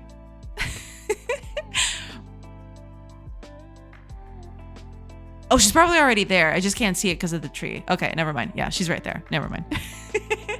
So today I've been doing crops. Basically, characters gather crops. There are already some in the world. I've planted a few just to test, right? But if they don't find any in a certain radius, they start planting them. Right now they're gathering them because there's a few around. But if they don't find any, they can start planting. It's nighttime, so gotta skip all that. Oh, and crops grow super fast, so overnight they can be collected again. So there's that. Okay, where are you going? You're gonna go exactly where you can see. Fantastic. Okay, let's see if I can. I wanted to showcase. Oh, okay. She's planting inside of the walls. I have to fix that. That is what I was trying to fix now. But yeah, she basically just picks a spot at random right now. She's not checking for anything. She just picks a spot at random and that's it. And after an hour, ta-da! There's wheat growing on the walls. Fantastic.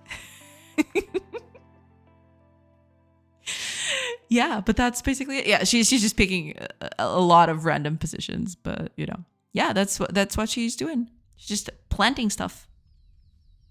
Whole system was tackled on today. Up until a certain point, you couldn't have crops like this. I had to change this a little bit.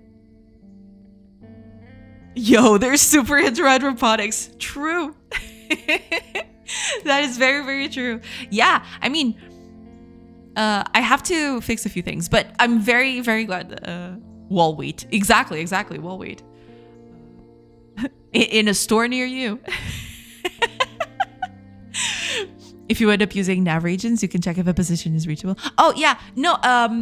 I have a whole system with pathfinding because I have a whole structure about what the world contains at that certain position, right? I can check that, but I am not doing that just yet. For testing, I just wanted to test if she would plant the crops and they would grow. And I just said, okay, you know what? I'm not gonna even check for positions. So, just plant whatever. Planting in a wall, that's cool. We can do that. Said we'd better fight me. True. You look so cool now. Thank you. Yeah, I've been slowly adding a bunch of stuff here. Characters are working a bit better. They're actually, cutting trees. Trees grow over time, which they didn't previously. Let me see if I can find a good small tree so I can show you. They're also... Okay, here's a smaller tree right here in the middle. So if I pass time now, you'll see that they'll start, the trees start growing over time. It's that's also a recent thing that I've done. It's in conjunction with the crops and everything. I've slowly been working through all of it. But yeah, just slowly adding more stuff. What were you working on? Were you working on something? Were you playing a game? If you want to, link something in chat, feel free. It's totally fine. Oh, Lion, thank you. Thank you so much for the follow. Let me just catch up here. Okay. I'm doing Pirate Software's Game Jam. Ah, interesting. I didn't know it was on already. It's been a while since the last one. Yeah, it makes sense that there's a new one in. But I wasn't aware it was on at the moment. But good luck. Yeah. Gotta run though. Sun will go down in 50 minutes. That's totally fine. Thank you so much for the raid. I do appreciate it. And good luck on the Pirate Software Game Jam. And have a great rest of your day. Have a great weekend. And thank you so much for the raid.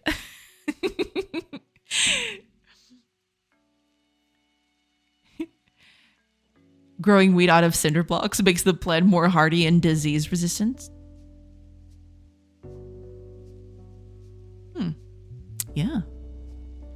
Yeah. You know, that tracks.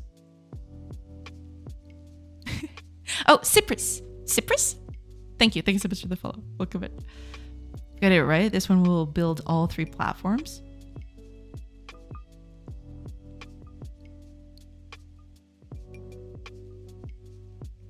Oh, does it? Oh, all right. Makes sense. Oh, that's interesting. All right. Huh. Cool. All right. I didn't test. Sorry. No, that's totally fine.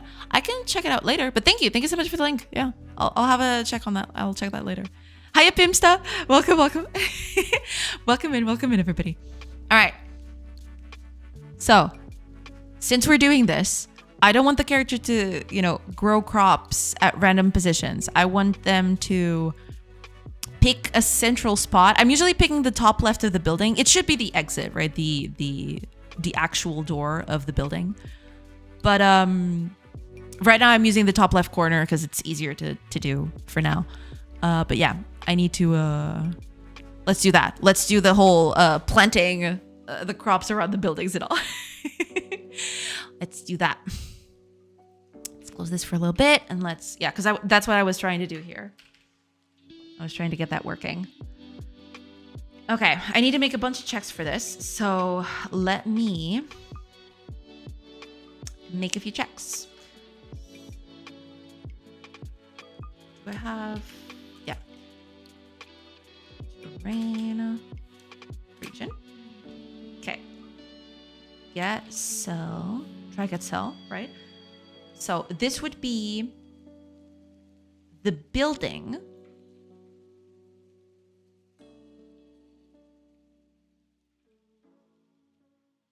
Okay. So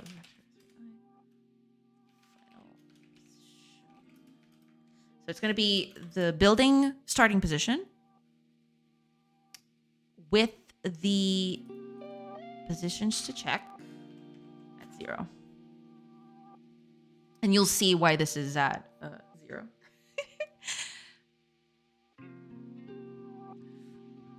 I mean, technically it could be I, but sure. Why you gotta hate on where the characters decide is best for their farmer journey? I mean, planting on walls is a bit iffy, right? It's just, you'll get rocks in your wheat. Gotta start somewhere. That is true. You gotta start somewhere.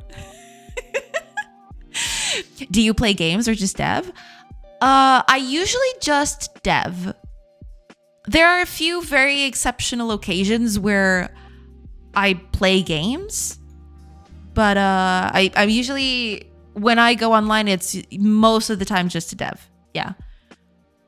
I have promised everyone, though, that the 1st of August is going to be Pixel Art Day. It's no deving. I need to add new emotes for the channel because, my emotes are very few and I need to make more of them.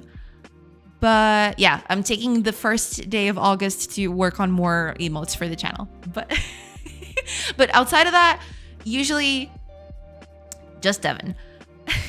There was a moment the first week of December last year to celebrate the stream anniversary. I did play a few games that inspired this one that I'm making right now. But that was a one-time thing. I don't usually play. Yeah. Should have a farm field or a soil tab thing to plan so the player can control better, in my opinion. No, yeah, I do want to do that. Yeah. Right now, I'm just doing the bare minimum. But at some point, yeah, I do want to make this a bit more intricate. Yeah, for sure. Vines do it all the time. You made the emotes? Yes. The emotes for the channel, that was me. That's why there's so little of them. Because, I spend all my time basically just making the game. So, the emotes kind of took second stage, I guess. I need to make more. People are always pestering me that I need emotes with, the jokes of the channel and everything. So, gonna work on that eventually. Well, eventually, no, on the 1st of August, which should be it's literally a week from now. Yeah. Next to Friday. Yeah. That's basically gonna be it.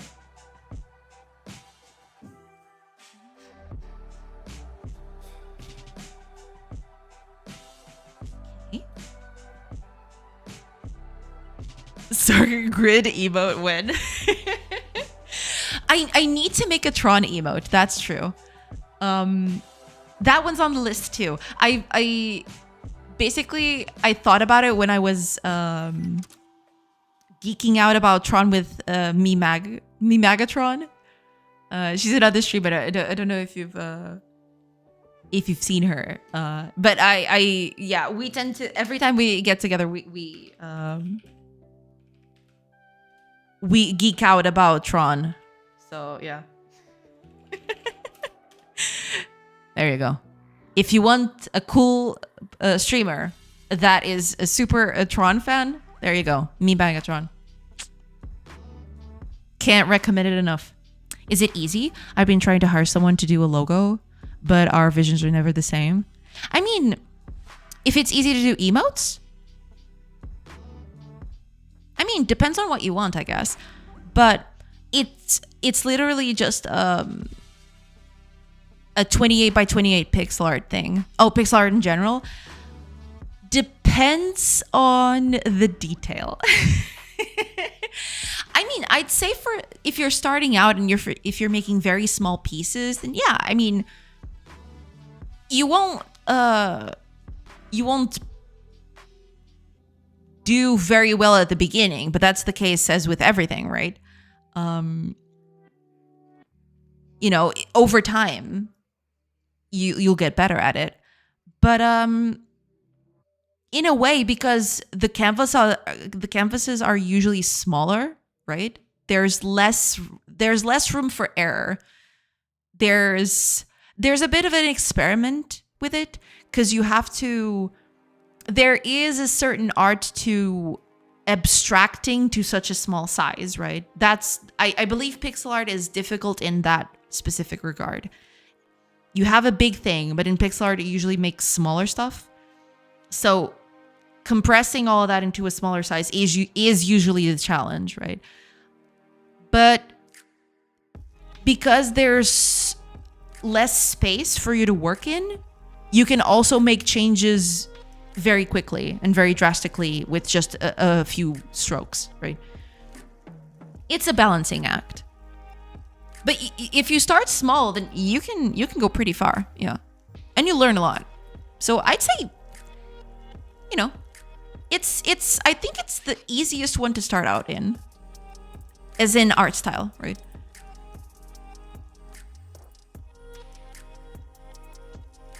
Because there's less, there's less to worry about in a way.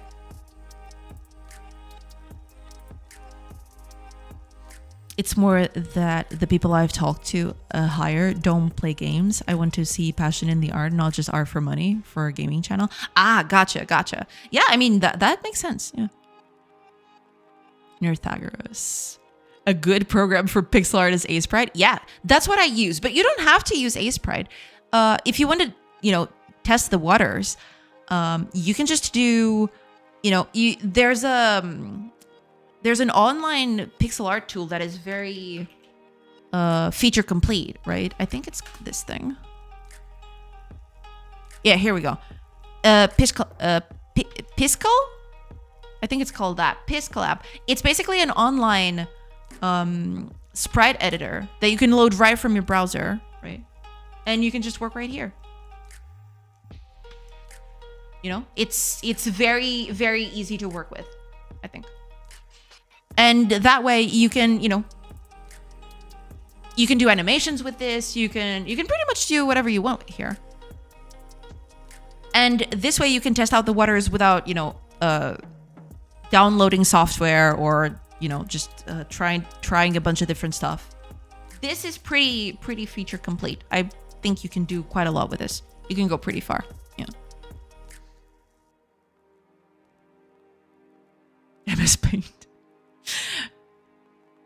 Photopea. I mean, yeah, you can. There's a bunch of software out there, right? If you don't want to commit that much, I'd say something like Piskel is the best thing you can do, for sure. If you want to commit a bit more to it, I do heavily recommend Aseprite. I do think Aseprite is pretty good. It's what I use basically for this. I think I have it open. Yeah, I have it open right here. This is Aseprite.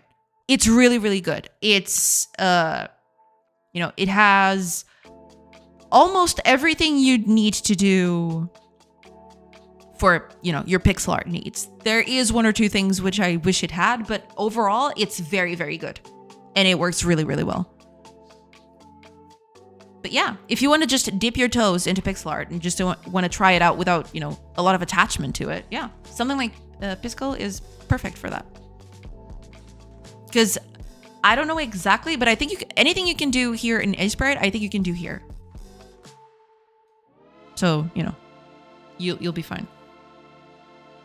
Thanks for the knowledge. No problem, no problem. Hopefully that helps. And good luck getting your logo come to life, Getting a logo to come to life is important, It's part of the whole deal.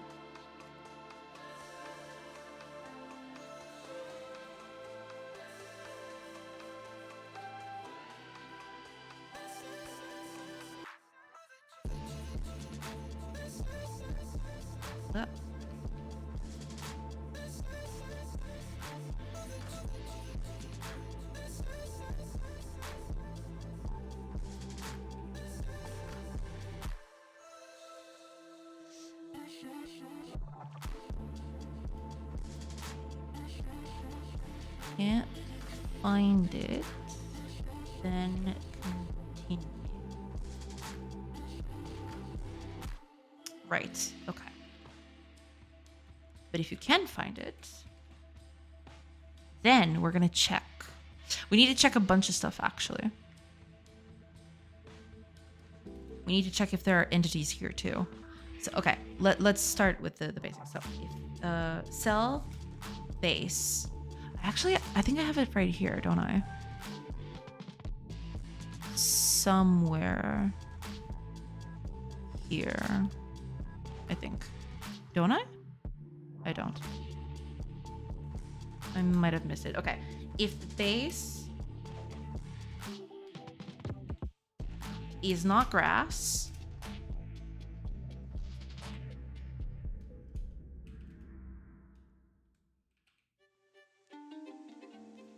or if it has a building on it, because we don't want wall we don't want wall weight. Okay, as much as it's funny, we don't want wall weight. So we want to check for buildings.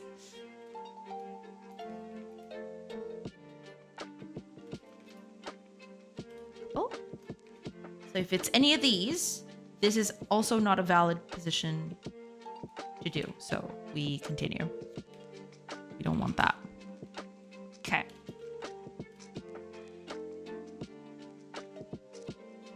Now,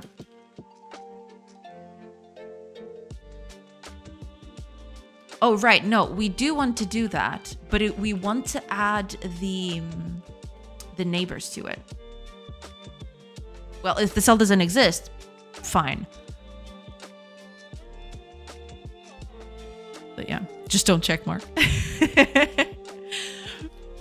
Do you prefer C# to GDScript? It's I mean, I've never tried GDScript, so I wouldn't know, right? I basically just used C# because this project was originally a Unity project. So I used C# there. I just ported it over to Godot.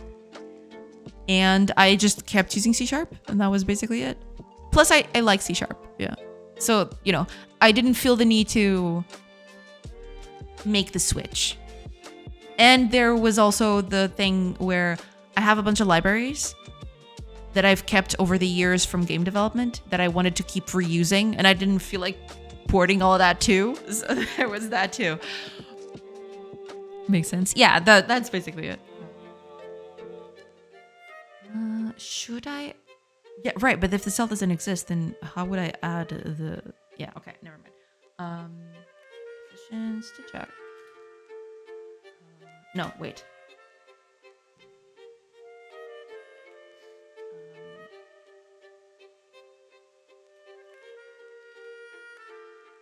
Oh, right. Graph. Add direct neighbors. There we go. So I want you to add the direct neighbors of our position to our positions to check. And we just keep going. Same thing is going to happen if there are entities in here. We'll get to that. Well, you can't make the switch now. Nintendo beat you to it. True. Sad. I was just curious because I don't see many Godot devs using C#. Yeah, a lot of people do mention that. Yeah. Badoomtis. Hiya, Tidspin. Welcome, welcome. What are the libs? Well, basically,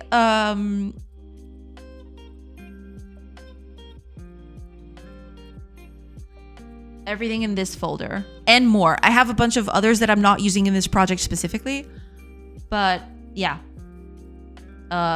You know, pathfinding, math libraries, localization tools, collection extensions, state machines, you know, the works basically. There's a bunch here.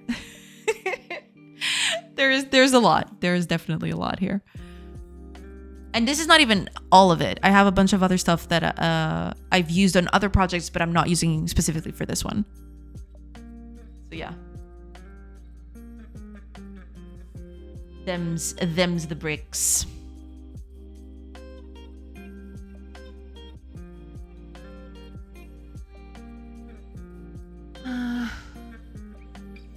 Right, okay. We need to check another thing.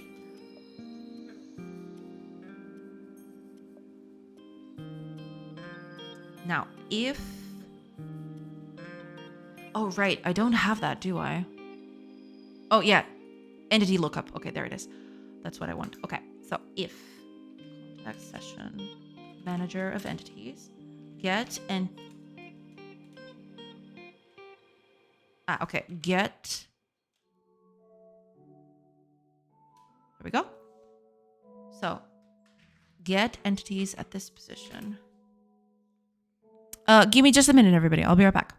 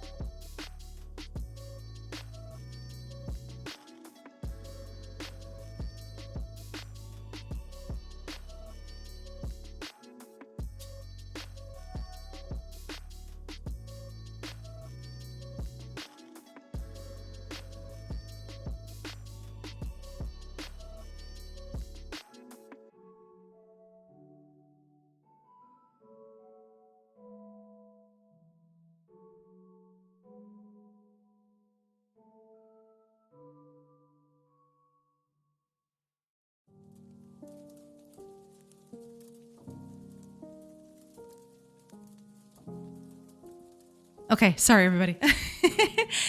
I'm back now. Oh, Sunhouse, welcome, welcome. I hope you're doing good. Hello, hello. And Gfull Dev, thank you. Thank you so much for the follow. Welcome in. I want to start developing games, but I have a lot of doubts. Well, what are those doubts? Best way to dissipate all of that is just getting started.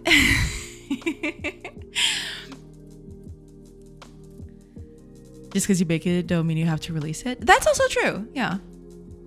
And sometimes it's just about doing. I have zero plans at the moment to release a thing I just like making. Yeah, I mean, you know, getting started with something is always difficult because you'll always feel like you're, you know, doing poorly compared with other people, right? But, you know, you gotta start somewhere.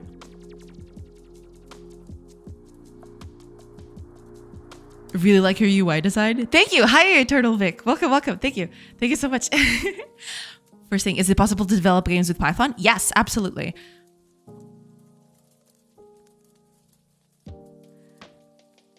I'm currently making a game in Python using the Pygame libs. Yeah, it is a thing. There's Pygame, there's RenPy if you want to do visual novels, I believe. There's a lot, yeah. But Pygame is more of a generic game library. So if you want to do something other than visual novels, then yeah, possibly Pygame will be a better fit.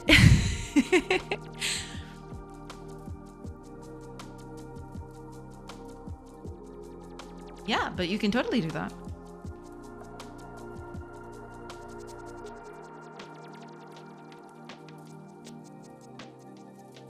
I saw Pygame. I am a lover of JRPGs. Is it possible to develop it with this library? I'm pretty sure you can, yeah. It's mostly just a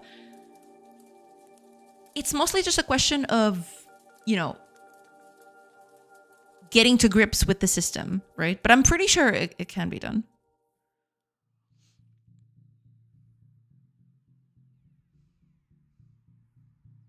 Pygame makes drawing a lot easier and HUD input simpler. Ah, okay, gotcha. Yeah, that makes sense. I never use it myself, but I've seen a lot of, but I've heard and talked to a lot of people that have used it. Yeah. I've watched a video of someone making a Doom clone in Pygame. Oh, really? That's cool. Yeah. I mean, Doom is a classic, right? Makes sense.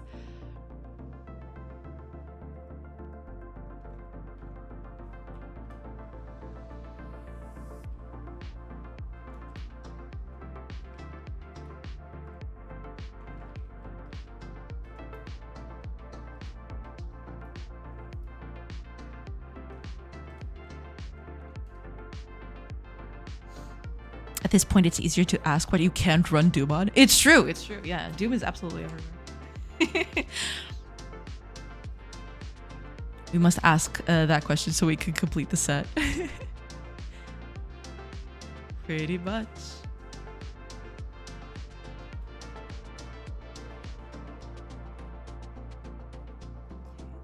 Now, for each entity, we need to check. I mean, there's a lot of stuff that I probably need a way to disallow entities to be on top of others, but right now I'm gonna assume if there's anything on it that you can't place anything there. Right? I'm not even going to run all of it.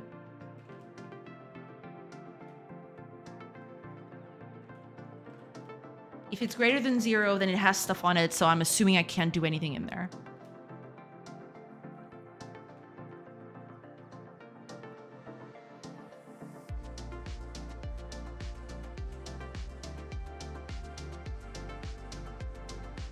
One last thing I need to check. If the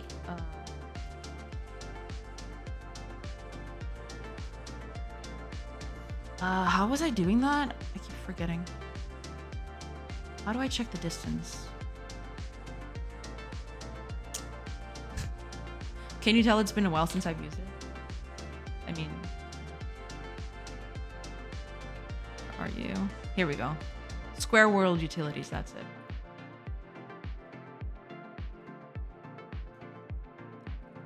Okay, so if the distance between the work position start and our final position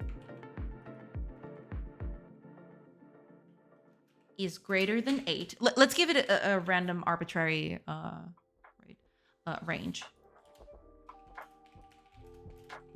Let's make it a thing. So planting range. And we use that here instead. There we go. So if it's greater than that, then, you know, we stop. Continue. And eventually it's just gonna run out of things to check against. And at the end of the day, you know, it won't find anything.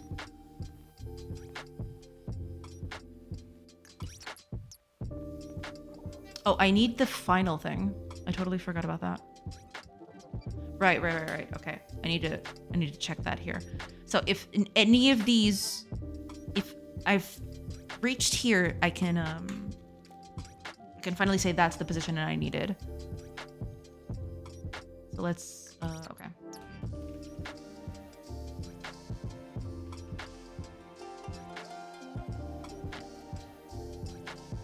Let's start at 0, sure. But yeah,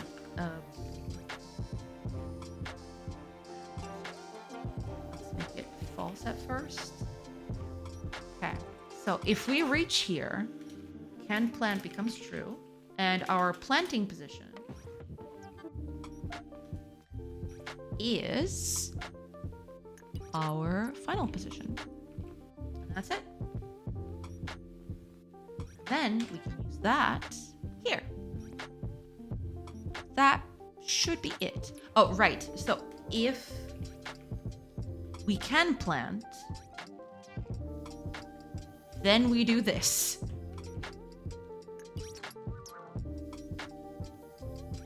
That's it. We can plant, then we do that. If not, then we keep going. I believe keeping going is fine, right? Oh, let me snooze this. Let me snooze these ads.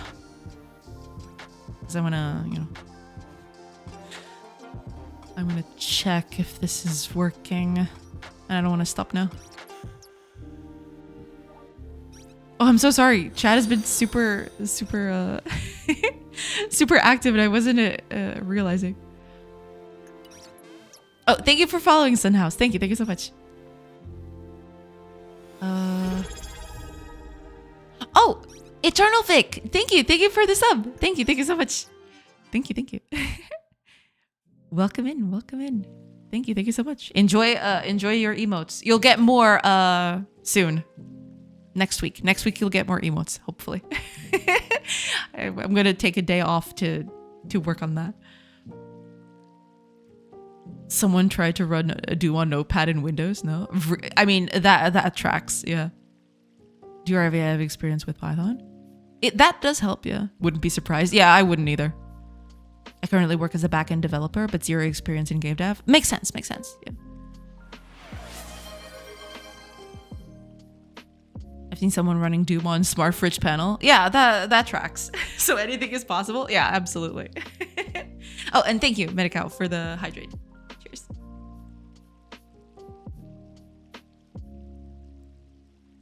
Thank you. If you want to focus on JRPGs, I would recommend trying your hand at RPG Maker if you haven't already. Yeah, I mean, RPG Maker does give you a lot of baseline to, you know, start with the system straight away. Depends a lot on what you want to do, but if you want to focus on Python, then that's also a viable solution. But yeah, RPG Maker is going to give you a huge leg up in terms of, you know, having all the systems there, you know, all the stuff is ready for you to use. You just need to tweak it a little bit, you know. Warning though, writing Python in Pygame, you will have to create basic classes, say for importing sprite sheets yourself. Yeah, I'm assuming. Yeah. There should be a rule 34 for Doom. Oh, I'm pretty sure there is some stuff out there. It's the internet is wild. I just wanted to throw myself in the deep end with Python, and GameDev is a way to explore everything. Yeah, you can explore a vast array of disciplines with GameDev for sure. But you can code with this. I believe that this is like a game I saw on Steam. No, it is on Steam, but it's a tool. It's not exactly a game. It's a tool that happens to be on Steam. I'm in data science and adjacent machine learning stuff. You're looking at keeping track of the chords of some char on a grid, then loop all over all chords and put a sprite image on that canvas. Yeah. It uses scripting and it's well documented since it's been out for a very long time. Yeah. There's always Game Maker. Yeah, there's a lot of options out there. It very much depends on what you prefer and what you want to do. Game Maker is a great choice as well. Yeah. My first dive into programming was with GML. Oh man, I don't know if I still have them, but there was a time where Game Maker actually had tutorials on their website. This was a long time ago. I actually printed those. I don't know if they're still there or if they've been turned into paper paste. But I printed those, and those were some of my first forays into game development too. Yeah. For the sprites, I don't really have any experience in pixel art. I think that this can consume a lot of time. You can always use, placeholder art, or even, art from art packages. That's a viable solution. I use that. At the beginning, I can actually show you. At the beginning, this is art that I've done for the game, right? But over here, up here at the top, this is all art from art packs that you can find online. So, for starting out, you can just pick one of these and start working.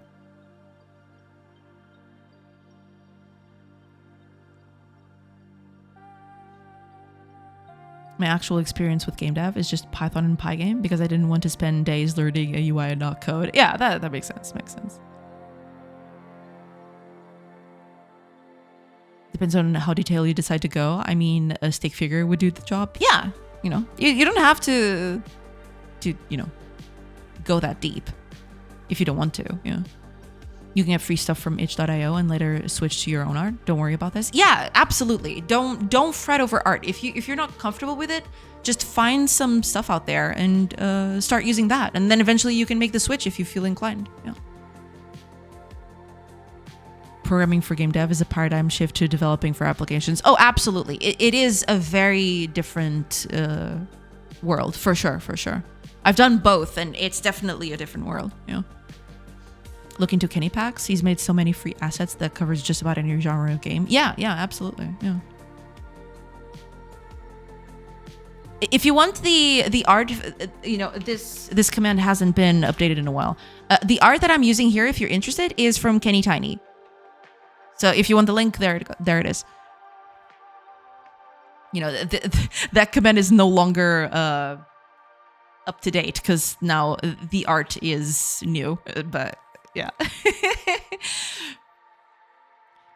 taking the leap can be scary, but give into it. Yeah, don't feel like you can't do it just because of external factors, right? Just get started, and you'll learn along the way. It's totally fine. I'm very aligned with this. I really want to focus on code more than learning a program. Yeah, I mean, if that's the case, then yeah, by all means, just go with whatever you feel more comfortable with, or with whatever you want to learn. Yeah. Long time ago, for sure. I remember purchasing the Game Maker license and spent so much time in the tutorials ruining them. Oh yeah, that was me too. Absolutely. I think one good way to get yourself going is to make little classic game clones. Think Pong, Breakout, Space Invaders. Keep making them just a little bit harder each time. Yeah, starting with basics will give you the fundamentals for you to start making your own stuff, right? I would say, if you want to make your own thing, you should, right? But at the same time, the first few hours that you have of development, recreating stuff using tutorials, just going through them step by step in tutorials, that would be a great way for you to just get to grips with it. And then you can start doing your own stuff, After you've learned a little bit, you can start doing your own thing. My game is heavily inspired by the classic game R-Type. I even borrowed some sprite sheets as placeholders in my game. Yeah, that's totally fun. Yeah. Thanks, Cersei. That's a great resource. Yeah, I mean, there's a bunch of stuff out there. If you're doing 2D, Kenny has a lot of stuff. But, you know, just like Medicow mentioned, there's, you know, if you go to itch.io, there is a plethora of stuff in there. You just have to search for it. Any recommendations for tutorials in YouTube? For Python specifically, no. I never searched for it. But there has to be some good tutorials out there. For sure. Yeah. Just a matter of, you know, looking it up. Coding with Ross. Oh, yeah. But since Nerthagoras is also using Pygame, maybe he's heard of a few good ones. I have never searched for Pygame tutorials, so I couldn't recommend any specifically.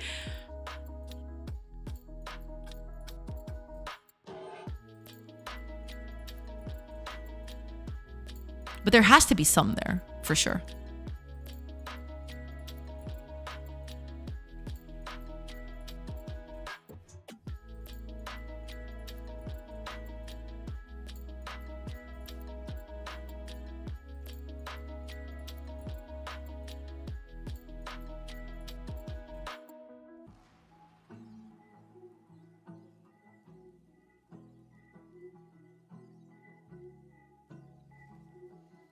It's where I got the basic concepts from. Well, yeah, there you go.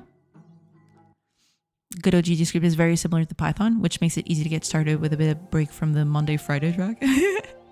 Like sprite sheet importing, animation handling, collision detection. Well, yeah, if that's the case, then yeah, just go with coding with Ross. I am not an expert on the subject, so, you know, I'll defer it to someone who already knows. The Fluffy Potato is the only one that I found, but do not have tutorials per se. Ah, got it.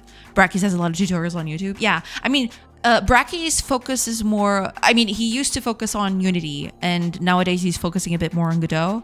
So, you know, it can teach you the concepts, but for follow-along stuff, you know, possibly not... might not be good for Python specifically. Yeah, I'm an expert in my own experiences. Heck yeah. Bracky's tutorial was nice, including the outdated funcs with forces you to deal with the docs. Yeah. There's a bunch of stuff out there, you know. It's just hard to parse it all because there's so many. Oh, ads are going to start in about 30-ish seconds. I mean, I wanted to stop now, but I still want to finish. I still want to finish and test this little farm. So I'm going to take a quick break, and I'll come back, and then I'll finish this, and then I'll pass it over to someone. But I'll still, you know, I'll still finish this first.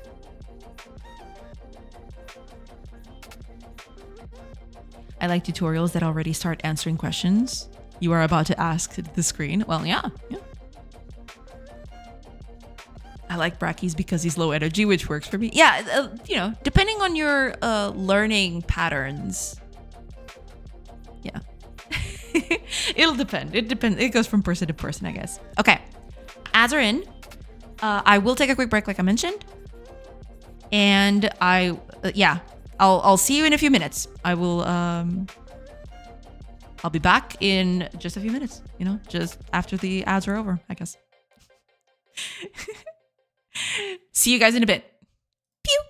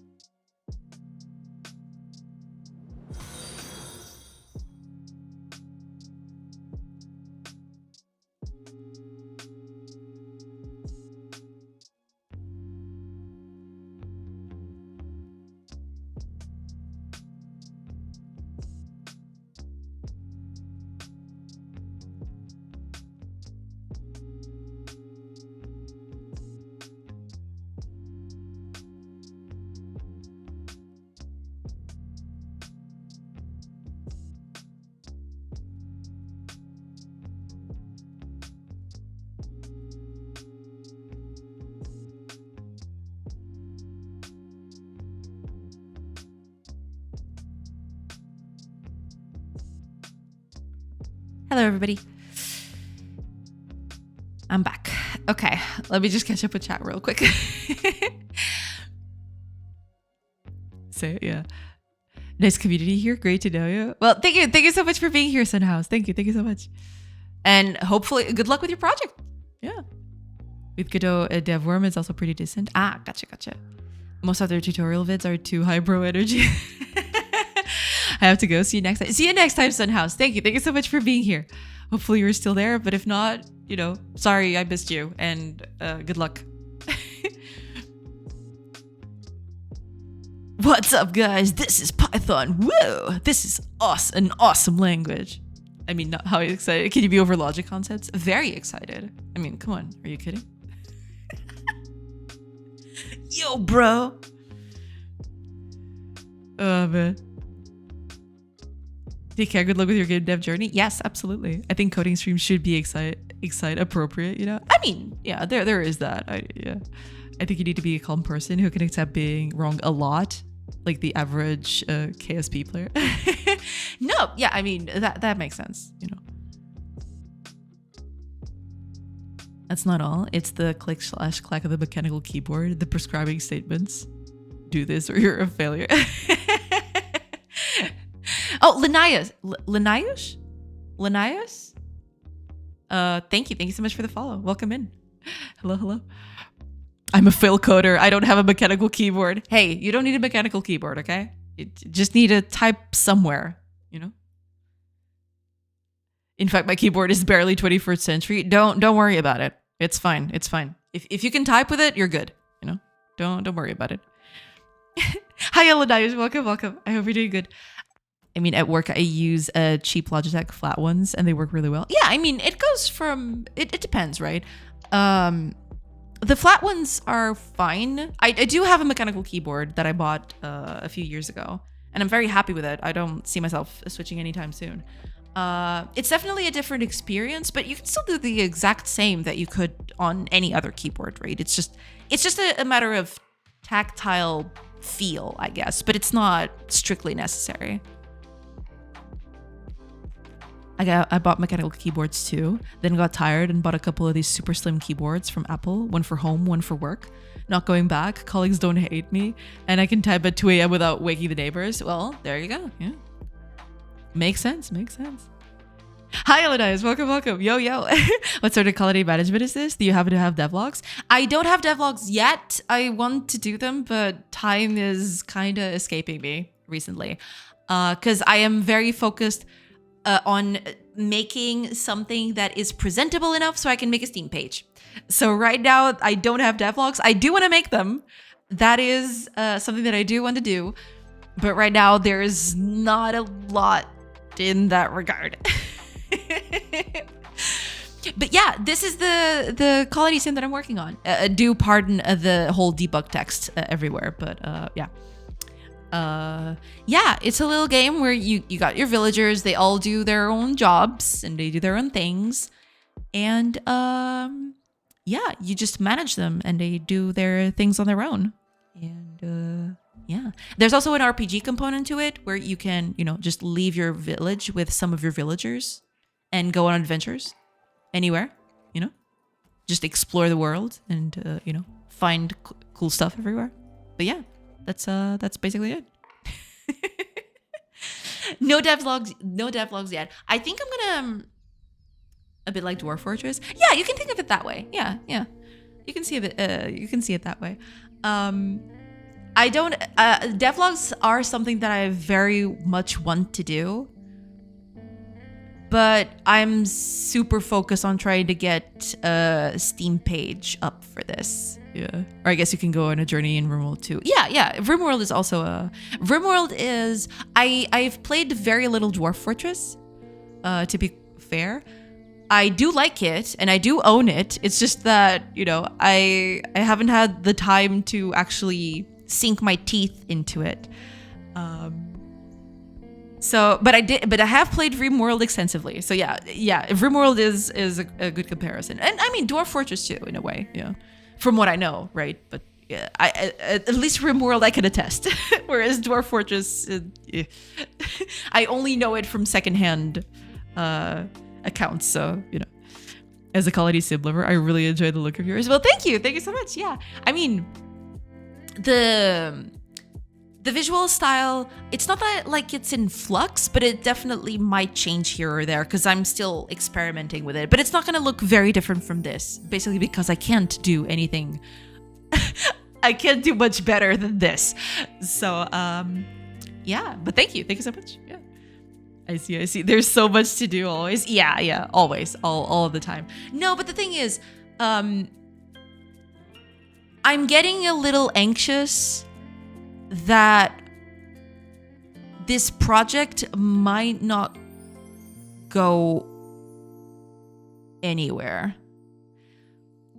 So, in a way, I know that a lot of people have told me that they like it and they're excited about it. But I want to have metrics. I want to put this up on Steam. And I want to see exactly how many people are excited about it. Does that make sense?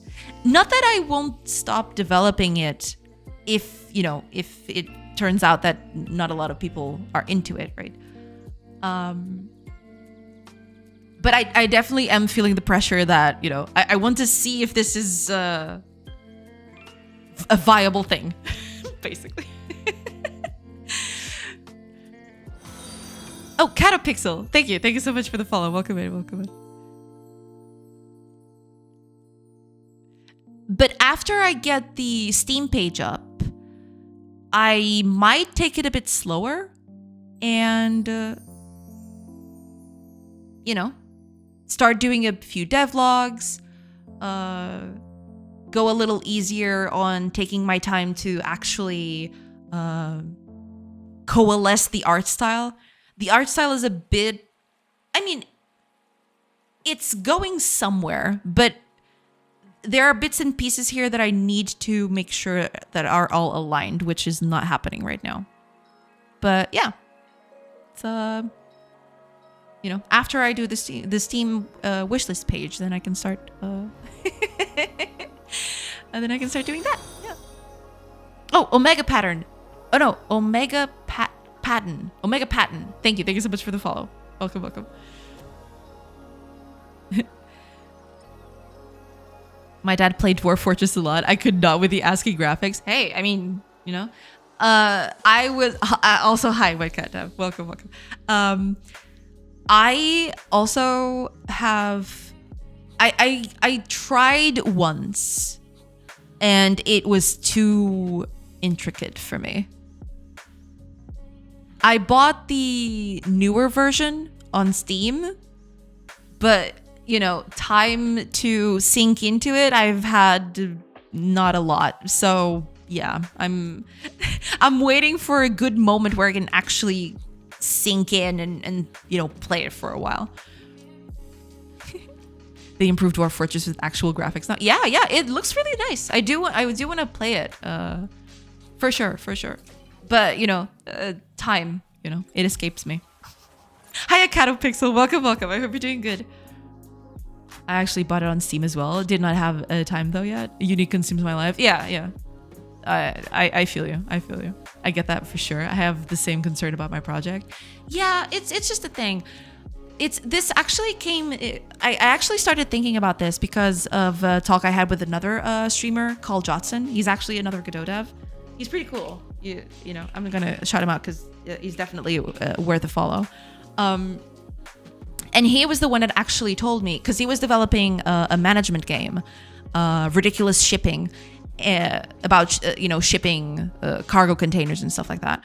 And he was the one that told me, I finished a vertical slice of it and I'm going to put it up on Steam. And if the wish lists are not all there, then I'm going to move on to another project. And that kind of made me think twice, because that's a good way to look at things, right? You get that metric from the wish list and you see if people are interested on it, right? Because otherwise it feels like not a waste of time. I wouldn't say that this whole development thing was a waste of time. Regardless of anything, even if this becomes a flop, right, in terms of wish lists and stuff, I would definitely keep working on it, though maybe I wouldn't work on it as much as I do now. I'd start something else.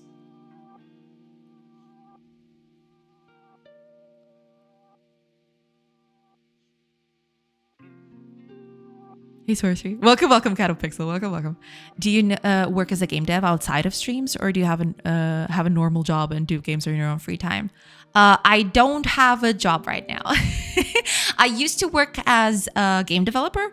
I've worked on a lot of places as a game developer. My last place I worked at, I got laid off, and I wasn't finding anything, so I started streaming. And here I am, a year and a half later.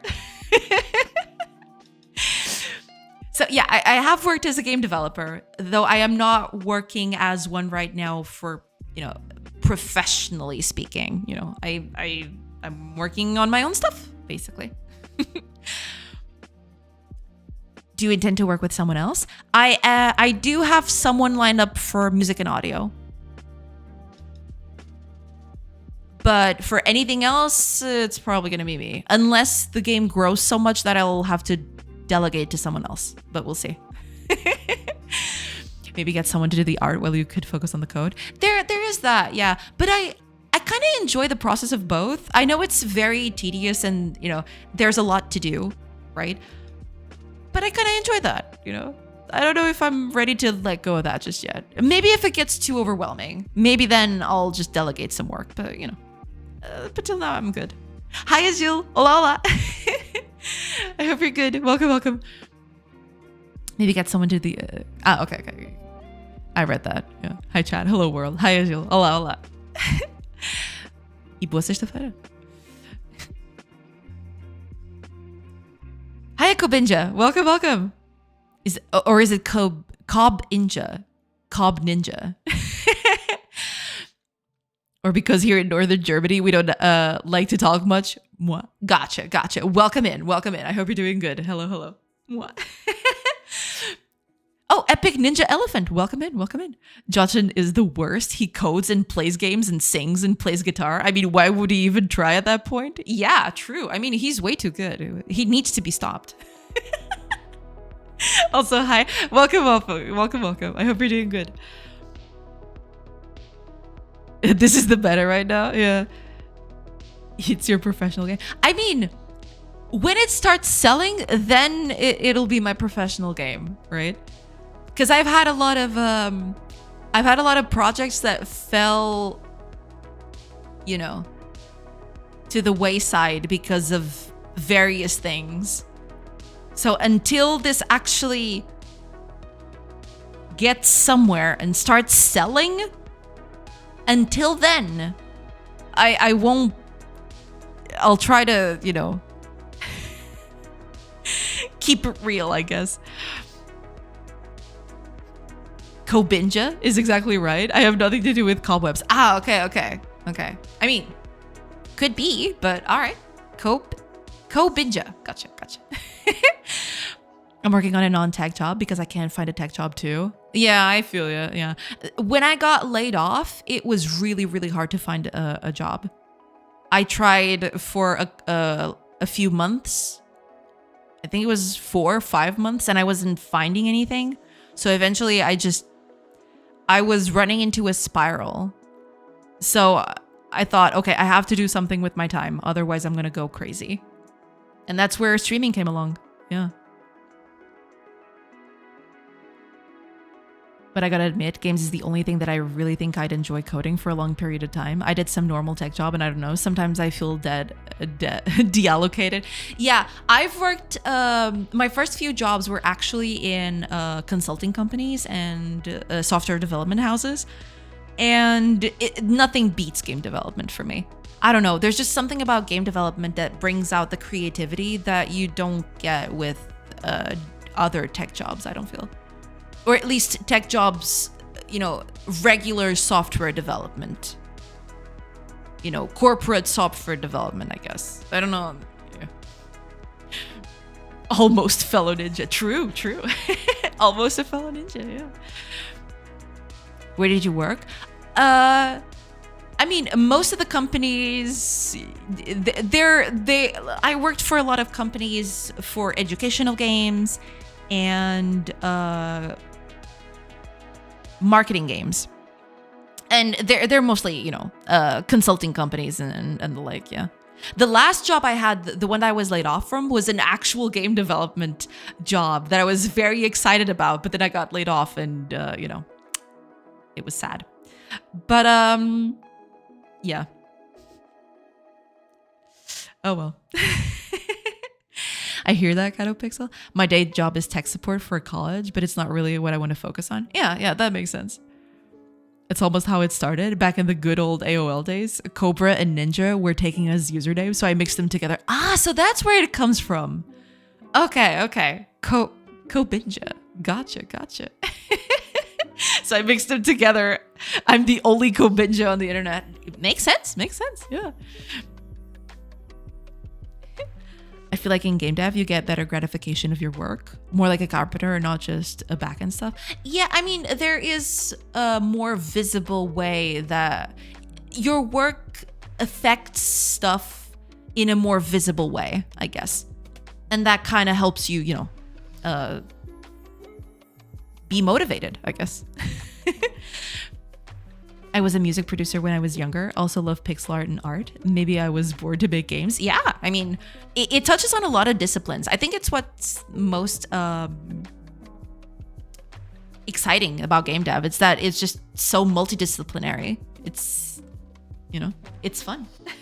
I don't know. Did you work remote or on-site? For this last job, it was remote. Every other job I had was on-site. Yeah. I had a nick that was Z Ninja. Also works. That is also a problem. A lot of companies take advantage of how passionate game devs are. Yeah, it's a whole problem, unfortunately. We pick a name at 15, skip ahead a couple of weeks, and you're 40 and can't quite explain the email handle. Yeah, it is what it is. But it's part of the legacy, it's part of your history. Don't, you just can't throw that away. My day job is tech support for DSL fiber and mobile, both connections and devices. Interesting. I feel like everyone that is really passionate about his own work will get exploited at one point. Yeah. Unfortunately, that is more often the case than not. Yeah. It was more Zen Ninja. Adoro. Zen Ninja é incrível. Zen was an extra. Okay. Got it. Oh God, Zen Ninja. I love it. Mine is from when I was 12 and started playing RuneScape. Hey, Sabia que você era brasileira. Close, but not exactly. I'm Portuguese. Portuguesa. De Portugal. Mas está lá perto.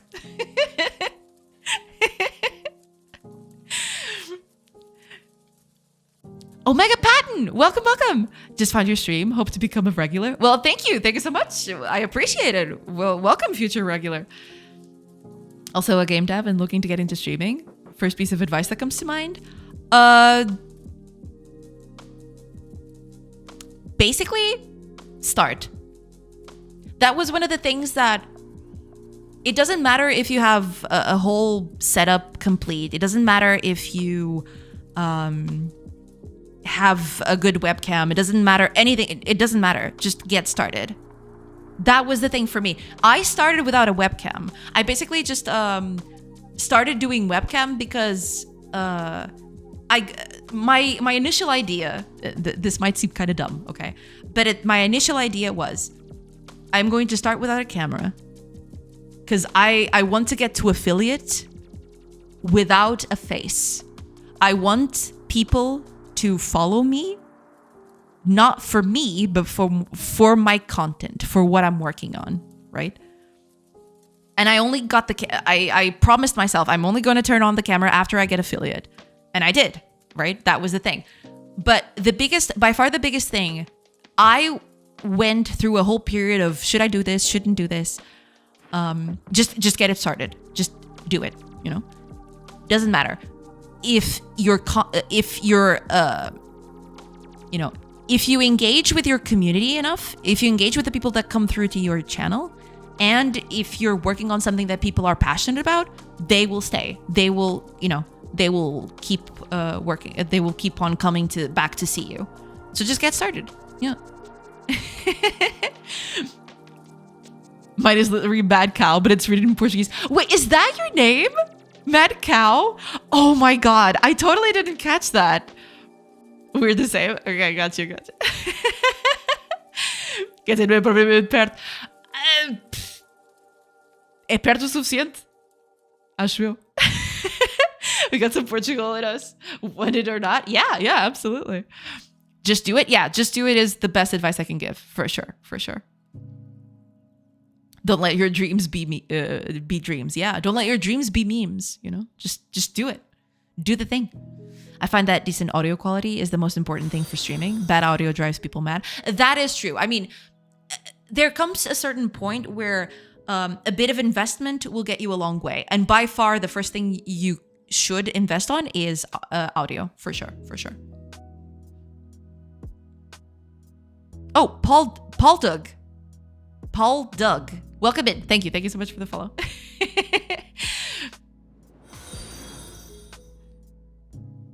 Just do it. It even doesn't matter if you're bad at code. You'll get better by teaching and trying stuff in front of people. Yeah, absolutely.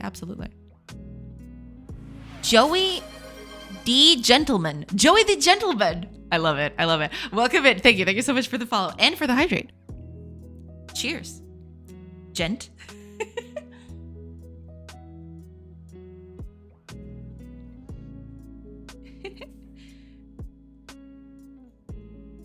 Actually, your face reminds me of a Brazilian singer. What? Okay. I never heard that one before. That's new to me. The most important piece of equipment outside of your mind is to make sure you sound good. People will watch your stream while doing other tasks, so they will hear you 100% of the time. That is true. Yeah. Most real advice I ever heard. Yeah. Hiya, Joey. Welcome. Here's the question to keep you up at night. If you make traditional music using electronic instruments, is that medieval music? Oh my God. Incredible. Medieval music. I love it. Yes. Let's say yes. I'll say yes to that. Okay, true. The world is very small compared. You win for today. Yeah, that one was a winner. Absolutely. Get started. Love the advice. Hopefully it works. Yeah. And thanks for the backstory. That's great that you got affiliate without video. I'm specifically mentioning it because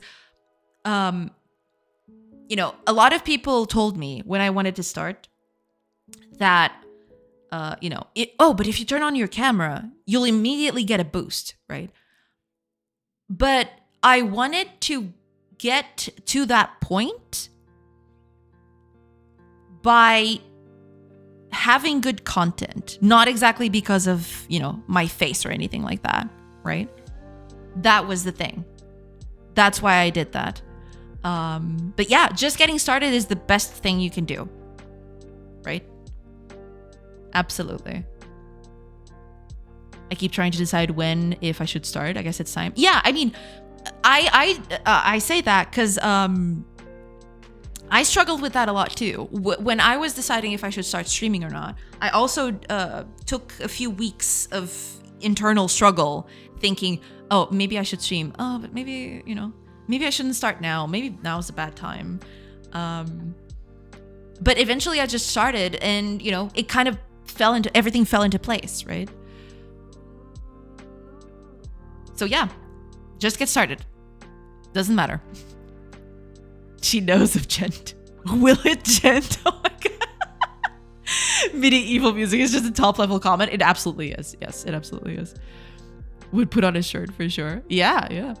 Would put it on his shirt for sure. Got it. Yeah. Gal Costa. It was difficult to find. She doesn't look like Gal Costa. Well, I'll take your word for it, I guess.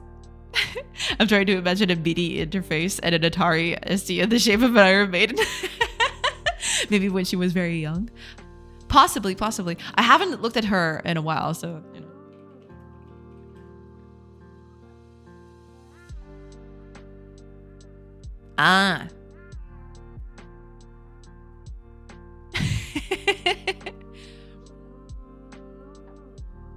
when she was young, of course. Gotcha. Okay.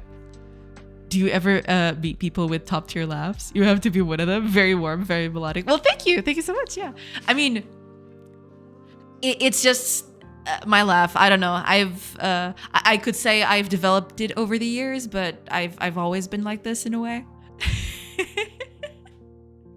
I don't know, but thank you so much. Thank you. All right, everybody. Okay, let me just see if this is working. Because I wanted to see if what I programmed was working. Because I need to go get dinner done. But I don't want to leave without testing this. So let me just build a farm here real quick. And see if this is working. Oh, okay. You. Okay. Where are you? Oh, she's coming. Okay, good.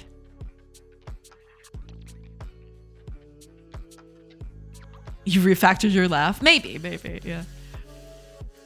She uses solarized? Oh, in terms of are you talking about the theme for Godot? I'm assuming that's that. Oh yeah, dinner. Yeah, I have to go make dinner, but and take care of dinner and all that. But I just want to see if this is working. Where is my farmer? Hello? Farmer? Where are you at? Oh, she's broken. Why is she here? I have to fix that. Yes, for some reason, the first time that they get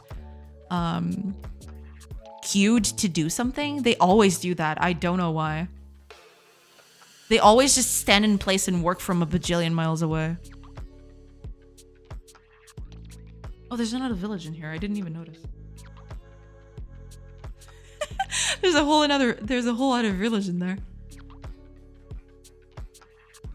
Okay. Oh, she's right there. Okay, I can't see because of the trees. Okay, let me just pass the day. Let's see. Are you gonna...